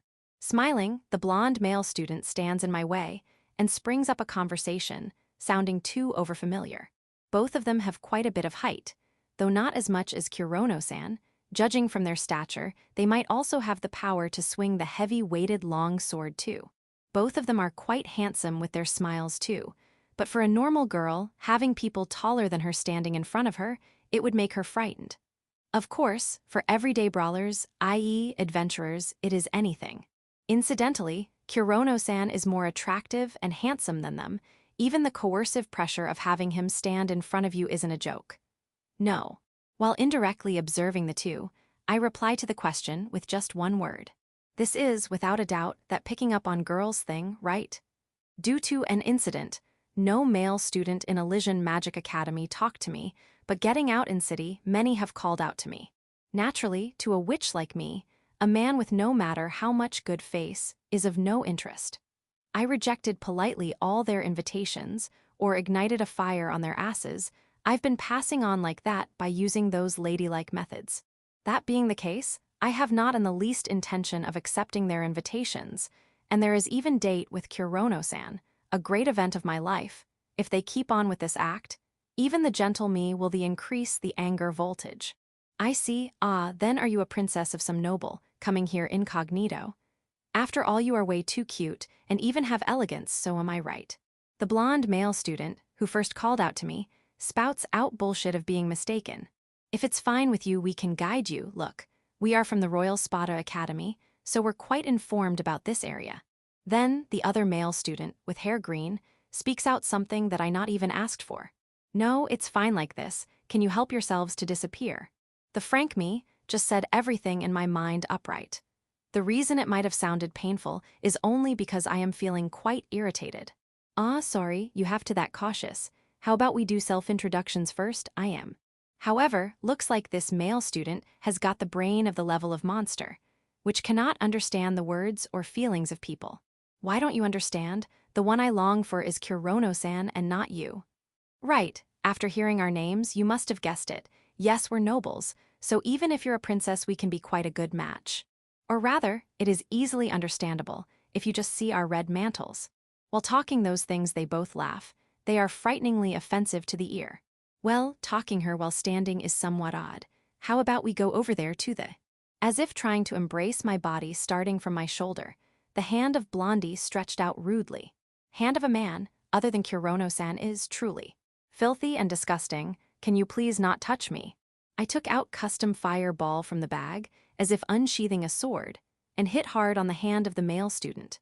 I want to commend myself for not actually charging it with magical power for a fire explosion, but rather controlling my anger. Oh, oi, isn't that reaction too rude and wrong? Arg, you actually did it, young lady. For raising hand on a noble, it can be execution in the worst case. Although they didn't yell like some hoodlum, but in the words of the two, there was surely anger inside. Execution in the worst case. Around the time he said those words, their filthy ulterior motives were all exposed. Well, if you obediently admit your fault, we won't make it a big issue. You just need to apologize for one night, that's all. Seems like they don't know their standpoints currently. I don't care if they are some nobles or whatnot, but I'm an adventurer. If I want to escape, then no one can catch me. Furthermore, based on our strengths, me burning them both into charred black coal with my wand is faster than them unsheathing their mithril saber, hanging from their waists. Same here, if you both are willing to disappear immediately, then I might leave you both. I see, if you're going to be in that attitude, then we too. They both start releasing dangerous air, however. Now this has gone too far, they would become obedient if I give one right into their face. Determining that, the moment I tried to load magical power into the wand. Oi, how about you stop around there only? I heard that voice, reacting to it, I retracted my gaze to that area. Standing there was a man wearing apprentice magician robe.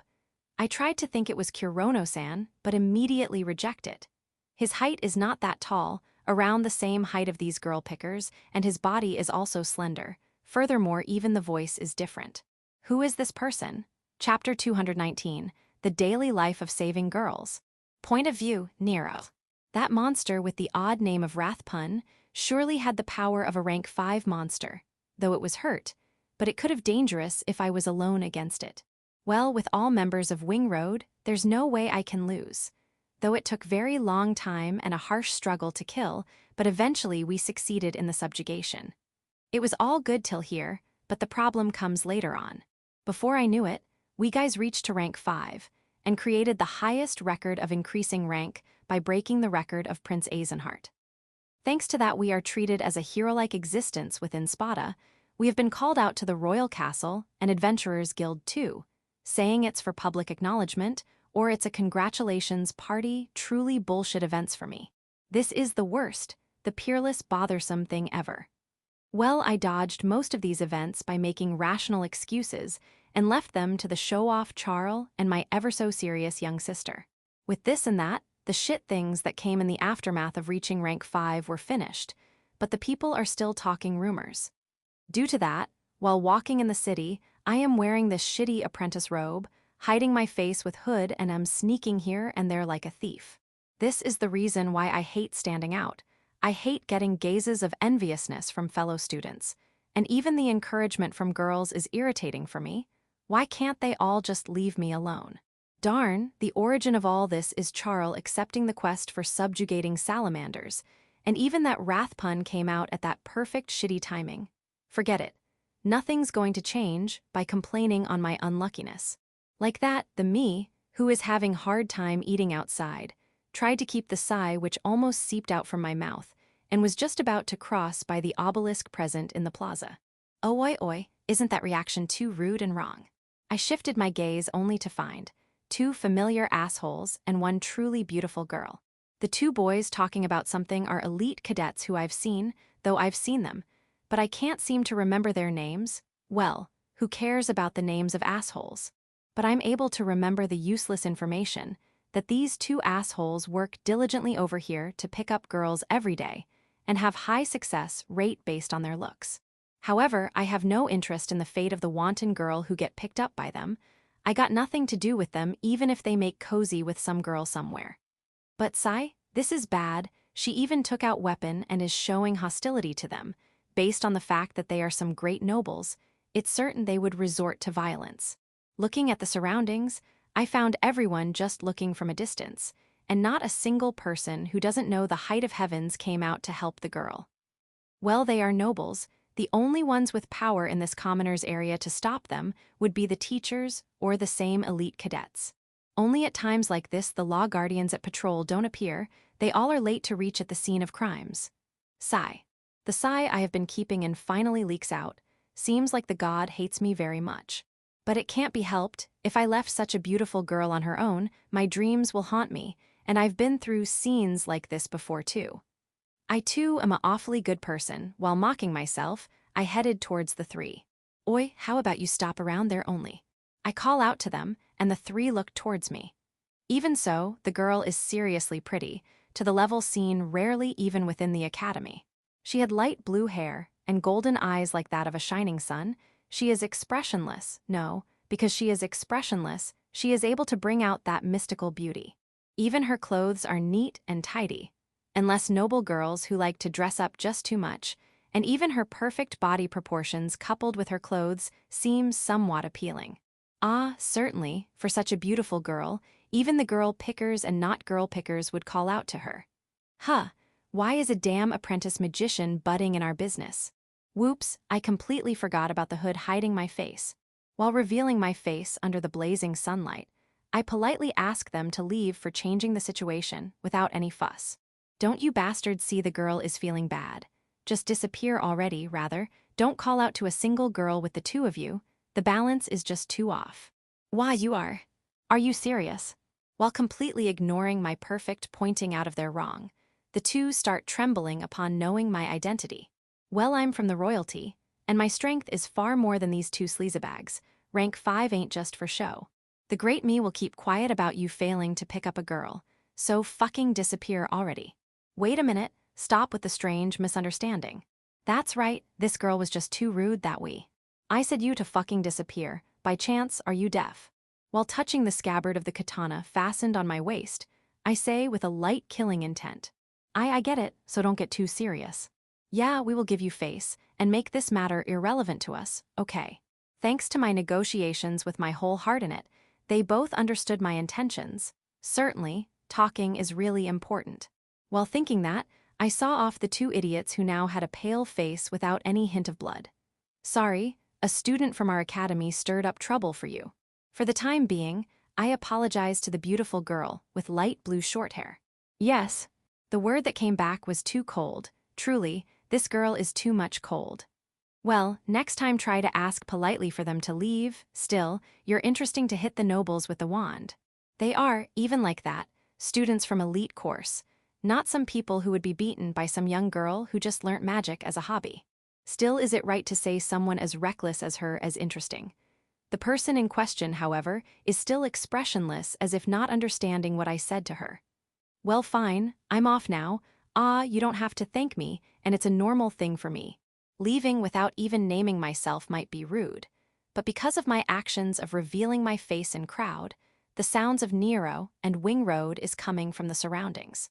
I don't want to bathe in the attentions of the crowd, or be encircled by them, or be chased by them, so the only left option, run away. Don't be too much of a tomboy. See ya later, young girl. I once again cover my face with hood and left the place. Point of view, FIONA. What was this farce? With disgusted gaze, I sent off the boy with black and red eyes. There are too many unpleasant fellows in Spada. The two playboys and the boy who came in middle, his egoistic speech, I hate each and everything. I was made to watch the drama called The Cheapness of the Three Men, really unfortunate. Please come fast and make me forget everything, Kurono-san. Chapter 220. First date 2. Shit, I'm getting too much nervous now. The reason I end up muttering something really timid is because of the present I bought for Fiona, which is a ring, quite an insinuating accessory. The shopkeeper recommended it, and I bought it, but no, everything's fine, it's not some normal ring, it is an item helpful for adventurers. It's not like I have any ulterior motives. Even so, while regretting to have bought something too much embarrassing, I move at a quick pace to the plaza, as the meeting time is nearing. The sun would soon come near the meridian. Things like clock are only nobles, so the meeting time is quite vague. The commoners can only guess the vague time by hearing the bells of temple, which ring at every 2 hours interval. In truth, there is still 30 minutes left till the bell of noon, but it would be bad if Fiona was waiting for me since before, so it's obvious for me to reach there first. Once I was told by my sister to never make a girl wait. It's not a date, but this date-like event is a first experience for me. While remembering the words of wisdom given to me by my sister long time ago, I determined myself to be a great escort for Fiona. Well then, with this and that, I reached the plaza, in front of Obelisk, but Fiona is still not here, huh? I survey the surroundings, but I couldn't find a girl wearing that witch costume.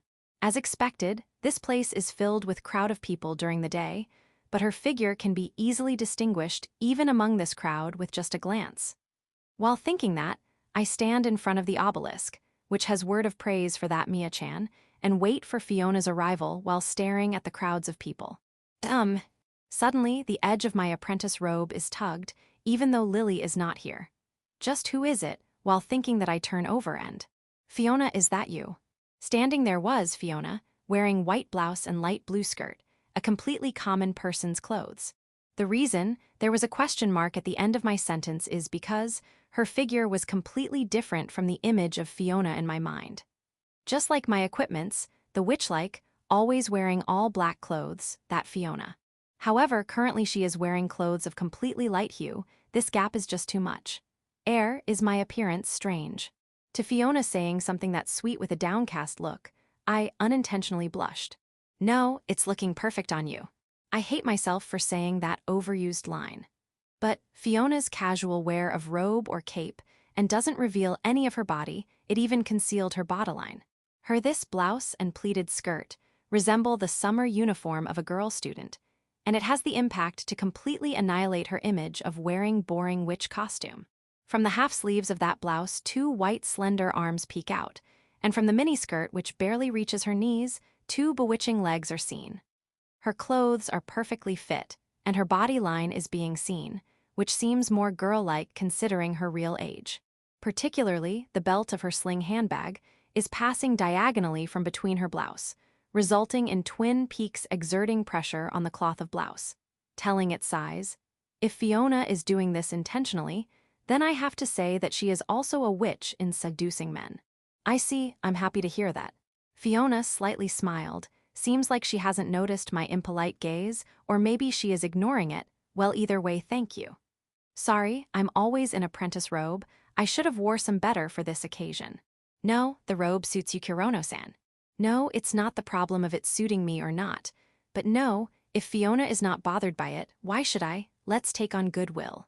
However, Fiona also had common clothes like this.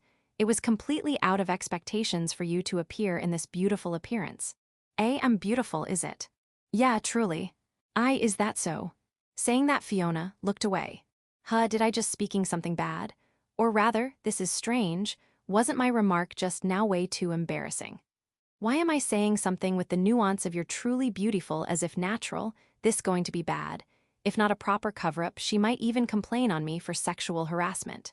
Don't tell me that there exists some punishment rule again, harassing a girl in the guild, or maybe stopping my shitty idiotic thinking in middle, and I tried to change the subject. At least my rational reasoning told me that. That's right, Fiona, I got a present for you. If it's fine, can you accept it? At that point, I took out the precious gift I bought just before. No way, Kurono-san, it feels somewhat bad. Hey, before I bought the white robe for Lily, but there wasn't anything for you though. Is it by chance bothering you, Rig? It's not like that, I want Kurono-san's present. I see, it's good that you are accepting it. She interrupted me with great force, even I got back somewhat.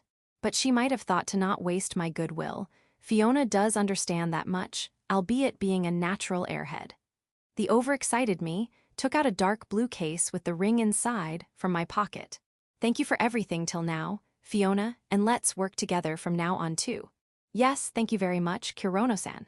Is it all right to open it? To her question, I immediately nod. Fiona's slender fingers open up the lid of case. Inside, it was the ring I just bought, emitting the luster of a new article. Athena Guard Ring. This ring is embedded with the divine protection from a goddess named Athena and protects the wearer from blades. To put in simple words, it is a magic item similar to Nana Blast Amulet, which both Fiona and I possess. Divine protection is similar to magic. Based on uses, it can be weapon or defenses, and could be embedded in ornaments. Of course, the strength varies from best to worst. At a glance, this Athena Guard ring might seem like a normal silver ring. But on the interior of the ring exists a magic circle written with ancient characters for activating the power of divine protection. Hearing the name, it might sound like a really great thing, but its grade as a magic item is not that high, so don't expect much of defensive power. It protects from blades. Having said that, the shield is automatically deployed to block against physical attacks, so it is quite a popular accessory. It is same as the cross which was hanging from the neck of Cyprus. Of course, it is not a great item to that extent. Well, Fiona would understand it even without explaining it. No, I'm truly happy. Thank you for this lovely gift. Fiona thanked me by bowing very deeply and politely. I hesitated in saying, it ain't something that great, so just ended this conversation by saying you're welcome. Is it all right to wear it too? Of course. Like that, Fiona wore the ring, without hesitating, in the ring finger on her left hand. Is something wrong? No, nothing. It's good that it fits you perfectly. Yes. It ain't a wedding ring that you wear in ring finger of left hand. I thought that. But it was a custom in my world, and it shouldn't be necessarily the same in this world too. The fingers good for wearing rings are index finger, middle finger, and ring finger, these three, and combing of both hands. There are 6 fingers good to wear ring in. In that case, the probability of wearing wedding ring in the ring finger of left hand is going to be 1/6. So it's almost impossible for this world to have same customs as that on Earth.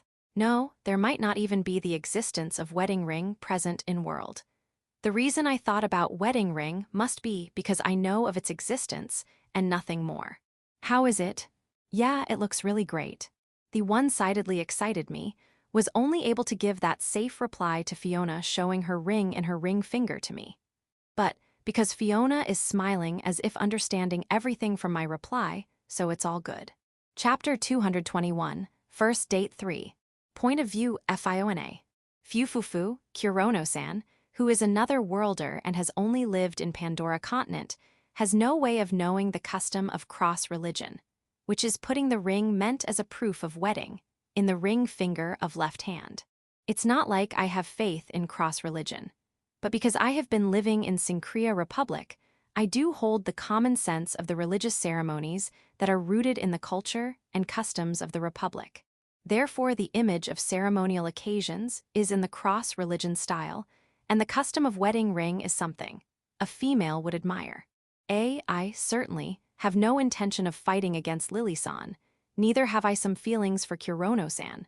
But however, by getting a ring as a gift from Kurono-san, who is the best man I've met in my 17 years of life, I couldn't help but put in the left hand's ring finger, but I'm sure it's just because I'm a girl.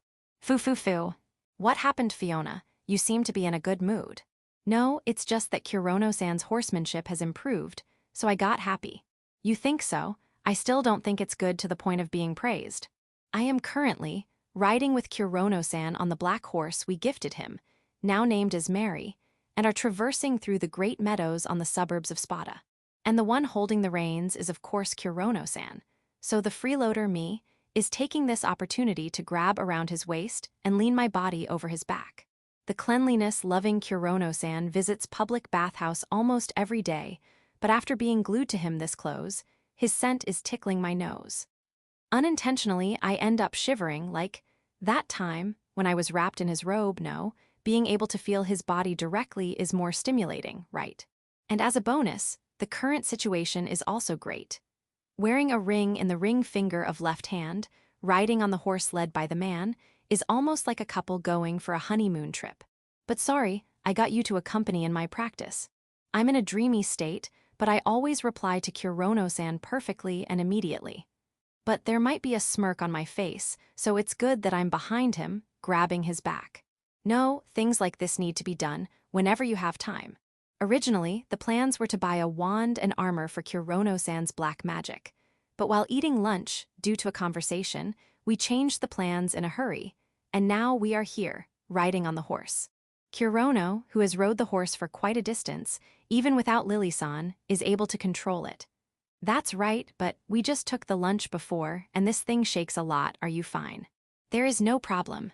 Today I had a good mood, so I ate more than usual, but to have my stomach go on a rampage with just this much, my stomach is weak.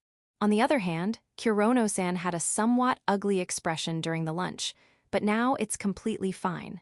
Come to think of it, will there be classes of horsemanship in the academy? If you want to make do with being an adventurer, then it is a necessary thing.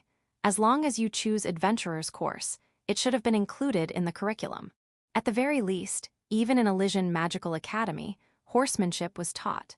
I see, then maybe I should polish my horsemanship skills upon going to the school. Kurono-san, for sure, will become like an equismage. Equismage. It literally means as the cavalrymen who use magic.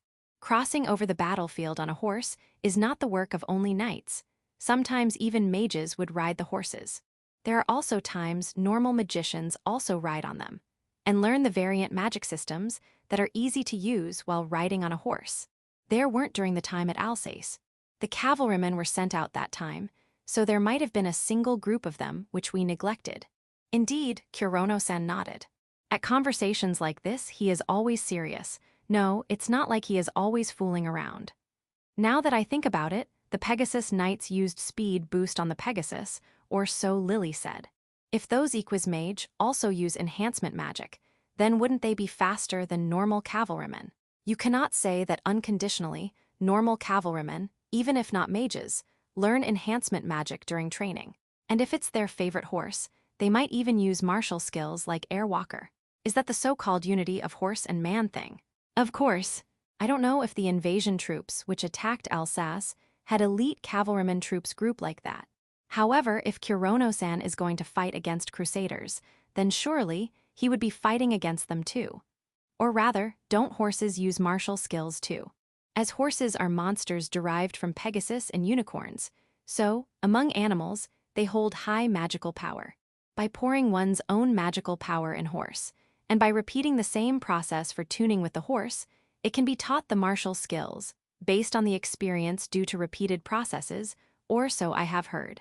I never did training for cavalry, so this is all hearsay knowledge. The authenticity of it is difficult to ascertain. Pouring magical power. If it's just that, then even I might be able to do it. Do you mean blackening?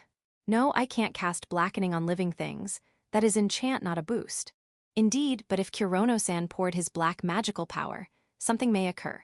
Pouring magical power helps in not just teaching it martial skills, but also increase the unity of the horseman and the horse. Even I am training with the horse, Mari, waiting in the stable, by pouring the magical power. That might be the case. I'm sorry, Kurono-san is a resident of a world without magic. Though this is the way for learning horse riding, which is regarded as common sense. But there wasn't magic existing for him before, he might not realize it if not pointed out by someone. Kurono-san doesn't seem to have problem in the part of using magic by himself, but in areas like this, he surely is lacking in knowledge.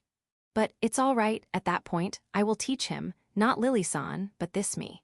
Then I might as well try blackening. Ah, so you still named it as blackening. No, it just slips out whenever I pour out magical power with force. I see, but I think it would be good if you don't do it much force. Why? Judging from Kurono-san's quantity of magical power, the horse will, without any doubt, go on a rampage. The moment after pointing it out, the horse neighed loudly and started to jump about like a lunatic. I and Kurono-san happily danced in the air together. Chapter 222, People Without Friends X2. That was at the time Simon, in his storage. No, new laboratory, was drawing the blueprint for the soon-to-be mass-produced rifle. Phewahaha. From the front door, echoed the sound of laughter he had heard just yesterday. Don't tell me it is. Yes, it is we, the son of. Certainly, it was the second prince of Spada, Wilhart. The sound of his voice and sound of walking reverberated. Simon, stopping his work temporarily, went ahead to meet this somewhat unmanageable prince. Is there something you need here? Reluctantly, Simon opened the door of the laboratory. In front stood the slender Will accompanied by single maid. Oh, you finally appear, the micro-alchemist Simon Friedrich Bardiel. What is that nickname? Moreover, a somewhat rude nuance was included in it. Moo, well, that was quite a good reaction you gave there, Phewahaha. As expected, a child is always filled with energy. I'm already an adult. Wilhart tapped Simon's head while haughtily laughing. So, what business do you have here? While fixing the messed-up hair, caused by the tapping of Wilhart, Simon once again asked Wilhart for his reason to be here. The maid behind him didn't show any reaction of being concerned. The fact that she is Wilhart's bodyguard is already a famous talk within the Royal Spada Academy. Also, for someone of his status, having a bodyguard follow him around is not a strange thing. This even Simon, who is indirectly related to a noble family, knows and thinks of it as common sense. Though she wasn't there yesterday, but she might have been hiding somewhere near, or so Simon guessed. I came here today too for deepening my friendship with Kurono, but seems like he didn't come here. Oni-san is not a student of our school, so no way would he come here every day. In truth, I want him to come here every day, without saying that secret desire on his mouth. He told Wilhart to visit Cat's Tail. The chances of meeting him there are high. It is a perfect personal information release. But with the other party being Wilhart, hiding something from him would only lead to displease his mood and would later become adorable. Furthermore, Wilhart has a definite identity of a royalty. Telling him this is completely different than telling someone whom Simon doesn't now, a complete stranger. I see, if he hasn't come here then it can't be helped. Good, now just leave. Simon judged he would leave now, and moved his thoughts back to the construction of mass-produced rifle. However, in that case, Simon, I shall deepen my friendship with you. To the unexpected request, Simon stiffened. Ha, haven't we both already sit at the same table and exchanged the cups of sake? Table, or more like they just sat on the same floor. In place of cups of sake, it was cups of tea, brewed by Simon. But seems like, to Wilhart, just that much was more than enough to become friends. Simon was dumbfounded at the sudden friendship declaration, but maybe realizing it or not, Wilhart opened his roundabout-speaking mouth and starting proceeding smoothly. We had heard yesterday about this weapon called gun which doesn't use magic. Simon, haven't you did great deed with this gun you made and used against the Crusaders, So will you show its power and your talent to us? Thanks to the conversation yesterday, Wilhart already knew how much of achievements Simon got in the Alsace defensive battle. Though not to the extent of Simon, Wilhart, who is not great at using martial skills or magic, had grown an interest in the weapon called gun, which could kill several tens of people. Well, it is fine. Simon was originally a shy person, but curiously he had a favorable impression on gun. Having Wilhart say this much about gun and him, he didn't feel bad. And more than anything, this was the best opportunity to sell the guns to the Spada royalty. Simon didn't have a reason to decline the request of Wilhart. All right then, let's head to the maneuvering grounds. Now, show me the power of the threat, which pulverized the heads of many crusaders. Saying that, Wilhart moved towards the entrance at a quick pace, while laughing as usually. I'm happy you have expectations for gun, but that manner of speaking is surely tiring for the person hearing it. While thinking that, Simon opened the door of laboratory to pick up the sole rifle present, currently Yatagarasu V2. When meeting Wilhart, he didn't have the rifle in his hands, but normally he would always grip onto it, as he loved that feeling. Though rank 1, Simon too was an adventurer, so it was a habit to keep the weapon near him at all times, and after experiencing the nightmare at Alsace, his awareness is further increased. Like that, the moment Simon took hold of Yatagarasu V2 lying on the table. Simon-sama, Yua. He was called out by a voice from behind, which caused him to be surprised to the extent of jumping like a spring. Holding the rifle in position and bearing to not pull the trigger, he turned around to check the owner of voice. There stood the bodyguard maid of Wilhart. I, Syria Ranbull, is appointed as the bodyguard of Wilhart the second prince. Please call me Syria. I see, thank you very much. Just what work does this maid has to do? Thinking that Simon sent a suspicious glare to the beautiful maid in front of him. To Simon, giving a vigilant gaze to her did not cause her blue eyes to flicker, and she stared back at him. On the other hand, you can also call Prince Wilhart as Will, or rather I want you to call him as that. Is that so? Simon somewhat relaxes to the somewhat friendly conversation. He even thought he would be yelled at for not being too overly familiar with the prince. To put in frankly, Will-sama has got no friends, not even one, so it would be a lot better if you be friends with him. Why yes. Even while being astonished by seeing the attitude of Syria, which kept on getting colder the more she said words, Simon understood that the rumor of second prince being friendless is true. First prince, Eisenhart, graduated some years before and was intimate with many students to the extent of being called an idol. Compared to that, the popularity of second prince was nil.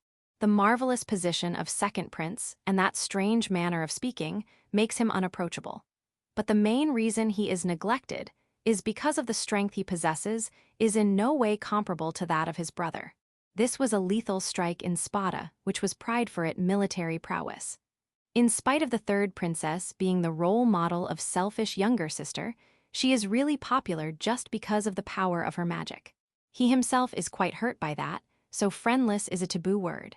That is true, I understand. Simon showed an intense agreement. Being friendless and lonely was a situation same for Simon.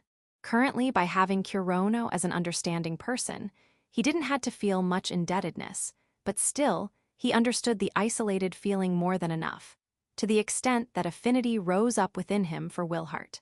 Not only that, by conversing yesterday Simon understood that opposite to that manner of speaking, there was no haughtiness or arrogance of a royalty or nobility.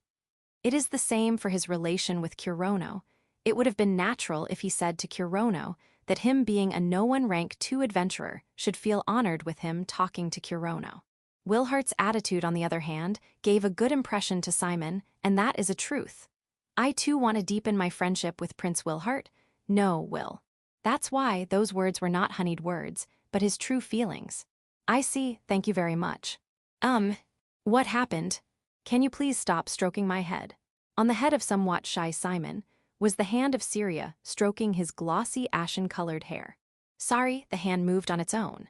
Chapter 223, First Date 4. Though an accident of falling of the horse did occur, but all in all it was a good training. Around the time sky was painted by madder red, I returned my favorite horse, Mary, back to the stable. Was it a hallucination caused by my eyes, that Mari, The favorite horse of Fiona, which had the same body stature and hair color, looked happy upon seeing Mary return. However, these two sure look alike, to the extent I cannot differentiate them unless I ask Lily. Then, let's go back to the inn. At this time period, even Lily might be awake.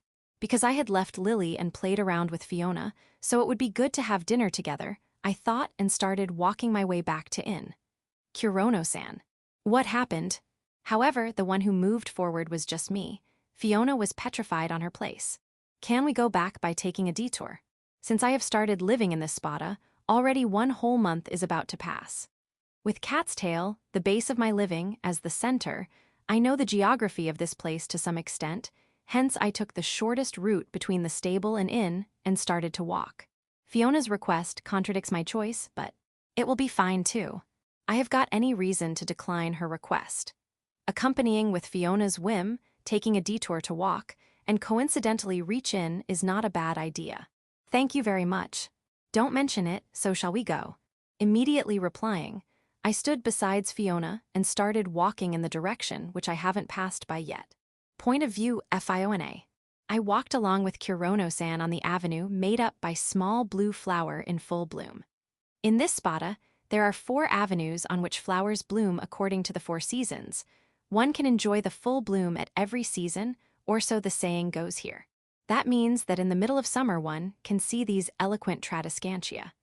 Tradescantia equals spiderwort well-blue flowers found somewhere on Earth only.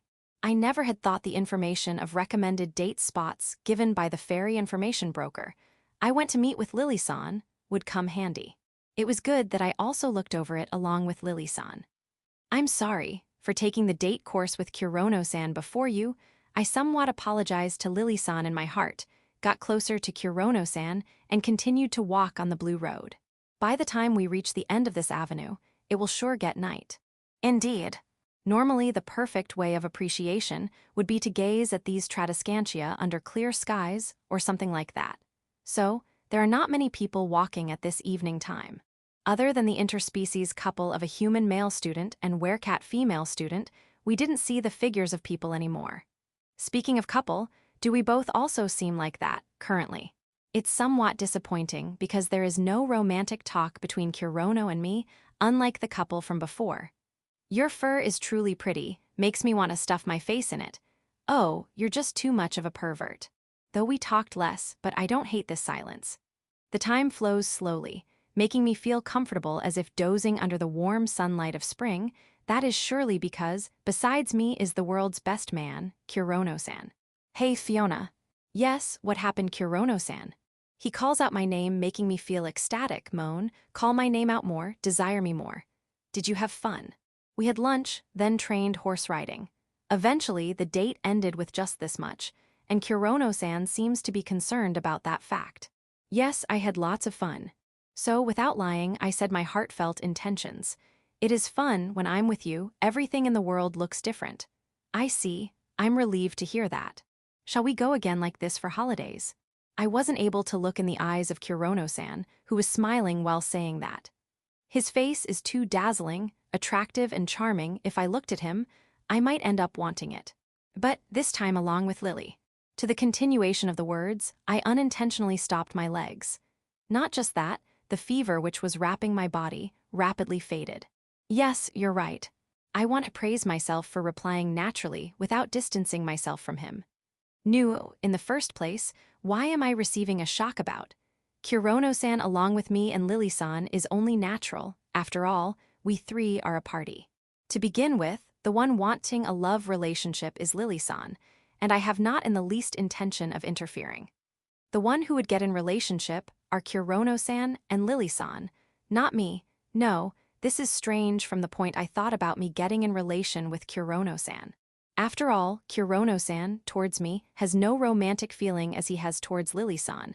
He doesn't have, it's not right for him to have them, truly. What happened, Fiona? Seems like I was too drowned in my thoughts. With me being absent-minded, I have given him more worry. No, nothing much, just thinking of something. The moment I said those words, "Hey, what are you?" In front of the road, the voice of a girl with a not-so-normal appearance reverberated. The owner of the voice leaped out from the shade of tree and appeared right in front of us. She was a slender elf girl with ideal body proportions, wearing a white cape. Contrary to her severe tone, it's obvious that she is afraid because her legs were shaking fiercely. Her vision was not towards us, but towards a tree on the side of the road with numerous tradescantia growing around it. Seems like, on the end of her vision, someone is present. Fiona. Yes, I understand. From this distance, I was able to sense the not common presence of that someone in the shade of tree. No, speaking more frankly, I was able to sense the ominous magical power and bloodlust, which should be existing only in battlefields or dangerous dungeons, and not in this peaceful city. While raising a short scream, she sank down to the ground. At the same time, the deviant chasing her appeared. It's obvious to know the person is a male werecat, wearing leather armor, meaning he is an adventurer. He is a werecat, though having a slender body, it can be seen just by one glance that he has devoted many years and months in training.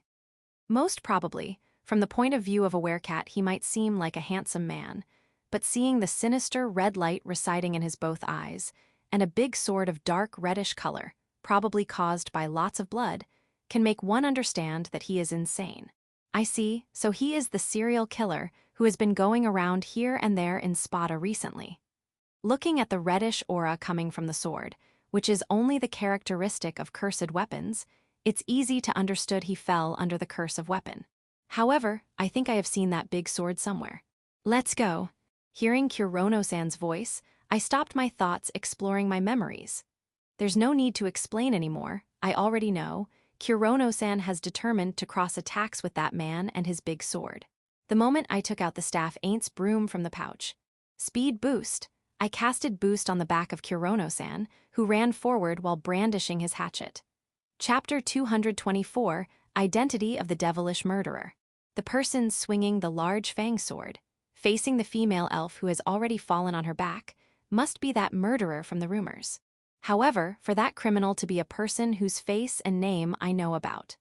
No, the most surprising fact would be that Jodo, a rank 3 adventurer, was attacking so fiendishly because of the curse from the fang sword evil eater, right? Darn. It involuntarily made me speak abusive word.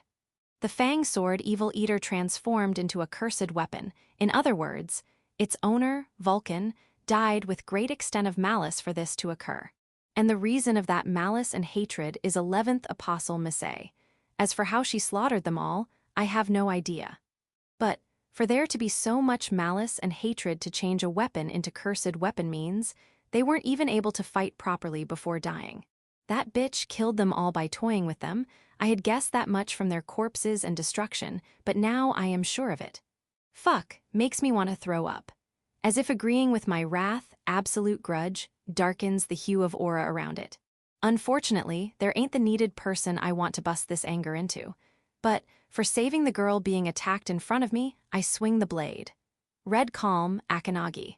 This martial skill changes the blood sipped by hatchet into a crimson blade, and decreases the distance between an object impossible to reach to 0.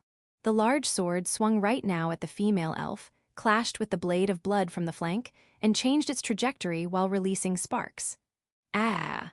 At that moment, maybe he finally noticed my existence present near.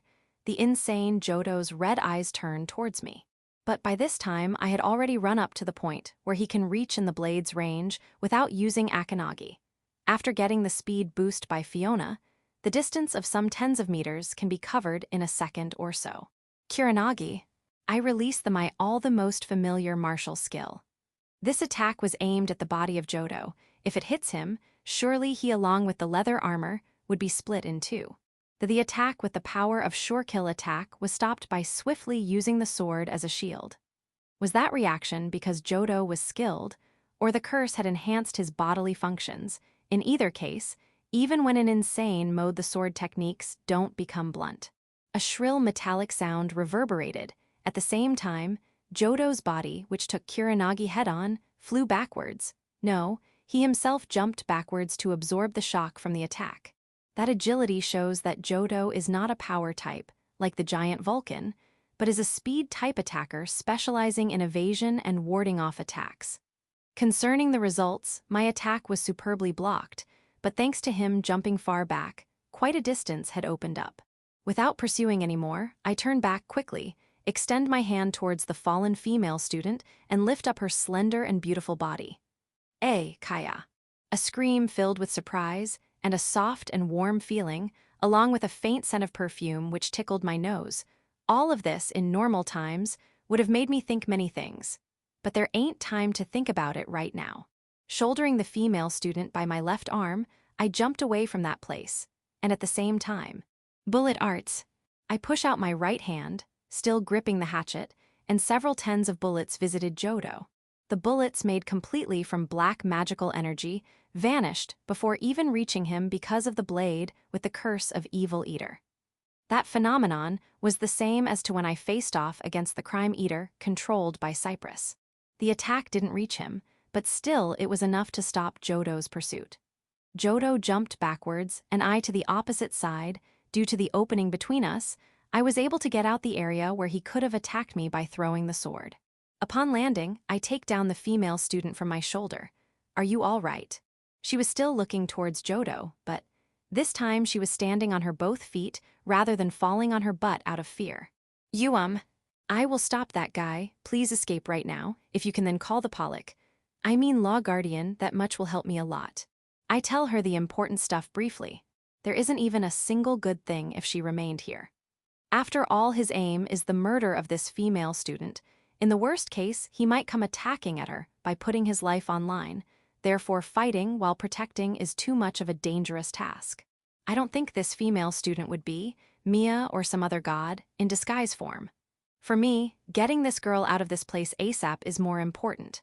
After that, with me and Fiona, a single insane swordsman won't be much of a deal. Go, hurry up.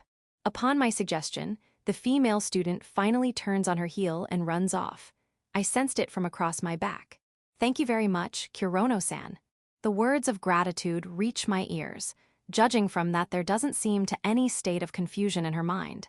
If it's like this, she will be able to report correctly. Of course, before help comes from other side, we would be over with our work. No, but I feel something in her words, like an uneasy. Oh well, before I even thought about this stuff, Jodo moved. I won't let you get away, you bitch. While shouting that, Jodo brandished the long sword, and with the strong yet agile legs of a werecat, he kicked off the ground.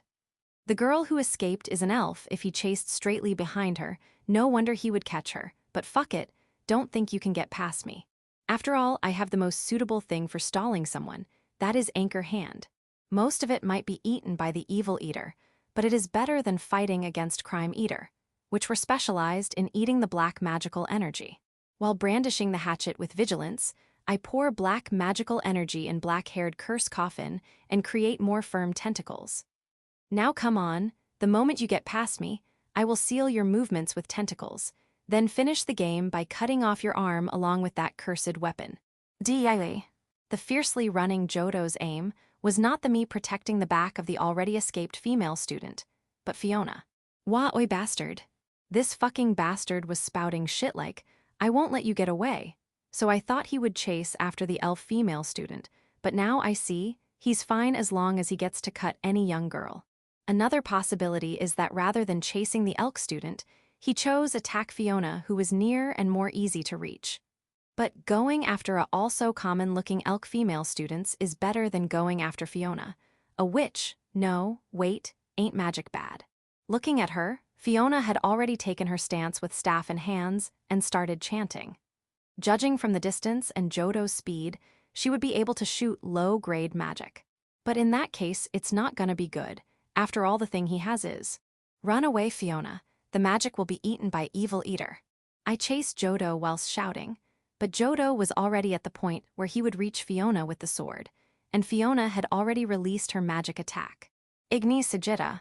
The magic shot out from Fiona's favorite aunt's broom, unlike custom fireball, explodes with the original power of Fiona's berserk magical energy. The Igni Sajita, without the quantity of heat and explosive power of a low-grade magic, hit directly in the target in front of her. The heating power of the heat is about that of an intermediate offensive magic Igni's Kree Sajita. In Ur's village, Vulcan easily defended against an intermediate fire magic. In other words, a person holding Evil Eater cannot be defeated by this grade of fire power. Vaewu. My vision was covered by the fumes from explosion. I could only hear the insane bellowing of Jodo. Please evade successfully. While praying that in my heart, I jumped in the smoke with lingering heat. It was that moment that GHHAANNN. I heard a shrill sound as if a glass just broke. What is this sound? Did the defensive magic got broken? Fiona. The smoke cleared up and my vision returned. There, the stone pavement of the ground was broken by the swinging of sword by Jodo, and standing 3 meters away from him was Fiona. Her white blouse was still clean white without any dirt. Seems like only some defensive magic was broken, but she evaded the slash. As expected of Fiona, with her using Airwalker freely, even a knight or swordsman would find it difficult to approach her. I can sense her experience of doing adventurer work solely. I watch her with admiration and relief filling my mind. What? She looks somewhat strange. Though I think that, in front of me is the back of Jodo. It would be troublesome if he attacked Fiona, so I lashed out at him. Daunt Intiarafiari. As expected, he won't let me cut him obediently. Though insane, with his sword skills, he magnificently warded off the attack aimed at his back. But as long as he is aiming at Fiona, I can only attack him without opening up any distance. Taking head on the sword slash of Jodo, evading, and counter-attacking. The long sword and big hatchet furiously rally, and it turned into a fight of swords in the end. Coup. I won't forgive those who interfere. I won't forgive her, including you, you fucking faggot. In case of pure swordsmanship, Jodo, who is from swordsman class, holds the upper hand. I am familiar in fighting against monsters with sword, but I don't have an anti-person combat skill, which can help me fight against a trained swordsman. The experience in that area is low by just an inch. But even that much less loss is showing the difference here. And every time I clash the hatchet against the blade of Evil Eater, it eats of most of the blackening I have cast upon it, so it too is a problem for me. So I have to keep on pouring the black magical energy. Though the amount consumed is not much, but always pouring the magical energy causes my concentration power to flicker. I am already at my wit's end with the swinging of hatchet, so in no way can I use sword arts right now. This is somewhat bad, but I can overturn this situation if Fiona casts boost on me. Soon enough the speed boost is going to wear out, so if she extends the time of boost and casts force boost, my victory will be decided. But for some reason, that boost just doesn't come. What is Fiona doing?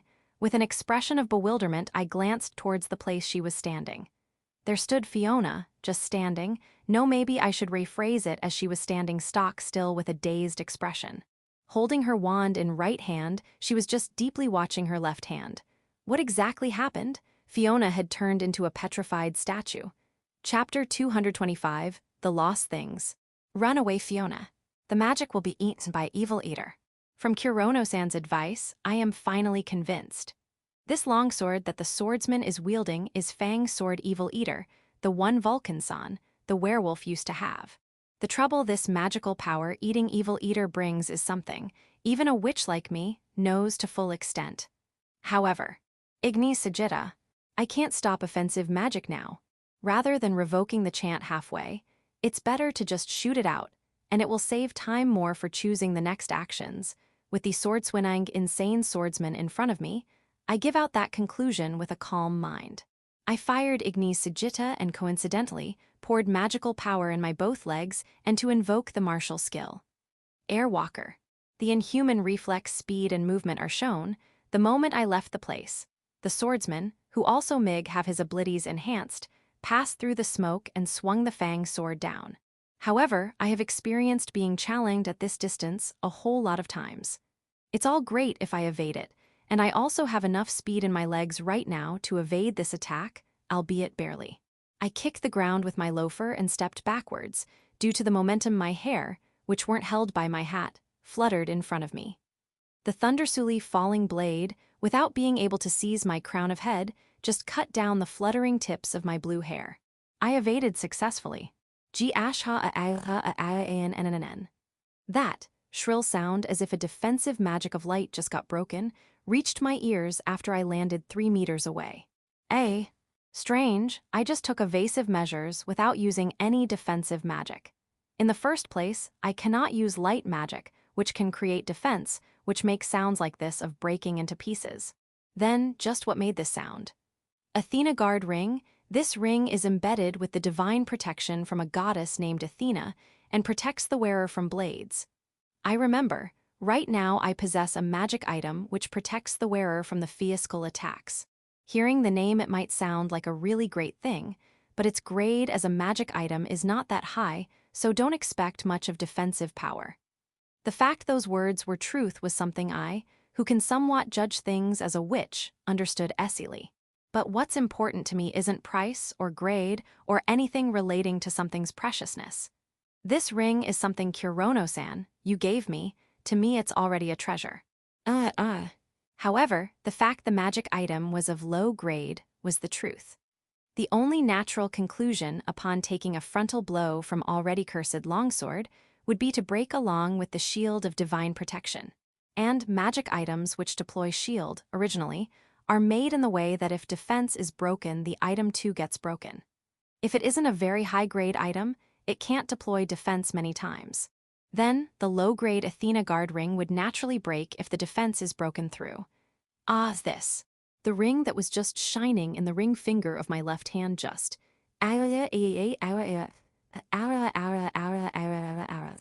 It's not here, it's not here. The ring is gone without leaving a single trace. Erg, what shall I do? Why, that ring was my treasure, important one. That ring, Kurono-san to me treasure. I was happy, truly, truly in a bliss. After all Kurono-san gave it me, I can't not be happy. I was going treasure, cherish it, make it my lifetime's biggest gift. From today, it should have been shining in my left ring finger. Why did that? How, just why? Cruel, it's not here, the ring got lost, it's broken. I'm sorry, I'm very sorry Kurono-san. I got the ring broke. Force boost. Kurono-san finally chose it for me. Aren't I right? He thought about me, thought if it would look good at me, that's why he chose that ring. Speed boost. The reason he said it would protect me from blade meant he grieved over cutting me. I understand, the current understands your sympathy, feelings, kindness. Element boost. I'm very much sorry for getting a ring filled with that much feelings, lost, destroyed. Burn, smash, extinguish my enemy, become an iron mallet. I'm very sorry, I'm very sorry, I'm very sorry, I'm very sorry, I'm very sorry, I'm very sorry, I'm very sorry, I'm very sorry, I'm very sorry, I'm very sorry, I'm very sorry, I'm very much sorry. Ignis breaker. That's why I will kill that bastard who broke the ring, with my hands. Chapter 226. The Torrent of Red Murderous Intent. Fiona moved. What? Those strange symptoms started showing from the time Fiona casted 3 types of boost on her. I couldn't understand why would she cast boost on herself and not me. I only understood that I haven't heard a magic which goes by the name of Ignis Breaker, and also that the effect of this magic is to cover the tip of wand with a fireball. It seemed like a burning matchstick. But what is she going to do? That was the starting. Fiona was always calm. Even when confronting 8th Apostle I, she did her job easily and calmly. She wasn't self-centered that she would go solo disregarding my orders. That's how it was, but what is this? Before I even derived on the answer to that question, Fiona moved this very moment. In her hand was a lit-up Aints broom and custom fireball which she took out at some point, a 2-sword style, no, 2-wand style. With the effects of martial skill and boost, Fiona, with a speed not at all inferior to the current me, came ramming in the area. A longsword and a hatchet were rallying. Ignis Sagitta. She first swung the custom fireball. Originally, this low-grade offensive magic only has firepower that is below average, however. I already know the ones Fiona shot out had tremendous rapid-fire successions added to it. A single shot may not have much explosive power, but if several tens of them shots come flying in rapidly from point-blank range, the after effects would reach even me. My crisis judgment coming from my reasoning power and the 6th sense triggering the crisis incoming alarm made me take evasive measures immediately. Swinging the hatchet sideways quite forcefully, I opened the distance between us in a single jump. Jodo tried to jump after me in pursuit, but maybe he realized the existence of several tens of fireballs aiming at him, and in correspondence to his fast reflexes, he used the Evil Eater as a shield to block of the attack. Several of the Ignis Sagitta vanished in front of his eyes. However, Evil Eater can even absorb intermediate-grade offensive magic, so no matter how many low-grade offensive magic attack at him, they wouldn't be able to burn even the tip of his hair. Fiona, who knows about that all too well, on the contrary, doesn't show signs of stopping the rapid fire of Ignis Sigita. Not only that, she was also not showing signs of stopping her legs, which were running towards Jodo. What? Don't tell me that she is going to hit him with the wand. WTF. And the don't tell me did happen. While firing from the custom fireball, she swung the still lit-up Aints broom and hopped onto Jodo. Fiona continued shooting Ignis Sigita even after reaching point-blank range. Due to that, though Jodo was able to not get any damage, but his movements were restricted. While taking on the after effect of impact, he flung off the Aints broom with his longsword while enduring the sweltering heat with the help of a Nana Blast amulet. Zudu u duo nnn. A conspicuously large explosion sound rang out. I saw Jodo being blown off after getting hit by the shockwaves. The flying in the air boy of Jodo hit the trunk of a tree on one side of the avenue, which caused his movement to stop. His back has been hit really hard, but still, he didn't let go off the sword from his right hand. But the impact wasn't something light that he would be able to regain his posture the next moment, so he stood while staggering. To the already pursuing Fiona, that was more than enough of a gap to the opportunity of. As if custom fireball has its work finished, she put it back and put both hands on the Aints broom, which was still lit up by a crimson flame lotus. Holding the wand, no, let's go with what the official magic name says. Holding the flame mallet, she swung it hard, hitting it on the defenseless Jodo's crown of head. Once again, loud explosion rang out, the waves even reached me.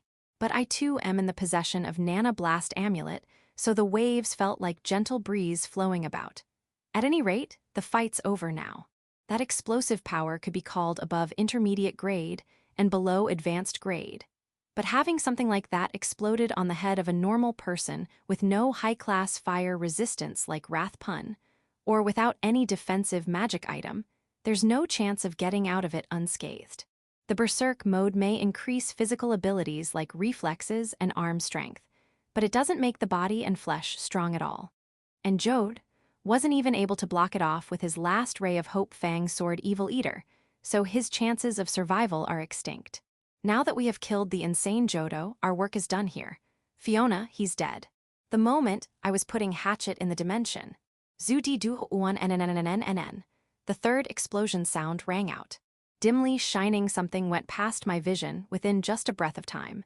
Before I knew it, Fang Sword Evil Eater was besides me with a hand still holding its hilt. Huh. What is this? Before I even asked myself that question, its answer came to me in quite fast speed, that Fiona inflicted more attacks to Jodo, that his hand got torn off and came flying till here. Did she not finish him off at that time? Or maybe she was vigilant of the cursed weapon, the new question that came floating up. Zud dd uo nnnnn gets negated by the fourth explosion sound. I couldn't see properly, but I can make out the silhouette of Fiona swinging the fire mallet on the dead body of Jodo. Zu u dddo u on nnn. The fifth explosion sound rang out. The sound was lower than before, maybe the efficacy of magic faded somewhat. But the power of magic is no relevance now, after all the opponent is already dead. Du u n. By the sixth explosion, the sound got more faint. Maybe the firepower to make new smoke rise up was gone, that due to the small waves of explosion, the fumes surrounding Fiona cleared up. Do.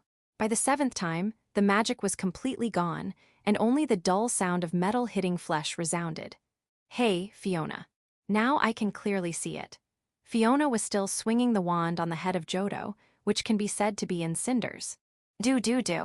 Fiona, like a machine, kept on showering the dead body with blows. Her face was expressionless as always, but this time alone it felt like she was wearing a mask. It was an impression I never saw in her, as if she was someone else. Hey. Abnormal, right now that words is the only one that fits her. Stop it, Fiona. And I cannot watch her in this state. I can't bear to watch it. I grabbed Fiona's hand from behind and stop her meaningless and merciless attacks. Stop this shit right now, this guy is already dead. I squeeze out words slowly as if trying to persuade her. Maybe she realized my existence behind her. Fiona slowly turned her head back. Ah, Kurono-san.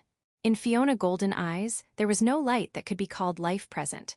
These dull and hollow golden eyes grasp my figure in them. Please stop, now gently put down the wand. It's like she became someone else, no more like it's a lifeless doll with her looks. Seeing her like that, I felt a fear that could freeze my spine. But it's bad if I get shocked right now. As I said, I released her arms. Yes. The wand fell on the stone pavement, making a lifeless clang sound. Her arms fell down powerlessly, and I once again faced Fiona, who was now standing up straight. What happened, Fiona? I gaze her drowsy and intoxicated eyes from the front. Fiona's eyes trembled slightly. After some seconds of silence, she continued. My ring. Ring? Speaking of that, she probably meant the one I gifted to her during noon. I lowered my gaze and found out that the silver ring which was in her left ring finger was gone. I see. Athengard ring had its divine protection shield broken, and it too broke. That means that glass breaking sound from before was of shield being crumbled. Now that I think about it, Cypress's shield that I broke also made a similar sound. I got the ring broke. I'm very sorry. It's fine, don't. Should I say something like, Donnie worry about it, so thoughtlessly? If Fiona went insane just because it was hard for her to believe the fact that the ring broke, then this matter is nothing small. It's not like it was her parents' memento, or maybe she got that much emotional attachment just because I gave it to her. Fiona left her master and is alone ever after. To her, me and Lily might be the first comrades and friends. In that case, she might have been liking it very much after all her friend gave it to her. If the person himself who gifted her, in other words, me, said words like, don't worry about it, then it's like I'm rejecting her sense of values. Of course, there is a possibility that this is all my misunderstanding and I'm being conceited. I'm sorry, Kurono-san, very much sorry. Fiona cried. From her beautiful eyes, tears fall down with no signs of stopping. Her crying face, which I see for the first time, was still expressionless, and without letting out even a single sound, the tears just kept on falling silently. And while crying, Fiona kept on apologizing to me for getting the ring broken. Seeing her tragic figure, my heart ached as if a fissure cut it up. Stop it, don't cry. Seeing you crying like that, Fiona, is extremely painful. That's why, for not watching her tears, I grabbed her shoulders and hugged her. It's okay, Fiona is not in the wrong. The ring broke because the shield got broken, right? Then didn't it protect you after all? Her face sank right in my chest. Her body was warm, the same as when I hugged Lily. A doll won't have this warmth. Now that I think about it, embracing a same-aged girl is a first for me in this world, in which I have gone through lots of shit. If my ring was able to protect you from even a single scratch, then me buying a gift for you wasn't in vain. Is that so? Yeah, it's good Fiona is unhurt. That's right, this time I will gift you a ring with stronger effect which will protect you. If you're worried that what happened today would happen later, then I will give you a normal ring too. So, can you please stop crying? After saying all that stuff, I realized that I just said some truly embarrassing things, and my face turned hot.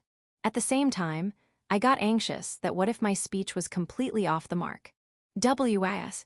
Fiona's rely wasn't words but action. Till now she was getting embraced by me, but now her slender arms were strongly embracing me too. Don't blame me for letting out such a pathetic voice due to her unexpected reaction. The people who would actually hug me is only Lily, who always plays around with me. I never thought Fiona too would be like this. My heart was filled with surprise and embarrassment. No, not embarrassment, but something more like. Anyhow, my heart was in conflicted state, and before it regained composure, Fiona said her words. Kurono-san, I'm sorry, and thank you very much. Fiona said the words of gratitude and apology at the same time. What could be her expression right now? Has she stopped crying? I can't see her face because she is still hugging me, but... It's fine, Fiona, it's fine already. I understood that Fiona regained her sanity. Like that till the law guardian came after getting reports, me and Fiona were embracing each other under the tree of blue cherry blossoms. Section. Audiobook by Masquerade at Masquerade Audiobooks. Chapter 227, Love Rival. A witch never loves. I always thought that proverb as truth. The first love people experience in childhood was something I never had a clue about. Even when commuting to Elysian Magic Academy, which happened to be a co-ed, I still had no interactions with things called love. I never understood it. However, on the 13th of Red Flame month, I was made to realize from the bottom of my heart that it's a lie that witches cannot love. It's okay, Fiona is not in the wrong, the ring broke because the shield got broken, right, then didn't it protect you after all? And when Kurono-san embraced me, I understood that this is love. No, in truth, I held feelings for Kurono-san from a long time ago. I had been desperately dodging that fact, denying it, and have been persuading myself saying it's nothing. Certainly, I was afraid of accepting that fact. After all, Kurono-san got Lily-san, and someone like me who can't even be a friend let alone lover, whose only worth is the magical firepower, that sort of me isn't attractive enough to be together with him. Someone like me has got right to lay hands on him, has got no right to wish for him, I just am not. However, if my ring was able to protect you from even a single scratch, then me buying a gift for you wasn't in vain. It was already too late for me. Even enduring and giving up was impossible now. I can't bear it anymore. I can't hold it back anymore about wanting Kurono-san, for me. My heart has become something which only thinks about him, about wanting to be in his arms, wanting to hear his kind words. It's like as if my heart has got the curse of love sickness, or charm has been casted on it. My heart has gone insane for him. Now I understand the feelings of those girls who talked about love during the academic years. The feeling of those girls who left the school because they conceived the child of the person they loved. The feelings of those girls who killed themselves because they could never be with the person they love. Useless, it's nonsensical, there's no need for it. I now feel pity for the past me who used to think like that. After all, if I had known this beautiful feeling from before, had realized them, everything in the world seems different. Yeah, it's good Fiona is unhurt. That's right, this time I will gift you a ring with stronger effect which will protect you. If you're worried that what happened today would happen later, then I will give you a normal ring too. So, can you please stop crying? If Kurono-san says so, I will stop crying. I can show that I can stop my tears. That's why, give it to me, give a ring to me, this time I will never let it get broken. The ring I would wear in my left ring finger won't be because of some attraction or yearning for it, but it would be the oath of my love for you. Efufui. And currently, in my left ring finger, a new silver ring is shining brightly. This plain-looking ring has not even a bit of divine protection power or magic. It's without a doubt a normal ring. However, Kurono-san gave it to me. Aren't you quite too happy, Fiona? Due to that voice, the heat raining over my head rapidly cooled off. Looking more closely, Lily-san, in her young girl form, stood in front of me. There is no other present in the surroundings except me and Lily-san right in front of my room. Isn't that a nice ring where you got that from? Kurono-san gave it to me. Lily-san was still showing a fearless smile, but just now, a little bit of her light magical power leaked out. I see, good for you. Yes, after getting such a beautiful present from Kurono-san, I am truly elated. I've got no reason to lie to her. Even without telepathy, Lily-san might already have guessed most of the part. Makes me quite jealous. You went on a date with Kurono, not just yesterday, even today too. I have did the information gathering, though. Jodo, the serial killer, was done in by me and Kurono-san. So today we had to give a report to the Spada's military police. There was also the evidence of cursed weapon, and the fact a elf girl was attacked, so the case was closed with. An adventurer killed a person with bounty on his head. On the way back, Kurono-san gave me this new ring. Incidentally, the replacement of a magic item like Athena Guard ring was postponed for a later date due to Kurono-san's wallet circumstances. Yufufu, I'm waiting for the new gift, Kurono-san. Fiona, you haven't forgotten, right? Our rule. Of course, I haven't forgot it. In a party, love always leads to trouble, right? My and Lily-san's gaze intersect. Her emerald eyes are cute and round, but they carry a ferocious light equaling to rank 5 monster. Don't make a scary face like that, Lily-san. I'm not that hasty person who would break our current relationship so fast. Even I have reasoning power to control my heat, just like you. I see, then it's fine. It's good that you understood it. Saying that, Lily-san and I faced our respective rooms. Lily-san opened the door and entered the room immediately. When I think about her sleeping together with Kurono, this boiling up feeling swells in the heart. Lily-san is so sly. Entering my room, I jumped on my bed and muttered, "Sly. Not good at this time. I need to see the ring, touch it, and control my emotions." Sigh, love rival, that just sounds too cliché. This love rival would become my greatest and strongest enemy ever. I only have a premonition like that. But I've got no intention of losing, neither giving up. I have now understood that I just can't help but be in love with Kurono-san. Thinking of the worst case, I need to make a plan to kill Lily-san anyhow, or it wouldn't be good. In the adjacent room from Fiona's room. I somewhat knew it would happen like this, but now looking at it, something just rises up inside my heart. Lily lied on the bed the same way, and uttered the same thing. Thinking of the worst case, I need to make a plan to kill Fiona anyhow, or it wouldn't be good. Chapter 228, The Curse of Evil Eater. Since birth he had a large body. As time elapsed, the more he grew, the more obvious it became. By the time he was an adult, his height easily crossed over 2 meters. Even among the werewolves, with his strong body, the power he possessed was too overpowering. Before he knew it, there was no one who could defeat him in the village. It might be natural that someone like him left the small village and went in the outside world as an adventurer. At that time, he thought that he was the strongest person in the world. Just like Orphan Wolf, Wolfgang, whose legends have been passed down among wolves. Yes, he was a person resembling similarly to a frog in a well. It was nothing more than a stereotypical, boasting of strength in village sort of thing. The fate people like them follow were always similar.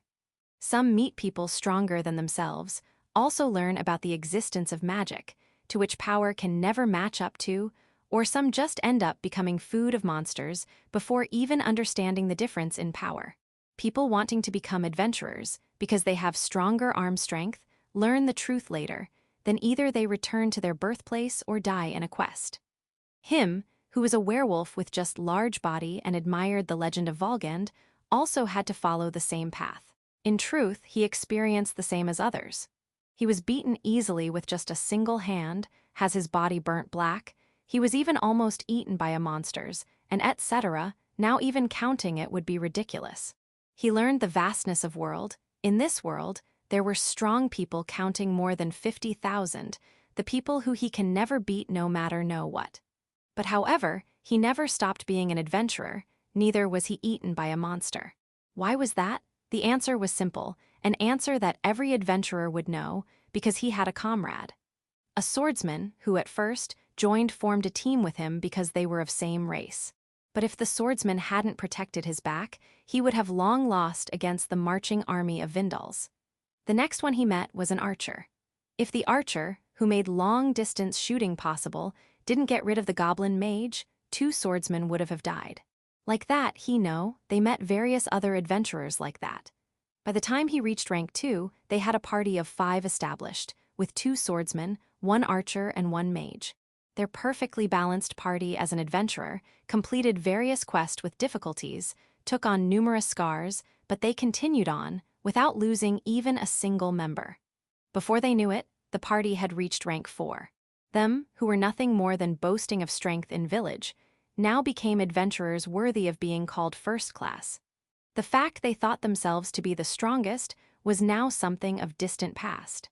He now had not only the title, but also the divine protection of Wolfgang, and his comrades who overcame difficulties together with him, too became a first-class adventurers.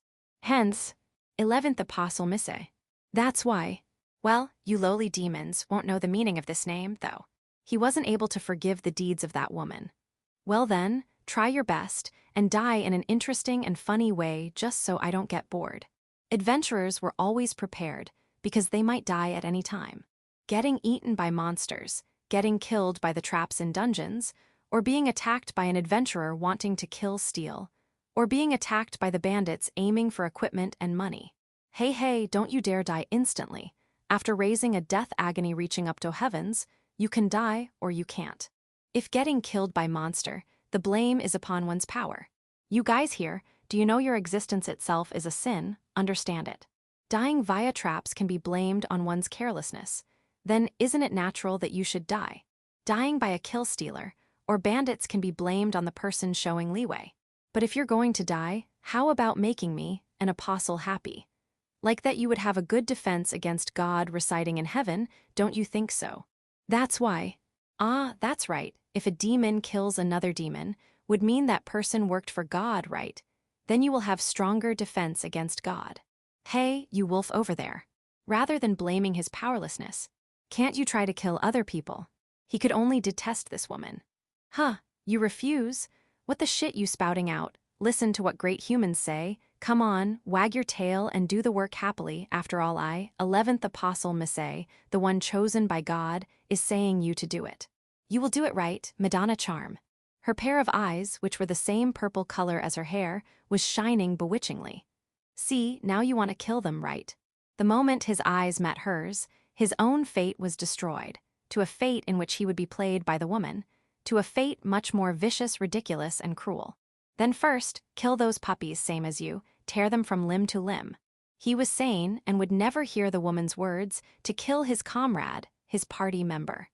However, due to the effect of some sort of magic, his body started to move on its own, as per the woman's orders. He cut down his comrade with his longsword. He cut down the swordsman, archer, mage, all the comrades he walked with for so many years, with his own hands.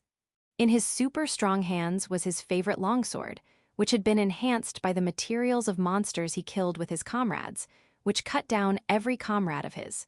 The only thing he was allowed was to retain his sanity. He could neither cry at the death of his comrades, neither wail out loud. The woman was watching it while laughing and rolling. Now you can also die, if possible in a flashy way, so that lots of blood gushes out. How much time had passed, he didn't know, but finally the torture of this living hell was finally nearing its end. After all, the people left in the place are only him and the woman. Now there was no more comrades he had to kill. No, actually there was one, an opponent he needed to kill, an enemy who should be killed. Before he knew it, his body had regained the freedom. Now then, only one thing was needed to be done. Huh, what, time's up? Shit, this is too much tiresome stuff, don't cause me any troubles. It was his fastest and strongest attack ever. The power was more than enough to kill this woman who looked like a normal frail human. However, the girl wasn't a human, rather a monster wearing human skin. How is it, getting killed by your own weapon? To sum it up, abominable.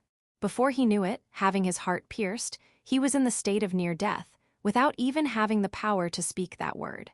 Hence, the things left behind were his will, the remains of his soul with the malice and hatred etched on it.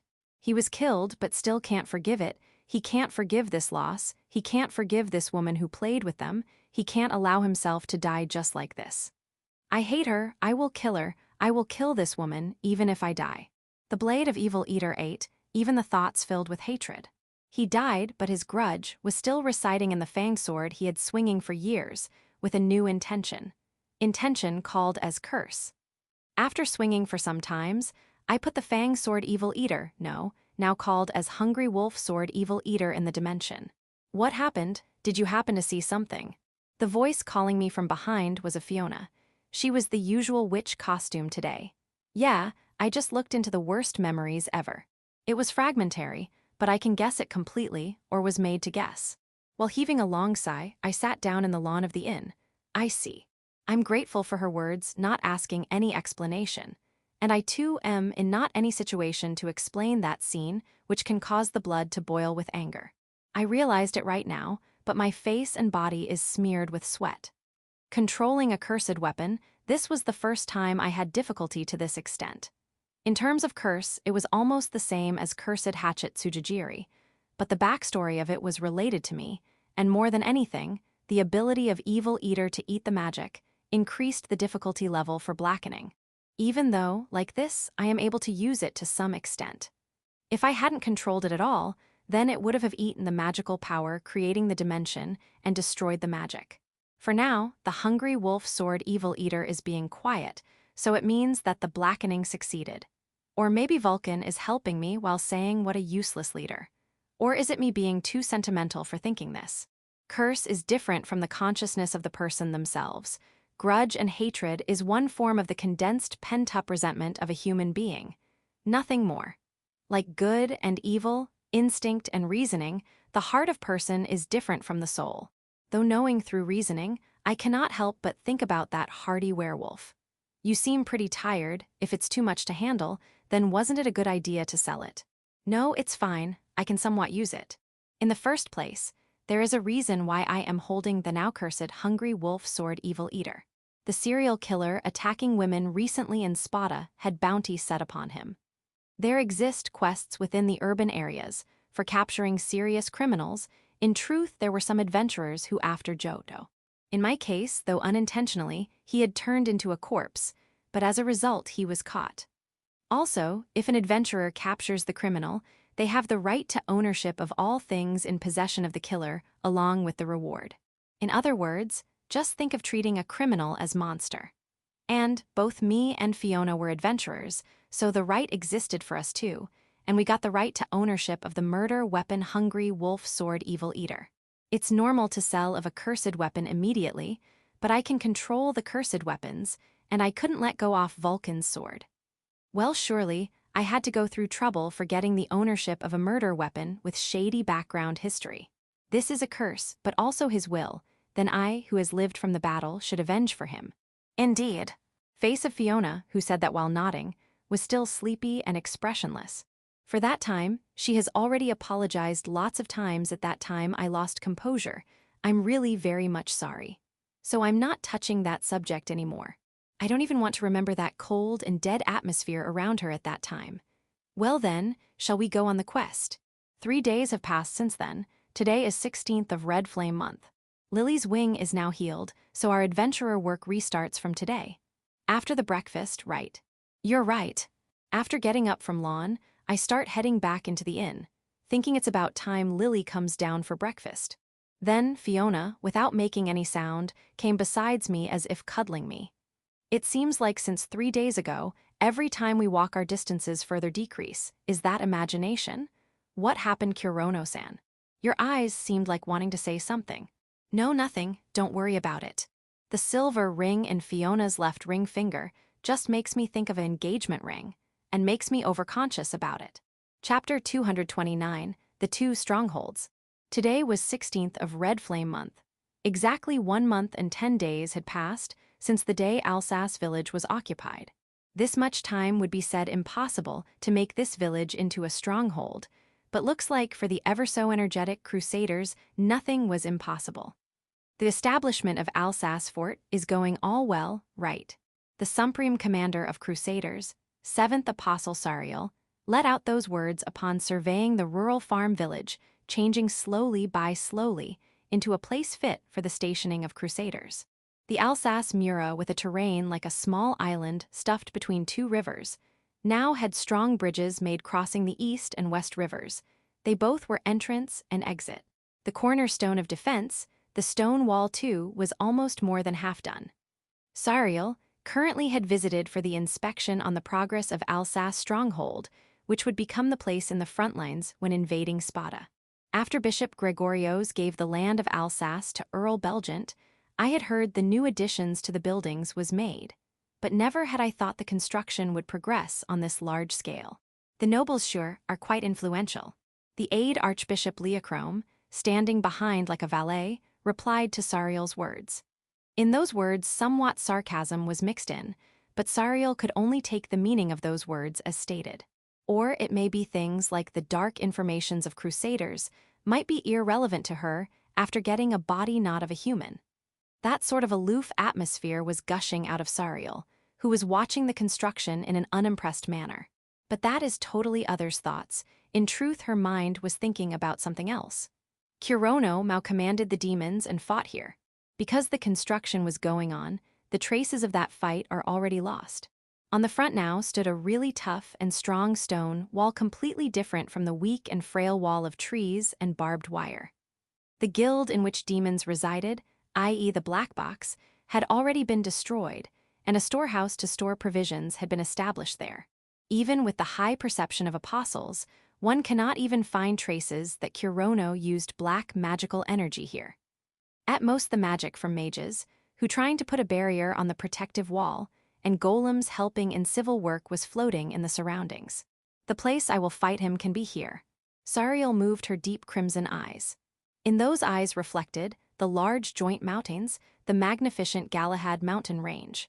Galahad's stronghold in those mountains. Seeing it from Alsace village with naked eyes isn't possible, however. Sariel certainly saw it, that castle of steel within the mountains. In the Galahad mountain range, extending across north and south, exists a point where the mountains are stopped as if a giant from legends pruned there. That point, which even a normal person can cross just by walking, was the impregnable Galahad stronghold, which Spada boasted of. In that place, which almost seems like ravine, were enshrined solid, peerless castle walls covering from one end of the ravine to other end, while being covered by rocks, steel, and barrier. This vertically standing black castle walls had an overwhelming appearance of a dam. The soldiers of Daedalus, or soldiers from even before, had felt despair and resignation in front of these walls. Above the great walls of Spada, which have protected the mountain road of Galahad Mountain since the founding of Spada, stood a single man. His age can be said to be in prime of life. He had sharp eyes and was frowning his somewhat large brows, whilst showing a grim expression. Crusaders, eh? Against the strong mountain winds, the man's long fiery red hair fluttered, looking just like the mane of a lion. Against the strong winds which might even shake a grown-up man, this man with a robust, large build didn't even budge, as if his feet had grown roots from them into the stones. While crossing his two burly arms with toned muscles, the man looked into far distance with his glittering golden eyes. I can agree to it if that white one was the one who defeated Dragon King Givenal.